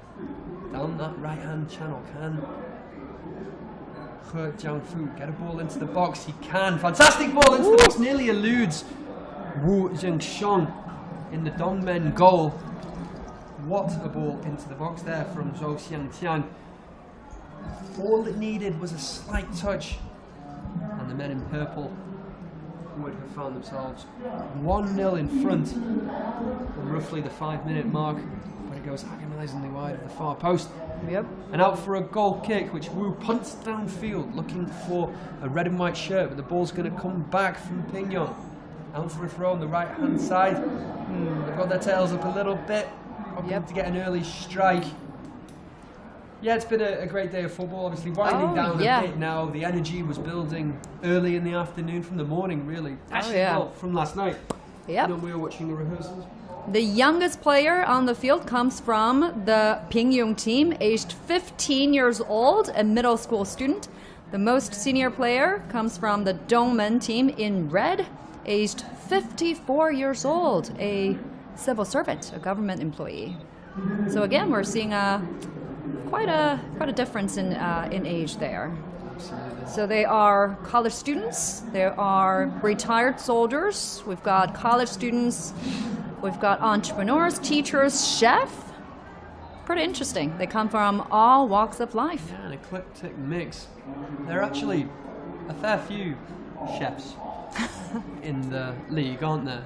We were talking to one restaurant owner. Yeah, if you joined us earlier, and if you've been keeping up with some of our vlogs, you would have seen us interview the top MVP. scorer. Yeah, he could have been the top scorer as well from last year. A lovely gentleman who... Mr. Dong Yong-hong from Zhongcheng Village. And can you help me in remembering the dish that his restaurant specialises in? It's called juanfen. We had it last night, yeah. and it was delicious. It was really good. It's called juanfen. I was expecting it to be quite as flavoursome as it was, because it was sort of, it comes in like a doughy texture, doesn't it? Yeah. And you dip it in a... It's like a wrap, like a chicken wrap like, kind of thing. I'm trying to describe it. It's full of chicken and vegetables on the inside. Yep. I've never had it before. Really good. It blew my mind. So yeah, Mr. Joan owns our restaurant, plays soccer, and then he turned a football coach after he made a name for himself in the Village Super League. And he's here, somewhere in the crowd today. I bet. From Chen. Can't find a red and white shirt. The danger is about to be cleared from Pingyong. Fairly even opening stages. Chen picks up the loose ball. Can he win a throw-in? No, he can't. Pingyong going to come away with it. Break down this right-hand side, but Chen is there to stop the attack. Yeah, been a really great trip, I have to admit. Minus the whole hospital thing. Oh. Which Glad was a minor feeling infraction. a little better now. Yeah. How are you holding up now? I'm all right. Thanks for asking. Yeah, nothing like football to sort a young man out. To sort a man out. In my case. No, absolutely. And again, thanking my colleagues and also the staff at the hospital, because I was actually quite distressed, and they were really, really good with me. Turned out to be just a minor thing, in my ear, but at the time you don't know that. So, glad you could make it. I'm so glad I made it. Just speaking volumes, actually, not just the staff at the hospital, but the people at the village we encountered, the staff in the restaurant. Been a really friendly atmosphere. The welcoming culture, right? Yeah. Going for the spectacular there was Wang Qianmeng following the corner. Would have been some goal. I think we saw a goal of the day earlier from Lu for Da Xiang. But that would have been some strike there from Li Xudian. Going for a Cristiano Ronaldo, Lionel Messi-esque attempt.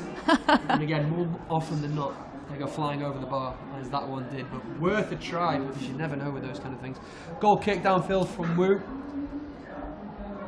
Dongmen will try and press down this right-hand side, but can't cut in. Loose ball picked up by Dang Yong. And now they have the chance to play some football, which Kang Xiaobin chooses not to do, and decides to launch one downfield, and the ball is out of play for a Pingyong throw-in. We've got some noises coming from our commentary box. I can't put my finger on what it is or who it is. Probably fans getting excited. Is it the door? Oh. We're going to mention there are tens of thousands of people on site watching the game, along with viewers online. So if you're watching us online, a big shout out to all of you guys. I genuinely cannot gauge the size of the crowd. I mean, I'm terrible at that anyway.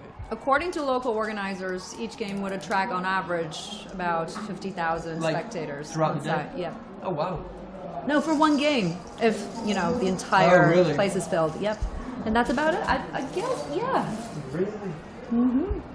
Fair enough. Because it's difficult to try and gauge, because the stadium is mainly standing space. There's just this small stand where we are located. The rest of it is pretty much and they're not selling tickets, so it's harder to count how many people get in minutes. I'm not sure how the ticket system works. Can people just walk in and out, or do they have to get some sort of registration beforehand? They could just walk in. Oh, really? Yeah, it's completely free, like we mentioned earlier. If you're familiar with this, they're not playing for money. The prize for the winning team of the entire tournament is an ox. And the runner-up gets 3 pigs. The third place gets 3 lambs. The fourth place gets 12 geese. You don't see it anywhere else in the world. I've never seen anything like that. I think it's more of a symbolic prize than, you know, people needing the breakthrough ball. And Shi Xiaolong can't quite latch on to Yang Bo's fantastic defense-cutting pass. It remains 0-0. Yeah, speaking of the prizes, you know, I think it'd be easy to look upon those prizes as some sort of way of thinking that, or like, you know, think that like people a medal here or are stuck in the past, you know, by winning prized animals. But I think it's more of a symbolic gesture, because these teams have existed for 80 years, and when they played each other, I imagine back then, when winning animals to keep people fed mattered a whole lot. Oh yeah. So I think it's a tradition that has been kept on through this new incarnation of the Village Super League. Yeah. The Village Super League has made a big impact for people, not only in Rongjiang County, another county, a nearby county in Tongjiang, also in Guizhou Province, the same province, has already established the Village Basketball Association, or Village BA, to attract a similar amount of attention. It has received huge economic benefits from the sport as well. It all speaks to the impact that the Village Super League has brought about. Absolutely. My fellow sports scene host, Greg Lafredi, and your fellow news host. Oh yeah. Jiao Yan. They'll be covering it. Covering that, giving us a rest. I imagine that has a similar fanfare, actually. You know, I haven't been in the stadium to watch it, but I've been. Oh yeah. I've seen it on television a lot, and that's a similar vibe. Yeah. Places like Rongjiang and Tongjiang are really setting the example for Chinese rural areas about how to better use China's mature infrastructure and social media networks, right? 5G, to connect with the outside world and bring about economic benefits. But I do got to mention, this experience is quite unique. So simply copying it might not work elsewhere. So, you know, other rural communities might have to find their own strength to leverage on. And it all comes through sport, which is the best way to build relationships, bring people together. I've always said that. All on this right-hand side from Zhang Jiamao, easily collected, it seems, from Wu Jianxiong in the Dongmen goal. Yeah, just going on from what you just said there, Cho Yuan. One of the best ways we bring people together in life is through sport. And through exchanges, through competitive exchanges.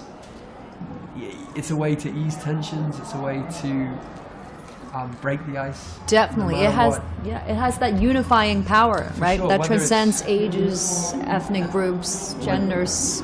Whether it's on a bilateral level or on a community level. Oh yeah, and this grassroots simplicity in celebrating soccer is great.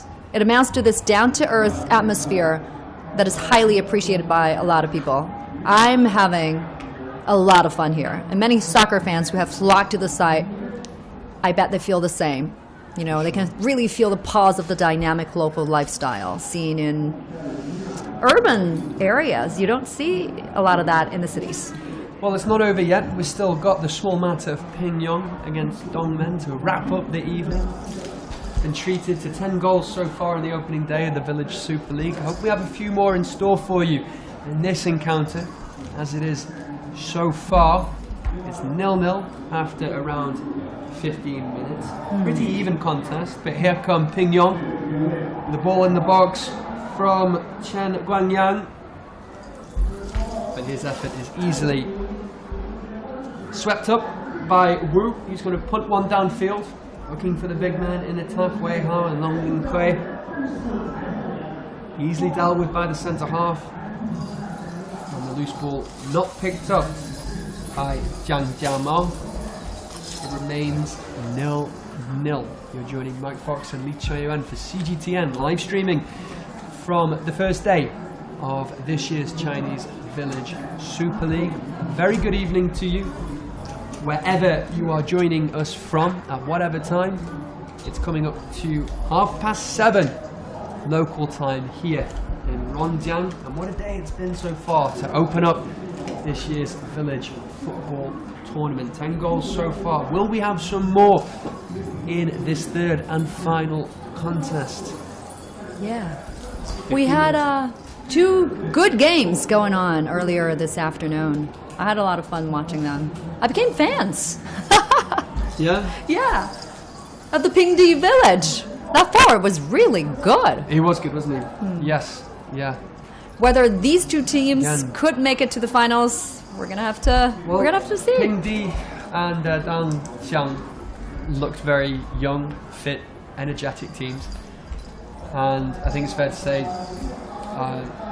Ko Zhao, I beg your pardon, and Pa Huang perhaps might have had some experienced men in their teams, but it was just no match for the youthful experience of those 2 sides. Oh, these are the cheerleaders for the Pingyong Village. They're cheering on for their home team. They're all local villagers. They probably know all the team players on the field. Their relatives, family members, friends, colleagues. They've got a strong communal spirit here, and that's what I like the most about it. And they've been with them all day.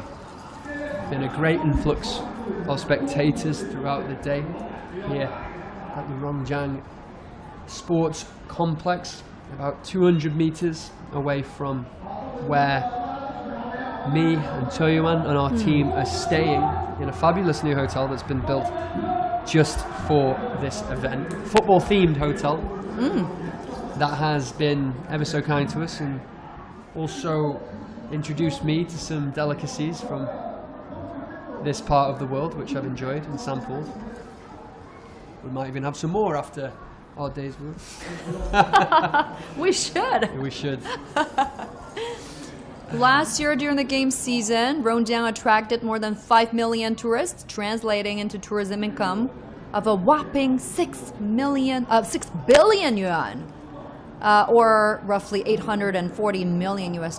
That is incredible. And videos of these matches last year had revealed tens of billions of views. You know, a local company sold 100,000 t-shirts last year and started selling all kinds of souvenirs and sporting equipment. Dongmen trying to build down this left-hand side. Han Yinda trying to find Yang Kang.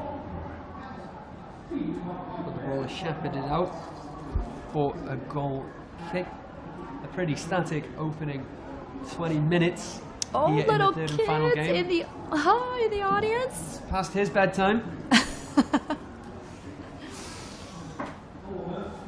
Who is going to break the deadlock in our third and final game? So far, 2 evenly matched sides. In Pingyong, in purple. Building now, down this left-hand side. Through Wei Hao. He keeps going. Fantastic challenge to put the ball out for a throwing from Wang Qiongmen. They have a chance to get the ball into the box again to Pingyong. The danger is cleared. Dongmen now with a chance to break into the final third.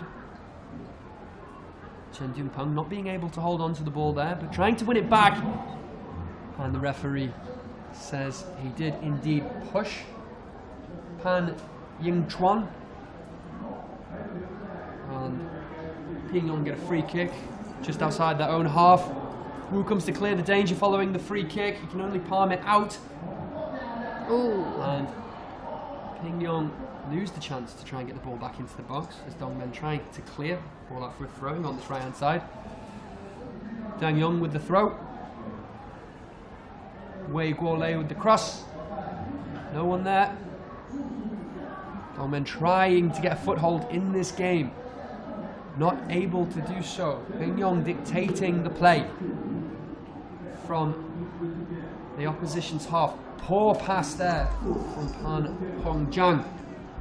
And now Pan Yinda had the chance to try and pick a player out, but he was tackled.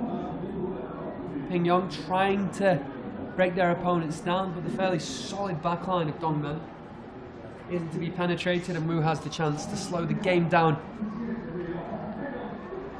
and roll the ball out to Chen Junpeng. He's got time and space to find a man in a red and white shirt. Finds Peng Jiake. Now we have Dang Yong.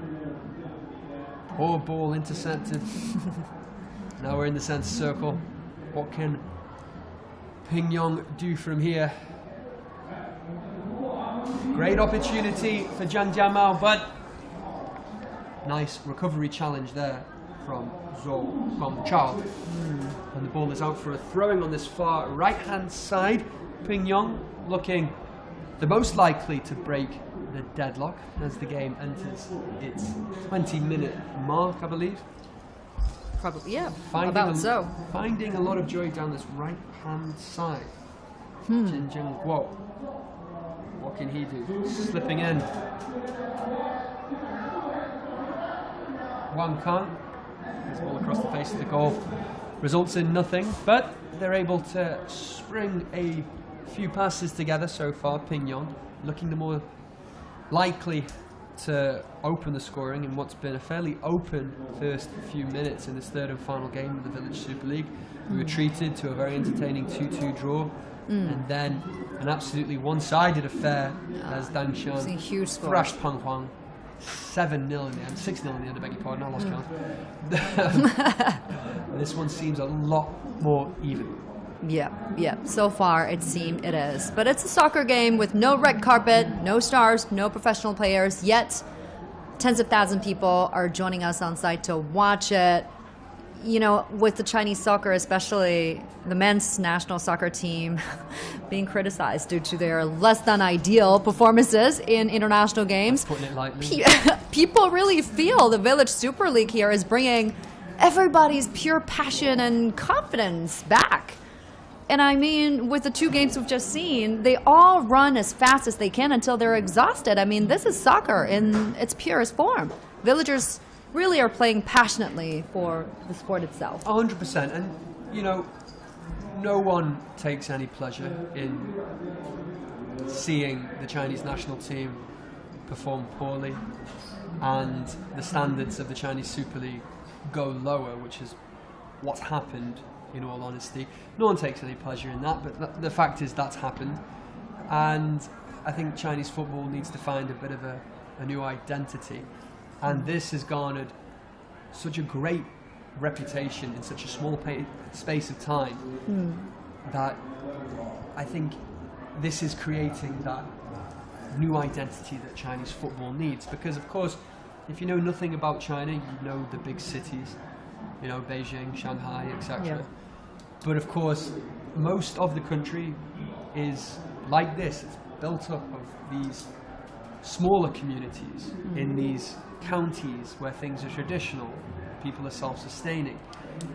And to have the backbone of that community propped up by football is a brilliant thing. It's a really brilliant thing. And it can only go one way because there's no money involved. There's no television rights involved. There's no agent sniffing around the place. It's just everyday men and women trying to battle for their communities. These people you see in the stands. And the fans that have come here today have followed these teams like they are Real Madrid and Barcelona, like they are Arsenal and Manchester United. They've shown passion for players who aren't on big money, they don't have endorsements, they probably live next door, they probably see them every day in the community. And that is incredibly healthy. Ball not dealt with, it's going to fall to Chen. Kept out, best chance for Dongmen so far. Danger not cleared for Pingyong. Ball coming back into the box, playing head tennis. Chen Pengjun, number 7, 21 years old, as a football coach himself. He's probably been the best player for Dongmen so far. Probably. Yang with the ball across the face, but that's intercepted by Yang Sheng. Pingyong cleared the danger. Now, can they break forward? Nice interceptive tackle from Zhou Lin Li. Must say, both teams, what I like to see in football is both teams keeping it on the floor, trying to play football the right way instead of bunting it forward to their centre forwards and hoping something happens. Obviously, it can be a very effective tactic, but you like to see teams, no matter at what level, trying to break their teams down. But then sometimes things like that happen. A real opportunity now. Wu Wenlang trying to break free. It's going to come back to him. Goalmouth scramble. Dongmen at 6s and 7s trying to clear the danger. It comes back out. The deadlock is broken. The ball goes under the keeper's feet. Hu Jiangxiong disappointed with that one. In the end, it's actually Pan Hongzhong who gets the opening goal of the game. College student, 23 years old.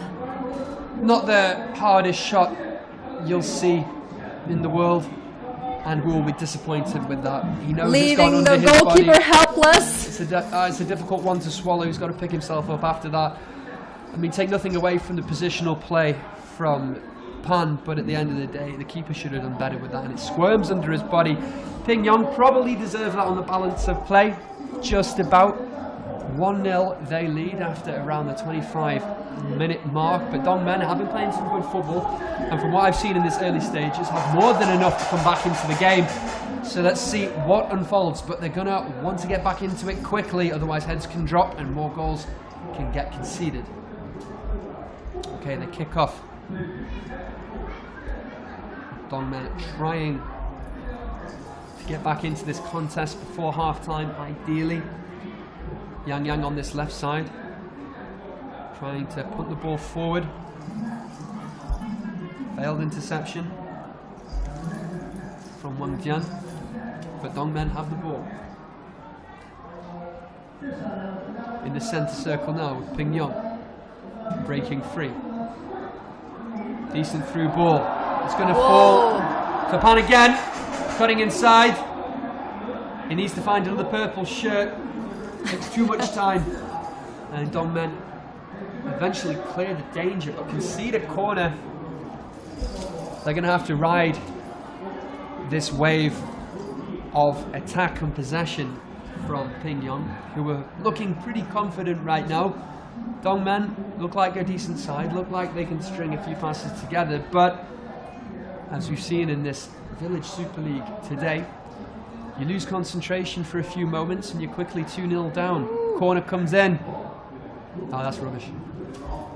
Out of play straight away. Come on.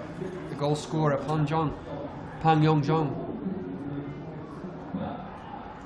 With a poor corner. 1-0. About 15 minutes to go before half time. Pingyong lead. Keeper plays it out to Chen. Chen, then on this right side to Yang. Referee blows for a foul, I think. And both sets of players have a chance to regroup. Here's Chen again, sort of acting as the playmaker from the deep for Dongmen, trying to make things happen. He seems to be everywhere at the moment. 2 men on. Yu Zhen. Ball. Zhou Guangchao.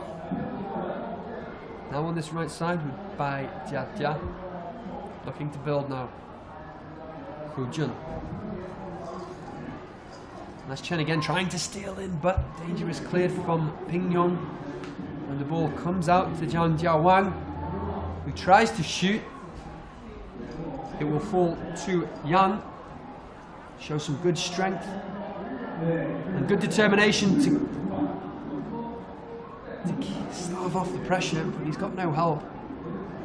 It's Feng Jiuru who wins the throw-in. Better from Dongmen. It remains 1-0, Ping Yong. Okay, the throw will be taken by Yang. Is he going to launch one into the box? No, he plays it short to Wang, who's going to try and turn and win a corner. First corner of the game for Dongmen. Let's see what they can do from set plays.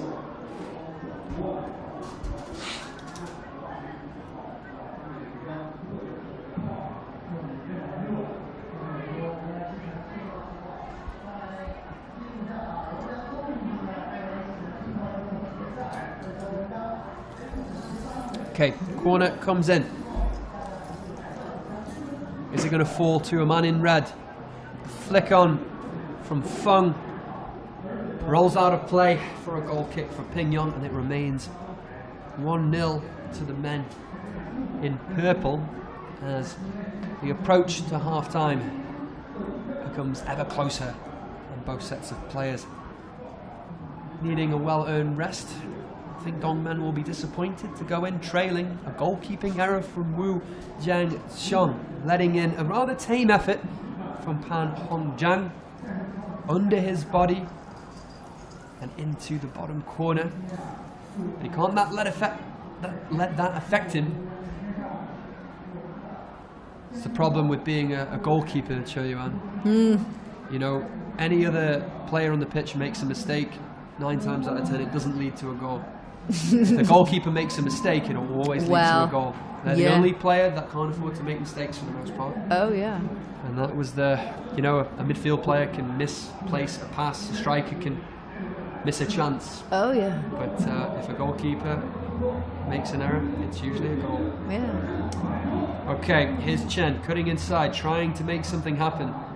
Oh. The referee has given a free kick, I think the way of Dongmen. I'm not sure.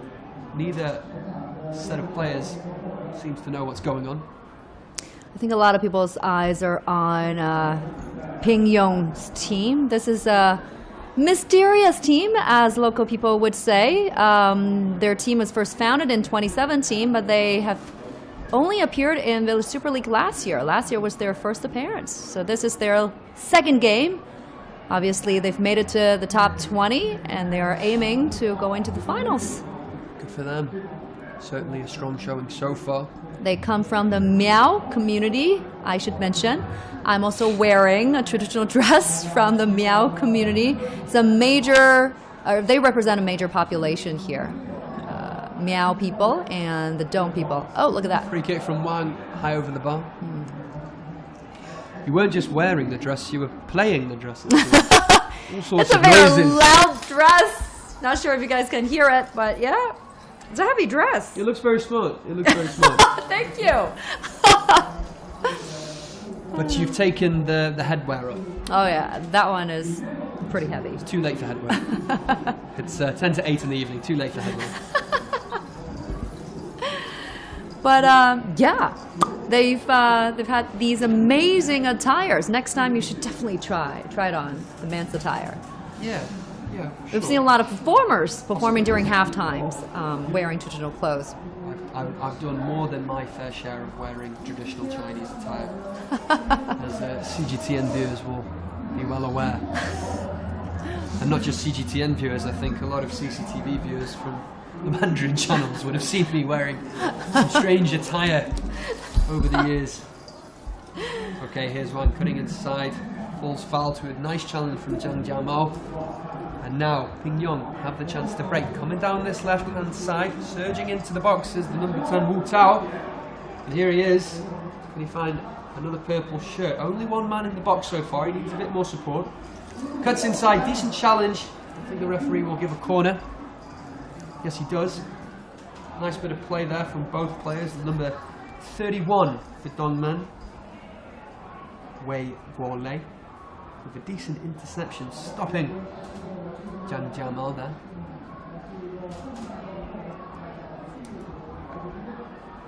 I think if Pingyang managed to get a second goal before half-time, that will really knock the wind out of the sails of Dongmen, because they haven't played badly at all. They haven't really been on the back foot, but just not been able to turn that possession into chances. Corner comes in from the goal scorer, Pan. Finds the head of Li Shujiang, who misdirects it. It comes back, and Wang Xinjiang's header goes over the bar.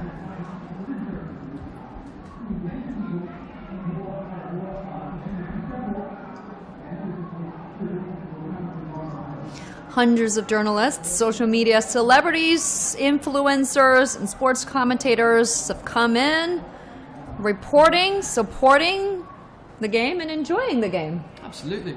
I mean, it's been a long old day for us, don't get me wrong. You know, it does take it out of your commentating, but it's been great to soak everything up. Oh yeah. See some different styles of football, and these guys as well have had the time of their lives. Look at that. To say. Especially old Bowley over there. Yeah. He loves banging them together. Go on, have another go, mate. No? One more? What do you reckon?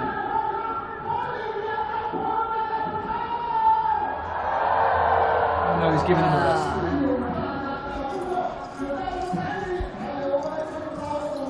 The ball is going to come forward from Pingyang, trying to find. There we go. Trying to find Zhang Jiamao in the box. The ball eventually finds its way out of play for a throw-in.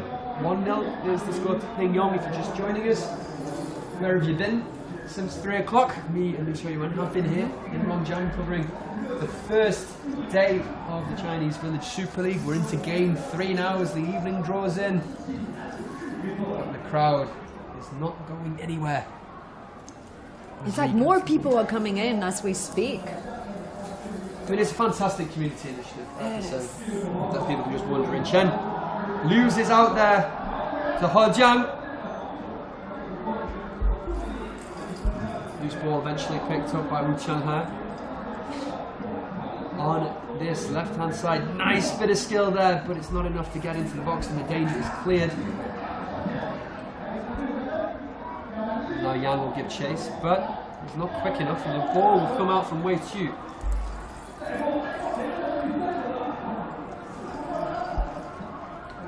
Dongmen have a chance to build two good teams, two very good footballing teams with a standard. Chen Jianpeng lays it inside. Pang Zureg loses out in the centre of the field, but the ball will go out on the right upon Jie. Now here comes Wang Jun. Ball goes into the box. Himself. And Yang can't quite stretch to meet the cross. He tries to send one in himself. And the ball goes out of play for a throw-in. Patient build-up from Dongmen, relying on a couple of misplaced passes, but at the same time applying pressure as half-time closes in. Pingyang leading 1-0 thanks to a goalkeeping error from Wu Jianxiong in the Dongmen net. Pan Hongjiang's tame effort seeping through. Danger cleared. Dongmen will pick up the loose ball on this left-hand side. Here's Yang Yang. Now Chen. Chen Jianpeng pulling the strings for Dongmen in this first half. He looks like a lively prospect. Here's Yang. Those two have been linking up well down that left side, but not being able to create anything for the forward guys. A lucky bounce there. We're going to see an effort. Ball goes out for a corner from Yang Chuanggong. Deflected effort. I think he knows he should have done better with that one. Yep. They haven't had too many opportunities in this first 45. A lot of the ball, not too many opportunities. Lucky bounce. And I think he took one too many seconds before unleashing his strike. And the ball is deflected for a corner. Yang will take the corner. It's a 20-year-old college student playing for Dongmen.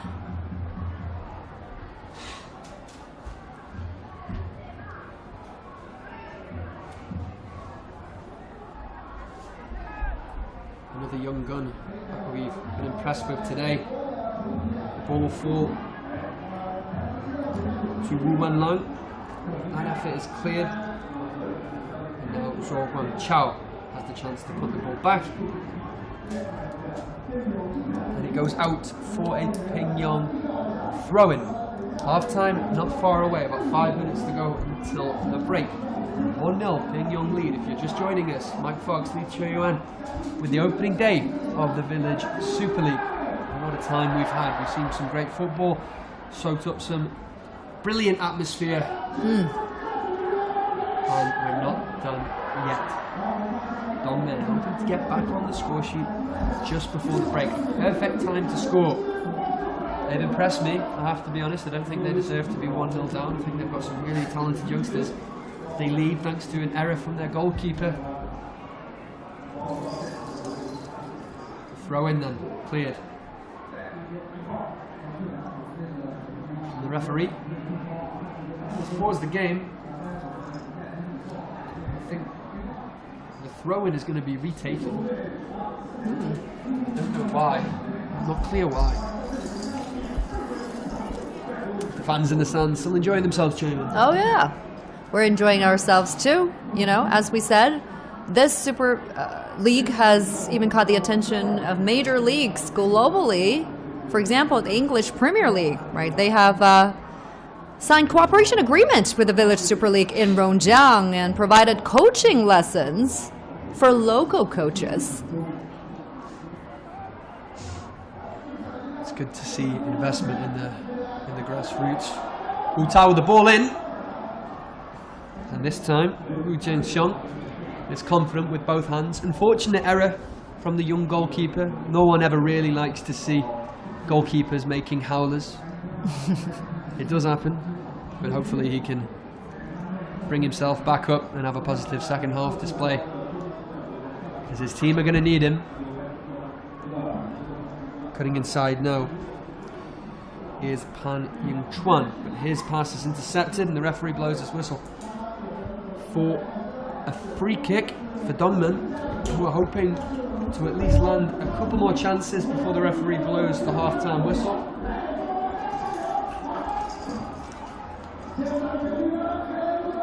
We've seen fans driven about 1,500 kilometers just to get to Rongjiang for these soccer games, which is incredible. People have been traveling afar just to get here to enjoy these games, which is incredible. Yeah, it's a spectacle that a lot of people want to be involved in, especially from communities far and wide that perhaps don't have a professional or even semi-professional football team. But China does love football. That is a fact. But it's also a very big country, and you can't expect every city and town and county to have a pro team. So I think a lot of people will be watching this in the country and hoping it can inspire other regions to start similar things, because I don't think you have to work particularly hard to get people involved. If people want to watch football, then they will. And if they have something to believe in, if they have a territory, you know, that's what we always talk about in the UK, a territory that your team represents. And that's really important, you know, people representing you. It's particularly prominent in the lower leagues, in the Premier League too, but it's something that makes the sport so tribal. Oh yeah. And so effective, you know, in America, in teams like the NBA, 1 minute of injury time, can Dongmen get a leveler? Easily collected by the keeper.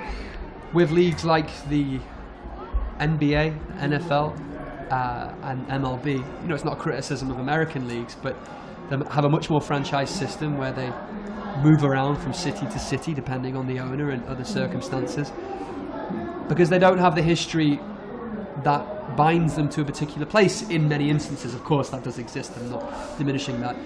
But in England, these teams have been around, and in Germany and France, etc., they've been around for hundreds of years. Awful goalkeeping error, real chance! And it's Yang with the equaliser. I beg your pardon, it's Pan Yingda with the equaliser right on the stroke. of half-time. A tiring crowd rises to their feet. It is getting rather late here, but it's 1-1 on the stroke of half-time in our third and final game. They've been really tried to pull level, and they just did that. 19 years old, high school student, number 26 from the Dongmen team, right before halftime.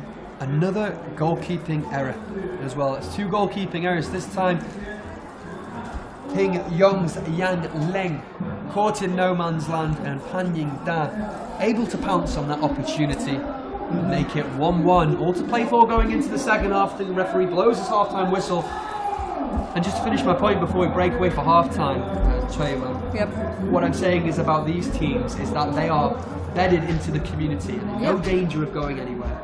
You know, and it's something that people can really get behind and support for generations to come. So I think it's a great example to set for the rest of the country. Okay, there you have it. Pingyong Village 1, Dongmen Village 1. Dongmen getting the equaliser right on the stroke of half-time. Pan Yin Da taking advantage of a goalkeeping error from Yang Leng. Before that, Pan Hong Jiang was able to take advantage of the first goalkeeping mistake of the match from Wu Jiangxiong to put his team in front. That's now been cancelled out right on the stroke of half-time. All to play for in about 15 minutes or so. Mike Fox, Lee Chiu-Yuan on the first day of the Chinese Village Super League. We'll be right back.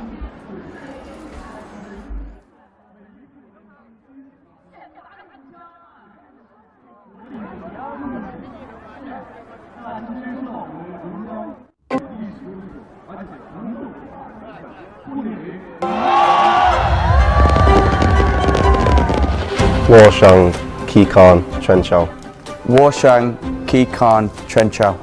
Yeah, so this is the VSL, the Village Super League. How many people did you say? 50,000 Wow. average. Wow.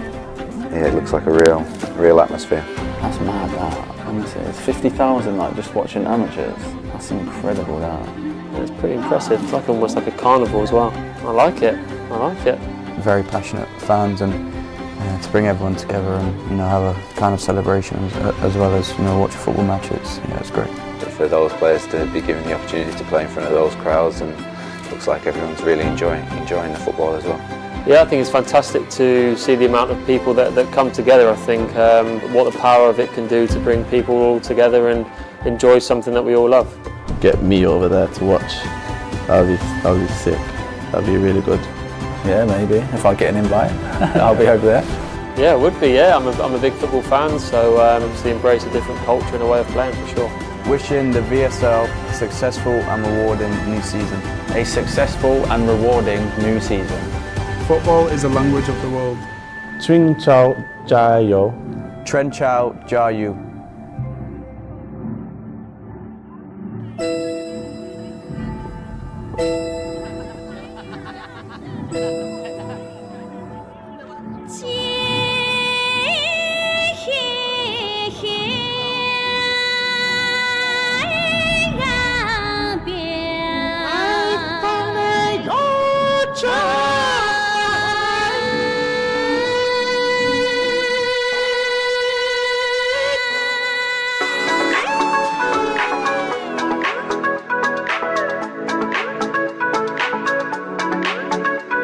Hi, this is AI Mandan from CGTN Sports Scene. The Village Super League, or Chunqiao in Chinese, is a grassroots football competition. Local teams from different villages compete for the title, and it's located in southeast Guizhou province, Rongjiang County, which is home to 16 ethnic groups. During the football games, local villagers would showcase their rich ethnic diversity through performances and parades. The first VSL season was held in 2023, and numbers show that it had more than 58 billion views online. And from May 13th to October 28th, the city received over 5.2 million people in tourism and reached almost 6 billion in tourism revenue. Despite the economic boost, the league also became a bridge for international exchange. The VSL signed a memorandum with the English Premier League in 2023 to agree to provide training courses to the Rongjiang League to promote football development. In February this year, the VSL held an international friendly with a French youth team, which mainly comprised of students and volunteers, on the 60th anniversary of the establishment of diplomatic relations between China and France. The VSL 2024 season kicked off on January 6th. A total of 1,800 football enthusiasts from 62 teams are divided into 10 groups. Students, police officers, vendors, and construction workers all came together, making the games very entertaining and also competitive. So far, the last 20 teams are already decided, with the league finals to be kicked off on March 6th.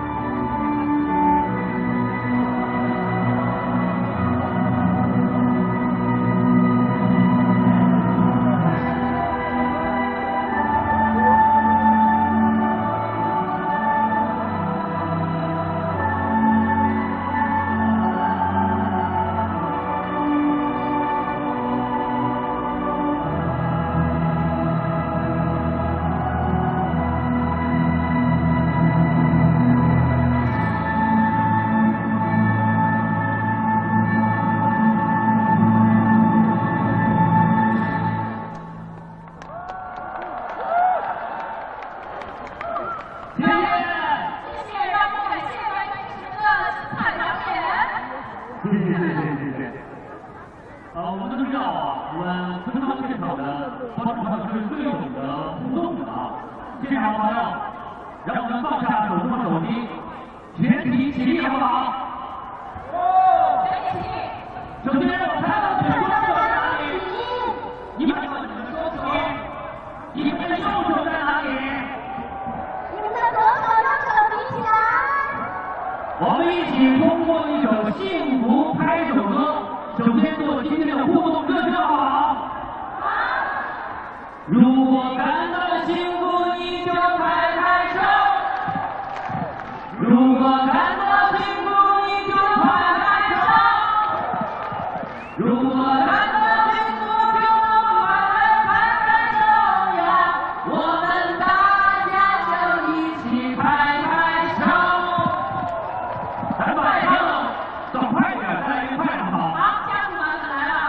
如果感到幸福，你就拍拍手；如果感到幸福，你就拍拍手；如果感到幸福，就拍拍手呀！我们大家一起拍拍手。谢谢你们参加这个，刚才只是一个小小的热身环节，稍后将进入以后我们每周都要进行的一个最大的开完全场的互动环节。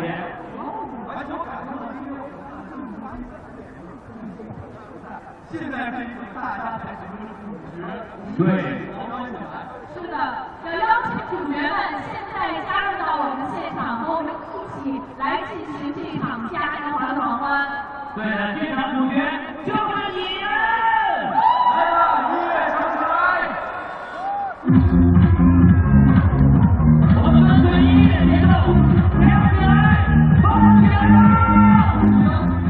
让我们的小朋友一起来跳舞。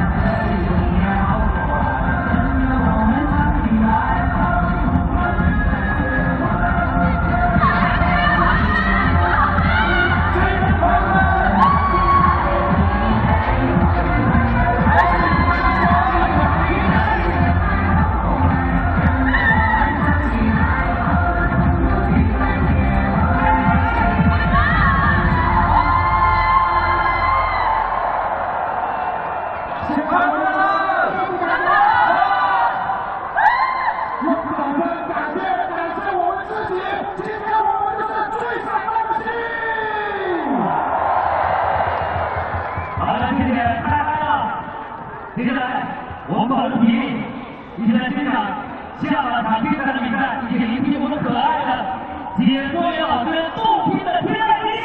交给志强老师。还有跟着他的下面的军养啊！现在不用带回来的军长，现在不用大家嗨不嗨？嗨！希望用我们最嗨的声音召唤天上的朋友们！好，大家稍作休息，很厉害厉害，接下来还会有精彩的文化表演，大家期不期待？好，我也休息一下，我也休息一下啊。随着要让场地越来越响啊，我们的演出环节已经只告一段落啊，我们这里是他们的春招时刻。我们这个成绩是身穿蓝色卫衣的1岁多的小朋友啊，他的妈妈找不到他，请看到的朋友把小朋友带到解说席啊，很关键啊，一个身穿蓝色卫衣的1岁多的小朋友。妈妈找不到啊！你来看到以后，把他带到解说席啊，大家要多留心一下身边的人啊，看能不能看到小朋友。好，裁判已经是照场，召集双方球员出场啊，在上半场尾声阶段，凭借着东城的最后时刻压哨追平啊，现在是比分1比1，下半场马上开始我们的双方战术表现。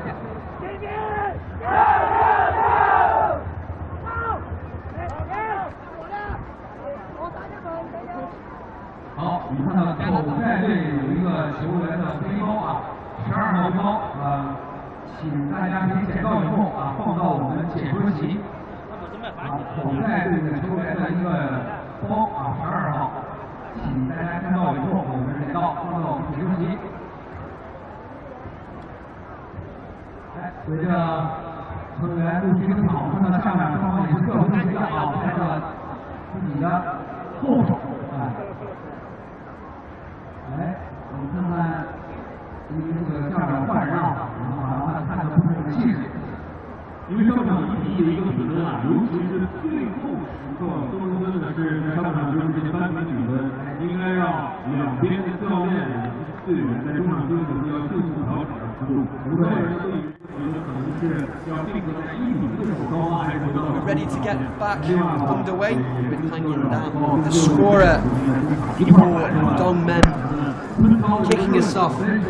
Ping Yong 1, Dongmen 1, 2 goalkeeping errors, making it on his even first, and Wu Zhang's going through the body of Wu Zhangxiang, and then Pang Ying Da making easy work of a rush of blood to the head from Yang Ling. So it's on his even going into the second half, and after what was quite a wild and exciting and quite festive halftime show, wouldn't you say so? Yeah, I love that. I love that. Everybody got up and got into the dance and got into the celebration. Everybody's getting excited. You yourself have donned some more traditional dress. Your head tie is back on. We'll get to that in a minute. Yang Chuan-gong trying to surge forward. It goes out for a corner after a nice challenge there from Yang Sheng. Both teams have come into this game with quite an attacking lineup, both sporting a 4-3-3 formation. I think they fancy their chances of going far in this tournament. Right now, it's Dongmen who have the chance through a corner from Yang Chuan-gong to get the upper hand in the second half. The corner goes in, finds no one, and it will be picked up by Chen Zhongpeng, who's impressed me so far for Rongmen. He loses out that time though, and the danger is able to be cleared, but not for long as Chung picks up the loose ball, trying to find another red shirt. The referee blows his whistle for a foul, I think a small infringement in the end, and that will be taken by Wu Tao. He's going to have a crack. He's going to try and find the head of one of the target men in the Dongmen lineup. There are a couple of them, university lads. They've been training together for a few years now. The kick goes in from Dong at the back stick there. It's Peng Jiakai. Doesn't reach him though. And the danger is eventually cleared, but only after an offside flag. spared the blushes of Wang Qiongmeng, making a hash of that clearance.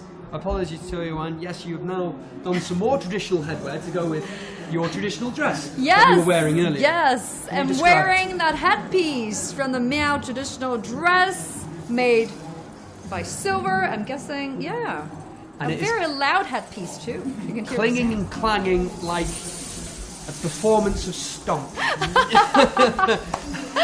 I'm loving this. Okay, Dongmen trying to put a few passes together, attacking into the final third. They were on the back foot for much of the first half, but they've started this second 45 a lot brighter.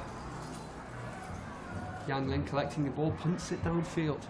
Can he find a purple player to get on the end of that long kick downfield? Yes, he can. He Jiang is the man giving chase into the corner flag. He's being stood up by Li Kai Hong. Ball goes into the box. There's a scramble. And Wei Guolei is the man who clears only as far as Wang Jianwei, who heads back into the box. But Wang is there to once again clear the danger only as far as Zhang Jingjing. And the referee gives a free kick in the direction of Ping Yong.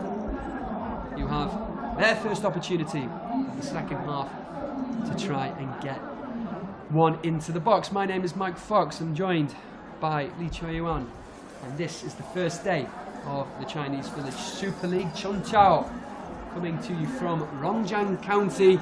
It's been a fantastic day of action so far. This is the final game of the night. The ball goes into the box for Ping Yong.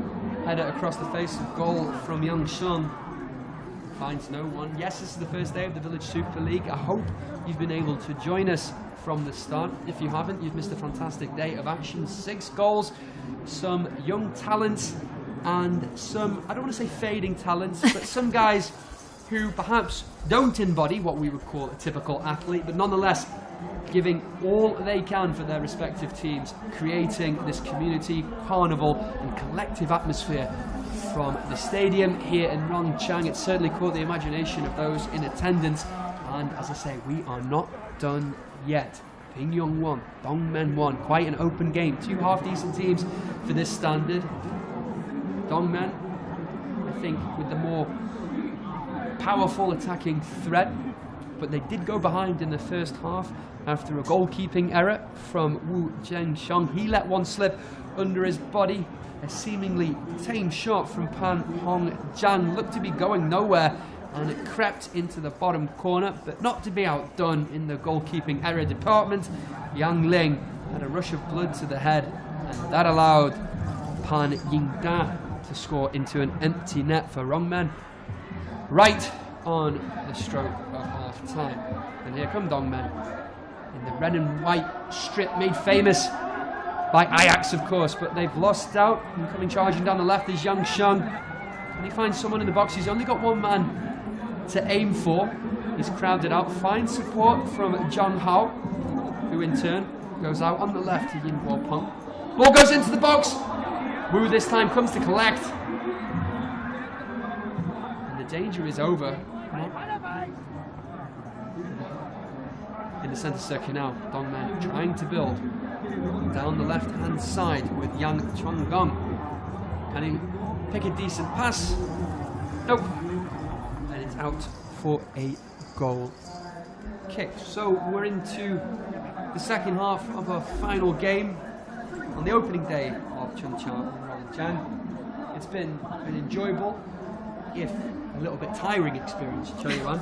And I know that this has been your first opportunity to be involved in a football atmosphere, and it's quite a special opportunity as well, because this is an emerging league, lots of excitement building from around the world, not just in China. I got a few text messages during the halftime break from friends saying that it looked absolutely wild during the halftime show. They were watching it, and it was great to be here enjoying it, wasn't it? And look at all the spectators. Look at all the people filling the field. Like I said, it's a game with no red carpets, no professional players, no big stars, but people's passion are through the roof. Ironically, it is played. It is outdoor, I gotta mention. Yeah. Ironically, it might not be played on red carpet, but it is played on green carpet. That artificial grass, as you can see there, is sort of laid out in a carpet fashion. And as I mentioned earlier, it means it's not susceptible to the elements, and it does provide a fair playing surface for all the sides. The 6 teams we've seen so far do vary in skill level and in playing style. 2 teams here trying to keep it on the floor. In the opening game, 2 teams like to play direct, and in the second game it was a similar story with one team trying to keep it on the floor. But the ball falls to Chung, and his volley is misdirected. He couldn't quite get the proper connection. I think if he'd connected with that in the right manner, it would have gone flying into the top corner past Yan. As it happens, it remains 1-1. So we've seen vast different styles in terms of how to play football and how to approach a game tactically, and the pitch really does eliminate, I think, any possibility that any team can use that to their advantage. If it had been raining, if it had been dry, if it had been muddy, even if it had been bright sunshine, it can affect the way the ball zips across the surface. At the moment, both these teams taking advantage of a thin and quite fast surface. The ball is zipping along. It's out for a Dongmen throw-in.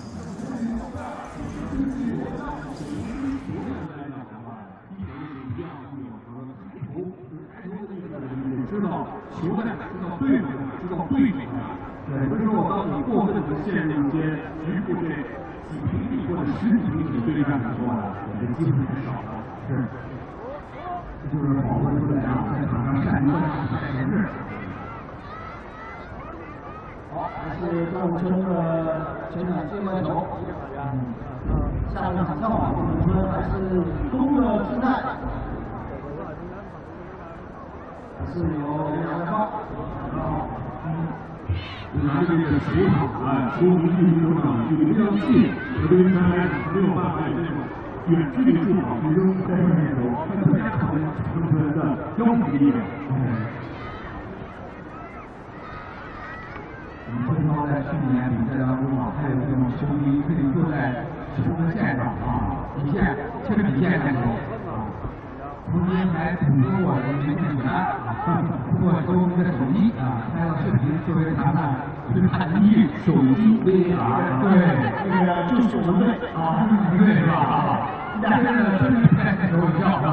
和战况中的比赛啊，听众，对，特别也是在今年的预选赛的时候，我们和丰乐春也是一个我们宣传，你们是什么制造不见家的队啊，制造化学球队。 人家冲击将球拿住，在上场比赛开局这个走势，跟上场比赛相像，丰子村呢依然是占据场的优势，不过他们的踢法呢打得要更直接。好，边走边走，好球，好两个，过来过来过来，换，过来打吧。现场的判官啊，我们医务工作人员在可以观看到，如有身穿蓝色衣饰的小朋友，啊，请把他送到主球台。这边还有这个身穿蓝色衣服叫张哲瑞的小朋友啊，张哲瑞的小男孩，请到主球台。张哲瑞，请到主球台。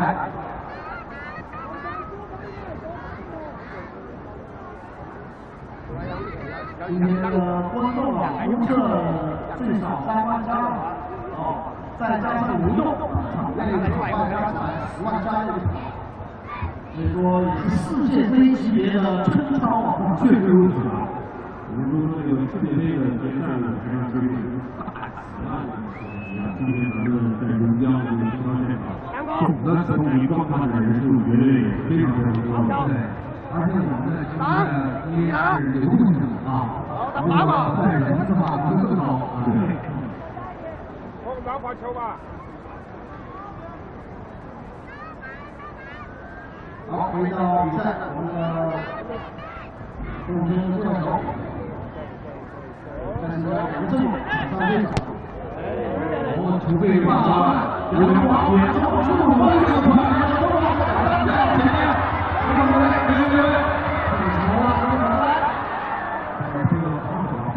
谢谢他们的鼓掌。来，我们看到这个队长杨政委是出现了拉伤了，他刚刚那之前丢了之后上回追太难了，现在真的是他在场上为这支队友加油，看这个进攻啊，这边和队友会必须支持。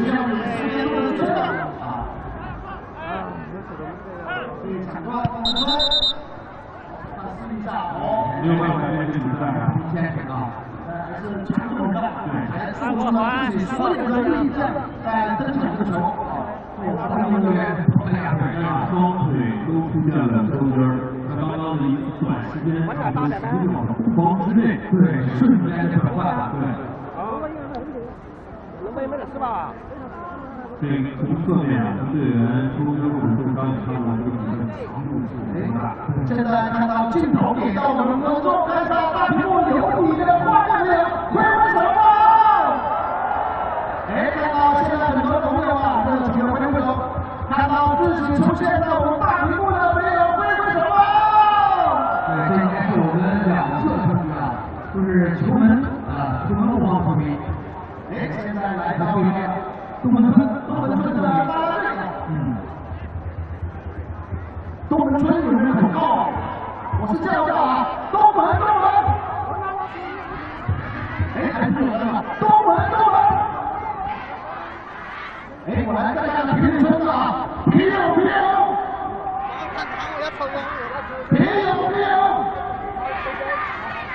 越战越勇，听好了，同学们啊，我们一起来哦，评勇知道越战越勇，评勇。哎，我们来跟点知道吧，大家评勇。现在每个人都有口号啊。这个口号内容比现在目前场的受伤队员对我们来一些鼓励，现在对于场好还要提升处理来啊。对啊，现在有激烈对抗比赛的同时呢，也要注意保护自己的。加爆！本来呢，正好是这个基本上出了点失误啊，然后也是轻微的拉伤了对方的队友啊，因为队友在对场边做出了一个换人的指示。对。现在回放的就是杨进球，26号拍打这个球之后也是特别兴奋啊！哎，看到他这个庆祝的时候啊，青筋暴起，非常激动。现在补时最后1分钟进球，双方做一个补水，强度比较大。另外就是杨政委这个之后要看刘宇敦的整个的教练组对于球队战术的调整啊，就是刘的比赛唯一是一个医生的调整换人，比赛的调整，对刘是要进行一些变化。这算一个被动换人啊。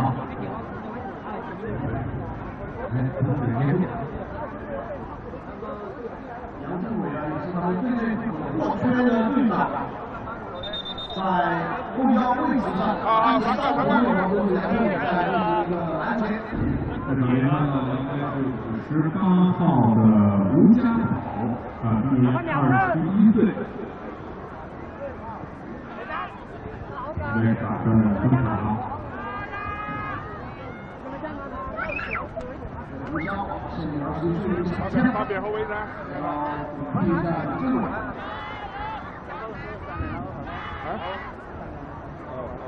看一下我们的东门村，发一下你的口号，我听一下外教发一下你的口号给我啊。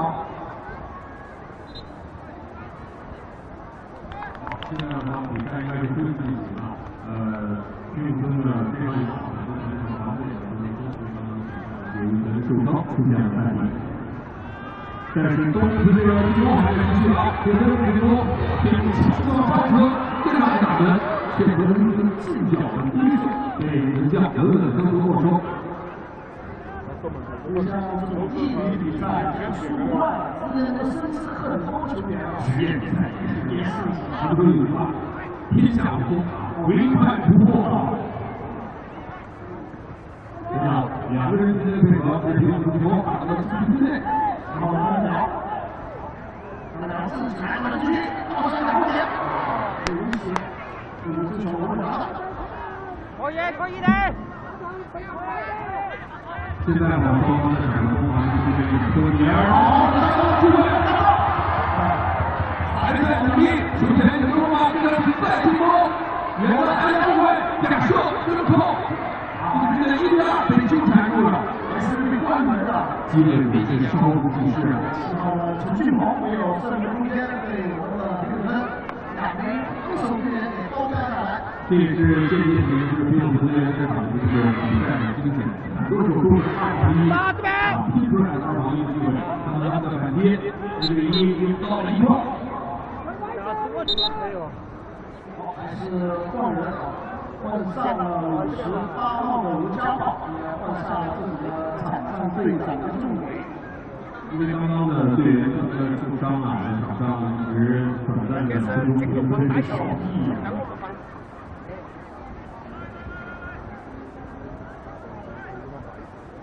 好，看到现在比赛舞台好的中间的后场球。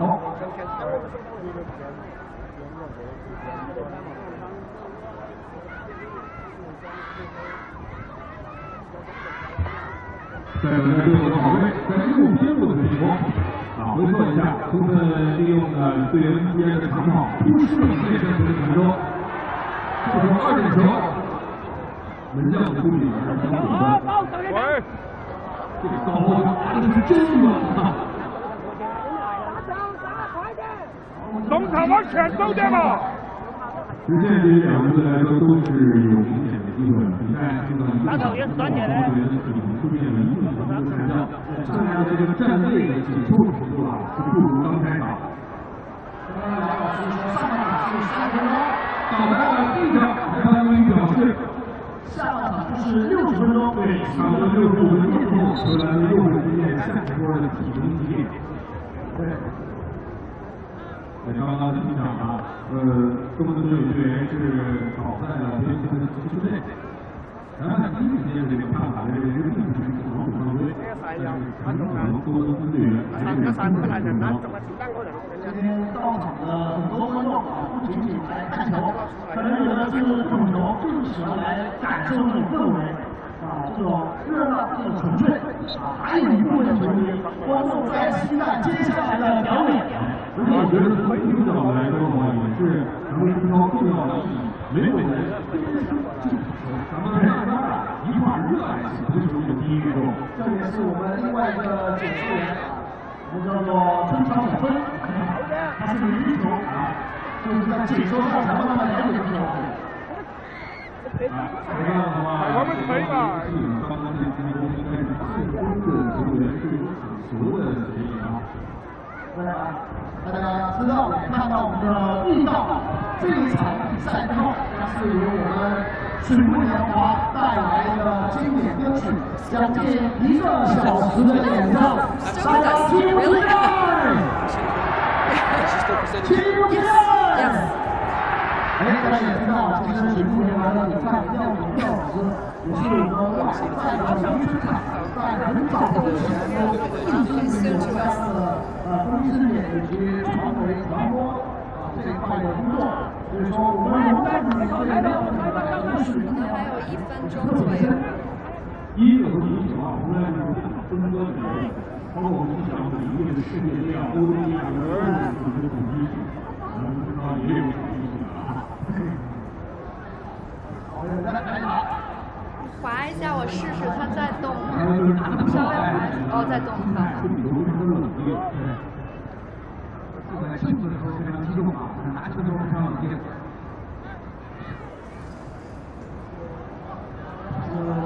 漂亮打出来，好，第一球，第6球，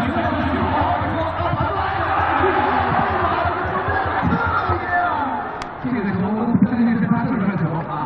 可惜刚刚啊，中国队的第3场完成了所谓的中场的一个水平减速和刹车，就是1点注意刹车，非常可惜，打门队员应该以后大球要压住，这很难，这很难，太难了，球容易飞，对，这个很可惜啊！再来，全球的成功，门将双手出击，这个很伤的，但是进出界，加油！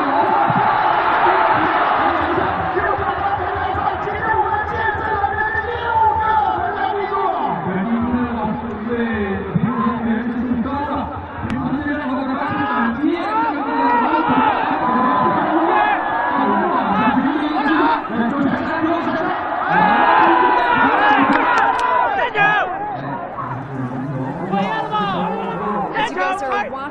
film. We are about to do a live with TV. We've seen some good goals, huh?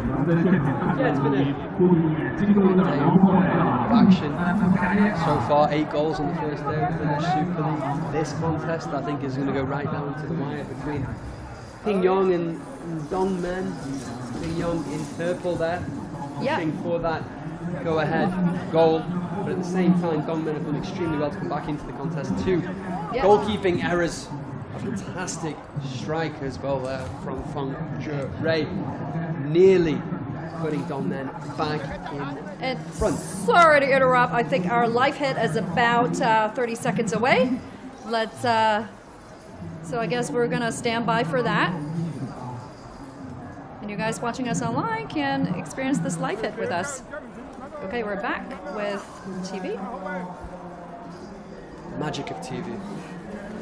1 minute's out.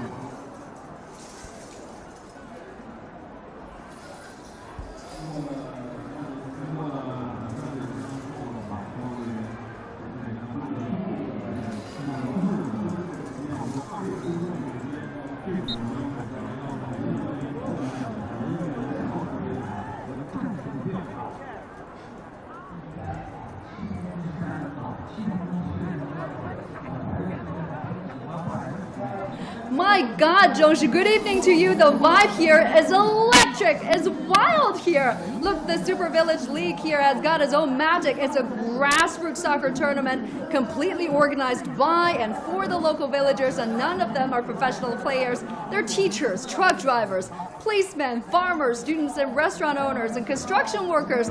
The youngest, 12 years old, with the most senior player aged over 60. So there's no age limit, no gender limit. Anyone can play as long as you're good. And one thing they have in common, huge passion for soccer. Now, Rongjiang is such a unique place. The love for soccer is in their blood. This is a small mountainous county that is home for 28 ethnic minority groups. I'm wearing a traditional dress from the Miao community, so if you ever come to visit, you get to experience a makeover like this. They have 14 standard soccer fields in this county, and more than 70% of the schools here provide soccer coaching. And soccer was first brought to Rongjiang in 1940. So if you talk to the villagers, they'll say, oh, we've been playing the sports for over 80 years. We're like the OGs, and everybody loves it. Even toddlers love to play it. I've seen it myself. That's sort of the foundation, I think, for today's success with the Village Super League. And they're not playing for big money, I gotta mention. The games are completely free. The organizers got no ticket income, although one game could attract more than 50,000 audience members on the spot. If you take a look at what's behind us,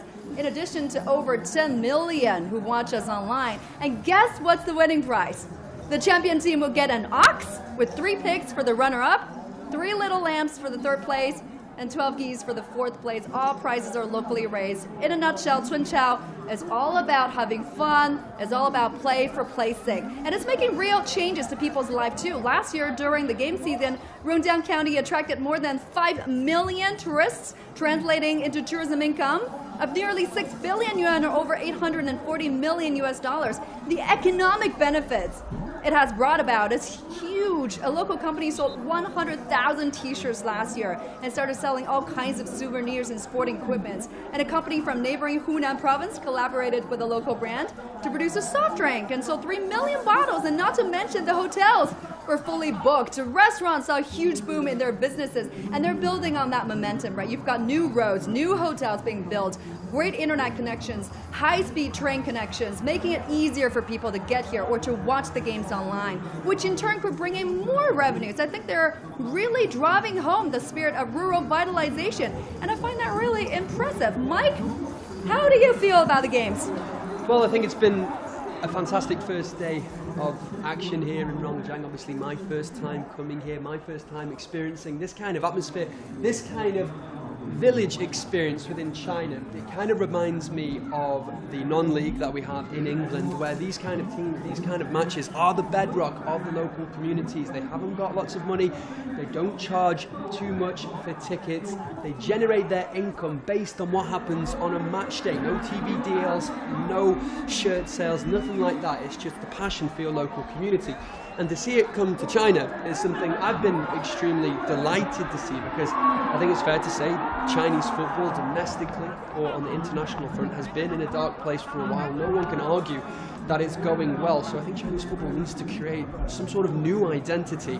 And having something like this, although it's relatively new in terms of its format, these villages, these traditions, like the one Choyuan is wearing, have been around for hundreds, thousands of years. So if you can combine those sense of traditions with football and a new league in this village surrounding, then you create a new Chinese football identity, and I think that's what it needs. It really does need something to reinvigorate people who are passionate about football in this country, and it's doing a great job. It's getting international attention. We had a video from former England and Liverpool striker Michael Owen before the tournament started, and I think we're going to see more and more international icons from the world of football coming together to put their support behind this project, and I think the future is extremely bright. Brilliant, and guess what? We're going to have a live firework display at the end of the day to wrap things up. Really looking forward to it, and now it's back over to you, Zhuxi.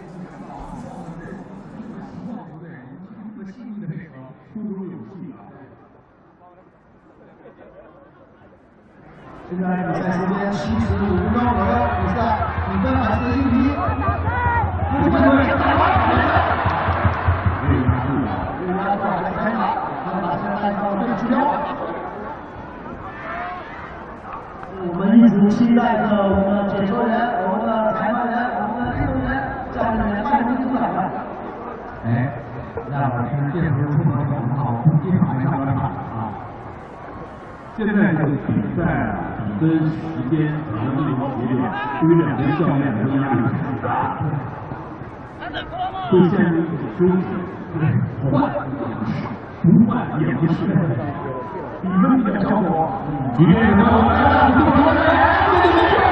这是我们遇到出击的漂亮，还不错的出击，换把球给拿起，因为刚刚这个方面是长途，就像是手术刀一般的，有两个点很好。 这个时候是先边路的1比1，结果是好，漂亮，连续的摆脱。好，我们今天两个人对决77号都是在边路过，都很活跃。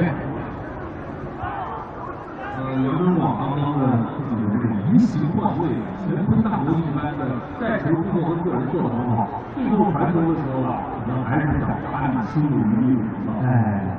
To the need for China to get a new football identity.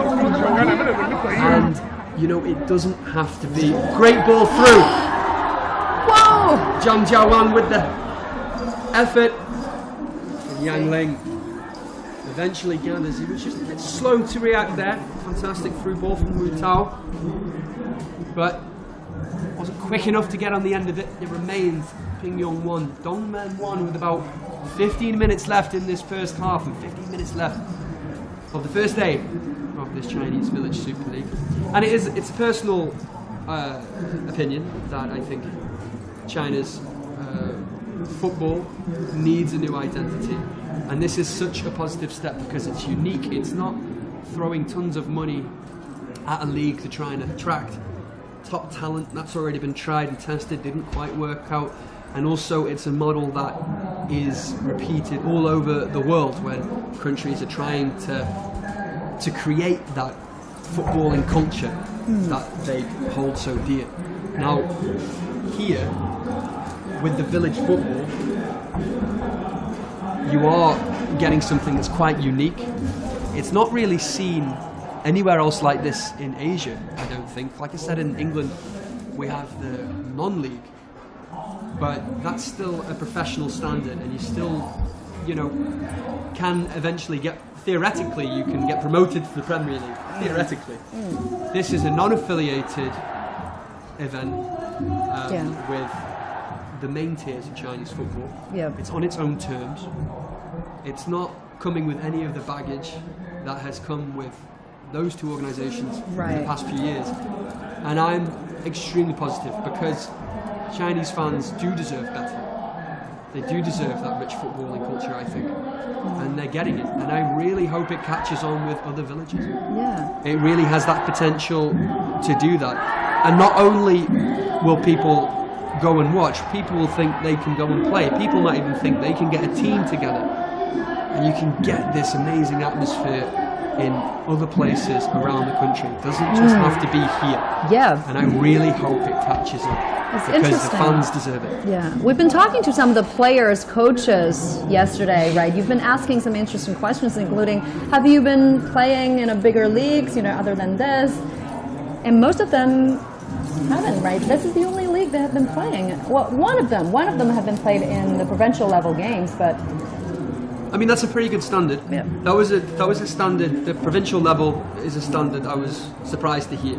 I was trying to gauge at what level the football would be at when we first arrived. I was trying to watch the teams warm up, seeing how they gear up for the game. You can usually tell how well drilled players and teams are by how they warm up. And it wasn't the best. There was a few sloppy passes going askew. But that coach that we spoke to, a coach of a team that didn't make it through to this stage, the person you mentioned, he impressed me a lot. I think he's a football coach now, isn't he? He does something along those lines, he had a few interesting things to say. Because why would you want to try and make it to a higher level than this? Let's say you're not good enough to make it to the Chinese Super League or another pro league in Asia, you can maybe make it to semi-pro. If your love for the game is bigger than your desire to make a living from it, then my personal feeling is you'd be better off having your restaurant job, having your civil service job, policeman, whatever it is, and then doing this. On the side, you'll just get the same amount of enjoyment out of it than trying to battle your way through the lower leagues. And it means, as we've seen, way more to the fans. You know, a lot of the lower leagues in China, you're playing in front of a few hundred people. Even in the Super League now, we're seeing empty seats at the highest level in these huge stadiums. It's not good to see. Fans don't want to see that. But check out what's happening here, right? The tracks are filled with people. Wow. And don't get me wrong, some of the players have become local celebrities. They've got a huge fan base at the villages, which is incredible. Yeah, we have a term for them. In England. What is it? And people, it's not just in England, it's in North America as well, for sort of local heroes. We call them cult heroes. Yeah, because they, for obvious reasons, garner a very specific following. Oh, holds on, ball comes through. That's Wu Tao trying to battle his way through, but the danger is cleared by Long Lin Kai. It remains 1-1. Yes, cult heroes, people that are a hero specifically to you and maybe a few others, but not that many. And we have that in the lower leagues of English football and in the smaller clubs. People who mean something to many, but what they do mean to those few is a lot. And that's what we're seeing here. You know, this is my first time covering this event. I don't claim to know too much about it.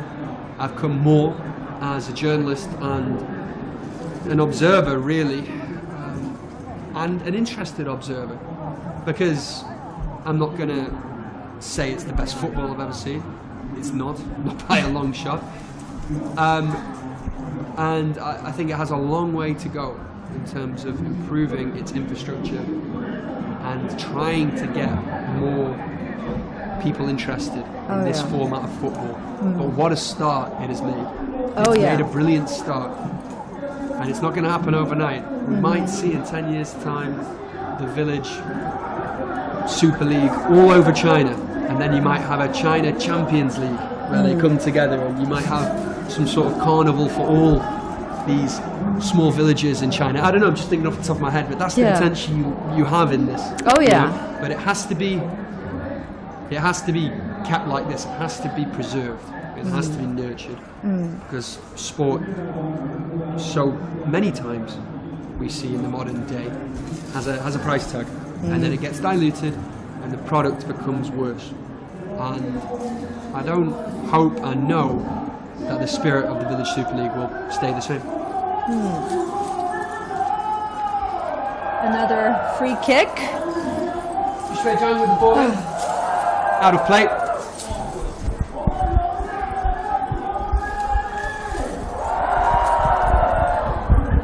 It remains Pingyong 1, Dongmen 1. Winding down the final few moments of the Super League. So I'm being told to look at a camera, but my monitor is down, so I have no choice but to look at the pitch to describe to you what's going on. Ball is out for a throw. 1-1 with about 10 minutes left. Tense times here between two teams who have played some great football. We're approaching the end of the game. Yeah. 2 goalkeeping errors have led to both goals. After 20 minutes, Wu Jianxiong let one from Pan Hongjian slip under his body and into the net. And then on the stroke of half-time, Yang Ling said, "Anything you can do, I can do better." Decided to have a rush of blood to the head, and that let Pan Yingda score into an empty net. The ball is with Yang Chuangang, trying to find space to cross. Out for a throw on this right-hand side. Dongmen pressing for the winner with about 10 minutes to go. 10 minutes left of the first day of the Chinese Village Super League. Chun Yao up and running in Rongjiang. If you've been with us throughout the day, a big thank you. We have enjoyed your company. Here comes Yang. Can't quite get the cross in. Out for a goal kick. It's been a wonderful experience to be with you. It has been, hasn't it? The past, how long has it been now? About 6 hours we've been on air. Yeah. Yeah. And I've enjoyed your company too. It's been great. And I think you've done extremely well, considering that this first time doing that. First time doing it, and you wouldn't have thought so. So it's been great to have you with me. And summing up the feel and the influence that it has as well. Yeah. I don't know, will we have another tie as we approach the end of the game? I mean, we had a tie for the first game, right? Very entertaining match, 2-2. Yeah. Let's see what's going to happen with this one. It remains 1-1, Pingyong and Dongmen. Neither coach has made a change. But here come Pingyong with a shot from Pan Ying Chuan. Way off the target. I think both teams, like the day, are starting to wind down now. Neither looks particularly threatening. Fans starting to leave a little bit, not too many going for the exits. There are a few starting to make their way home, a steady stream to my left of people making their way to the exit. But there is some more festivities after the full-time whistle, so make sure you stay with the live stream here on CGTN to check that out. Here's Zhang Jiawang trying to find Wu Tao, picked out, and now Pingyong trying to come forward. Dong Haoyu on the right side, ball across the face. No one there. Easily collected by Zhang Jiawang. Dongmen being very patient in their build-up, trying to break on this right-hand side. Fantastic challenge there from Pan Bo Yi, denying Lu Jiahan.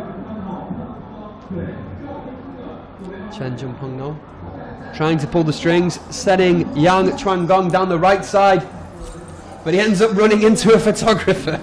And if that doesn't sum up the Village Super League, I don't know what does. Yes, he would have got to it if it wasn't for the photography. Throw-in to Pingyong, deep inside their own half. Pan Hongjiang, the goal scorer, doesn't stay in play long. Yang with the dead ball for Rongmen down that right hand side. Yang tries to break free. Can he get the ball into the box this time? No, he can't. Pan doing well to keep him at arm's length and letting it run out for a goal kick, which will be taken by Li Shujiang. Out on the right side. Intercepted acrobatically there by Jia Jia, and out for a Pingyong throw on the right side. Is there one final twist on the day's play? Two evenly matched teams. I haven't been able to pick a winner. I think it's anyone's game. Dongmen with more possession, but Pingyong making it count. The ball goes into the box. The header from Wei Qi, but it's easily collected by Wu Jiangxiang. And then quickly lost again. Wei can pick it back up on this left-hand side. The referee, I think, has given a throw-in in favour of Dongmen.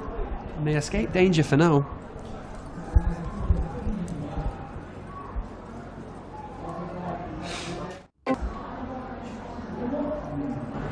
Yeah, both sides are giving their best shot at the last few minutes, huh? Warshang, Kikan, Trenchao. Warshang, Kikan, Trenchao. Yeah, so this is the VSL, the Village Super League. How many people did you say? 50,000 Wow. average. Wow. Yeah, it looks like a real atmosphere. That's mad, that. Honestly, it's 50,000 like just watching amateurs. That's incredible, that. Yeah, it's pretty impressive. It's like almost like a carnival as well. I like it. I like it. Very passionate fans, and to bring everyone together and have a kind of celebration as well as watch football matches. Yeah, it's great. But for those players to be given the opportunity to play in front of those crowds, and looks like everyone's really enjoying the football as well. Yeah, I think it's fantastic to see the amount of people that come together. I think what the power of it can do to bring people all together and enjoy something that we all love. Get me over there to watch. That'll be sick. That'll be really good. Yeah, maybe. If I get an invite, I'll be over there. Yeah, it would be, yeah. I'm a big football fan, so obviously embrace a different culture and a way of playing for sure. Wishing the VSL a successful and rewarding new season. A successful and rewarding new season. Football is the language of the world. Ayo. Trenchao, Jiayu.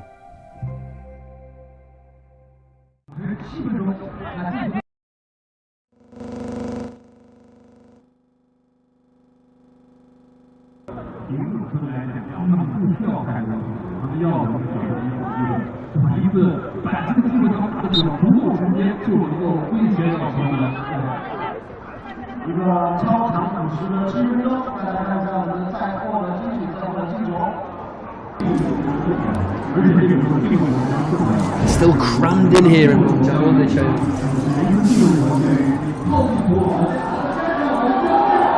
I'm not sure what happened there. The ball came into the box from Li Shuaijiang, and then Wu was able to claw it away before it scrambled into the net. We were about to see another goalkeeping error in this contest, making amends for that earlier mistake. A decent save indeed. It remains 1-1. Dongmen and they're faithful with their hearts in their mouths as the game goes into stoppage time.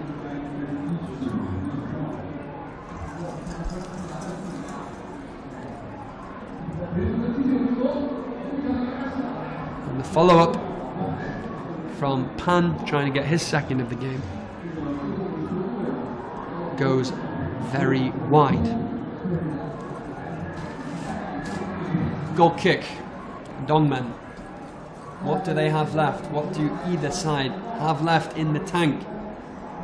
Is there going to be a hero for their village in stoppage time. Is there going to be a new cult hero created on the first day of the 2024 Village Super League?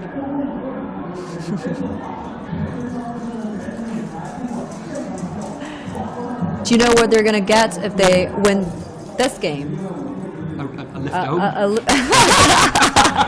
little prize. Big feet. Oh, okay. Lovely. That's cool. You know, I've never been partial. I know a lot of people enjoy them in China. I've never been partial to them. I've tried them. Never been They're pretty partial. good. Yeah, I bet. I can see. Good I for can see your the skin attraction. too. Really? Yeah. That's what people say. What's good for ear infections? Oh, no idea. Painkillers. Painkillers. All right, yeah. We'll order that back at the hotel when we get in. Painkiller soup, please. If you're just joining us, that's from an earlier anecdote where I don't want to say rushed to hospital in the early hours of this morning. I was guided, escorted to hospital with an extreme pain in my right ear, which I'm delighted to say seems to have subsided. Glad you made it out alive. I'm glad I did too. Quite an experience. It was, yeah, there were some tears. But after I told the doctor to stop crying, he gave me the medicine. No, it was incredibly painful. And it actually, a very emotional experience because I was quite touched with how not only the guys from our team, but the medical staff at the hospital, how they were. It was very nice, very touching People moment. here have been so kind to us. They have. Providing support for us, help, and even gave me a makeover. They did, didn't they? Yeah. Yeah, a complete makeover and a male dress. It suits you. Thank you very much. My It first suits time you. trying it on, and I really like it. Dongmen attacking from this right side, Jiang Jiawang trying to set Yang Chuanggong free, but I think the referee gives the throwing in the opposite direction, and Pan tries to punt one downfield, only for Zhou Xiang not being able to chase. Dongmen come forward again, being patient in their build-up. They have created the better chances. Yang with the free kick. Will they try and get men forward? Do they think they deserve all 3 points, or will they be happy with a point? It's going to be a long competition. A point is not a bad result at this stage, especially when you're facing one of the stronger teams, as these two are. But Ping Yong on the break. Now, was Wu Jiabao brought down by Tian Qianbin then? The referee doesn't think so. And in all fairness, neither does Wu. He gets back up straight away without complaint. And Ping Yong start to build again. Here comes Pan Yingchuan playing in Yang Jie. Building slowly. Some good defending there from Zhang Jingjing. Oh! And it's the winner! God! It's Out of absolutely nowhere! The No ball one expected that! Flown into the bottom corner from Pan Jingchuan. Fantastic movement. What a sensational strike it was! And what a moment to strike! Zhang Jiamao it was. Last minute of the game. Zhang Jiamao it was who was the man to finish off that move. I don't know how that happened. It ricocheted off his knee. It's an unfortunate one. It's been a game of luck, errors. And he is having the moment. It's fitting that it's probably going to be decided to one of the more bizarre goals you're going to see in this tournament. A 20-year-old college student scoring a goal. Jiamao with his first goal of the tournament. And you can see what it meant to the Ping Yong bench. They all rushed to congratulate him, jump on him. I think he took a bit of a knock in the celebrations. And now Dongmen don't have long to come back.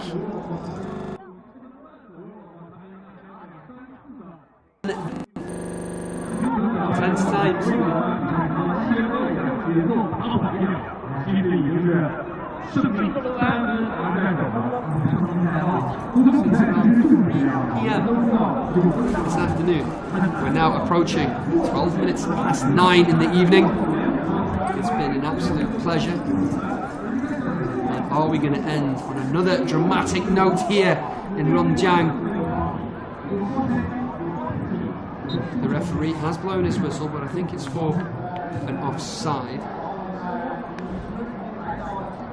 Will Rongmen get the chance to launch the ball back into the box? Or will Pingyong hold on to it?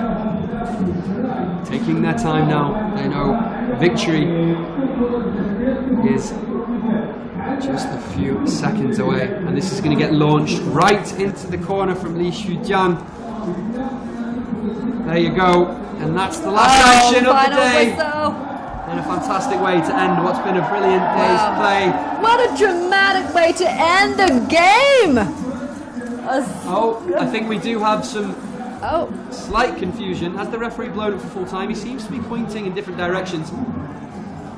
No, it is full time. No, it is full time. It ends Pingyong Village 2, Dongmen 1. Just to sum up then, 2 goalkeeping errors in the first half, made on as even going into the break. But then, as you just saw, one of the most bizarre strikes you'll see in football, Zhang Jiamao. He didn't know much about it, but he got the last touch. The ball went ricocheting off his knee and into the goal as Pingyong get their campaign off to a winning start. It's been a great day of football, hasn't it, Choi Yuan? What are your closing thoughts? Oh, so glad I came. So glad I came. The mood is amazing here. Really recommend you guys to come here.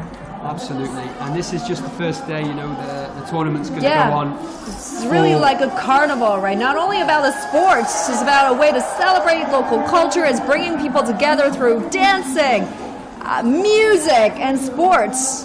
It's going to go on until May. That's when the finals are. And obviously there's a lot of football to look forward to between now and then. This is just the first day. We've seen 3 fantastic games, a bunch of goals, and it's only going to get stronger going on from here. So I think that's all from me and Choi Yuan. Thank you for joining us.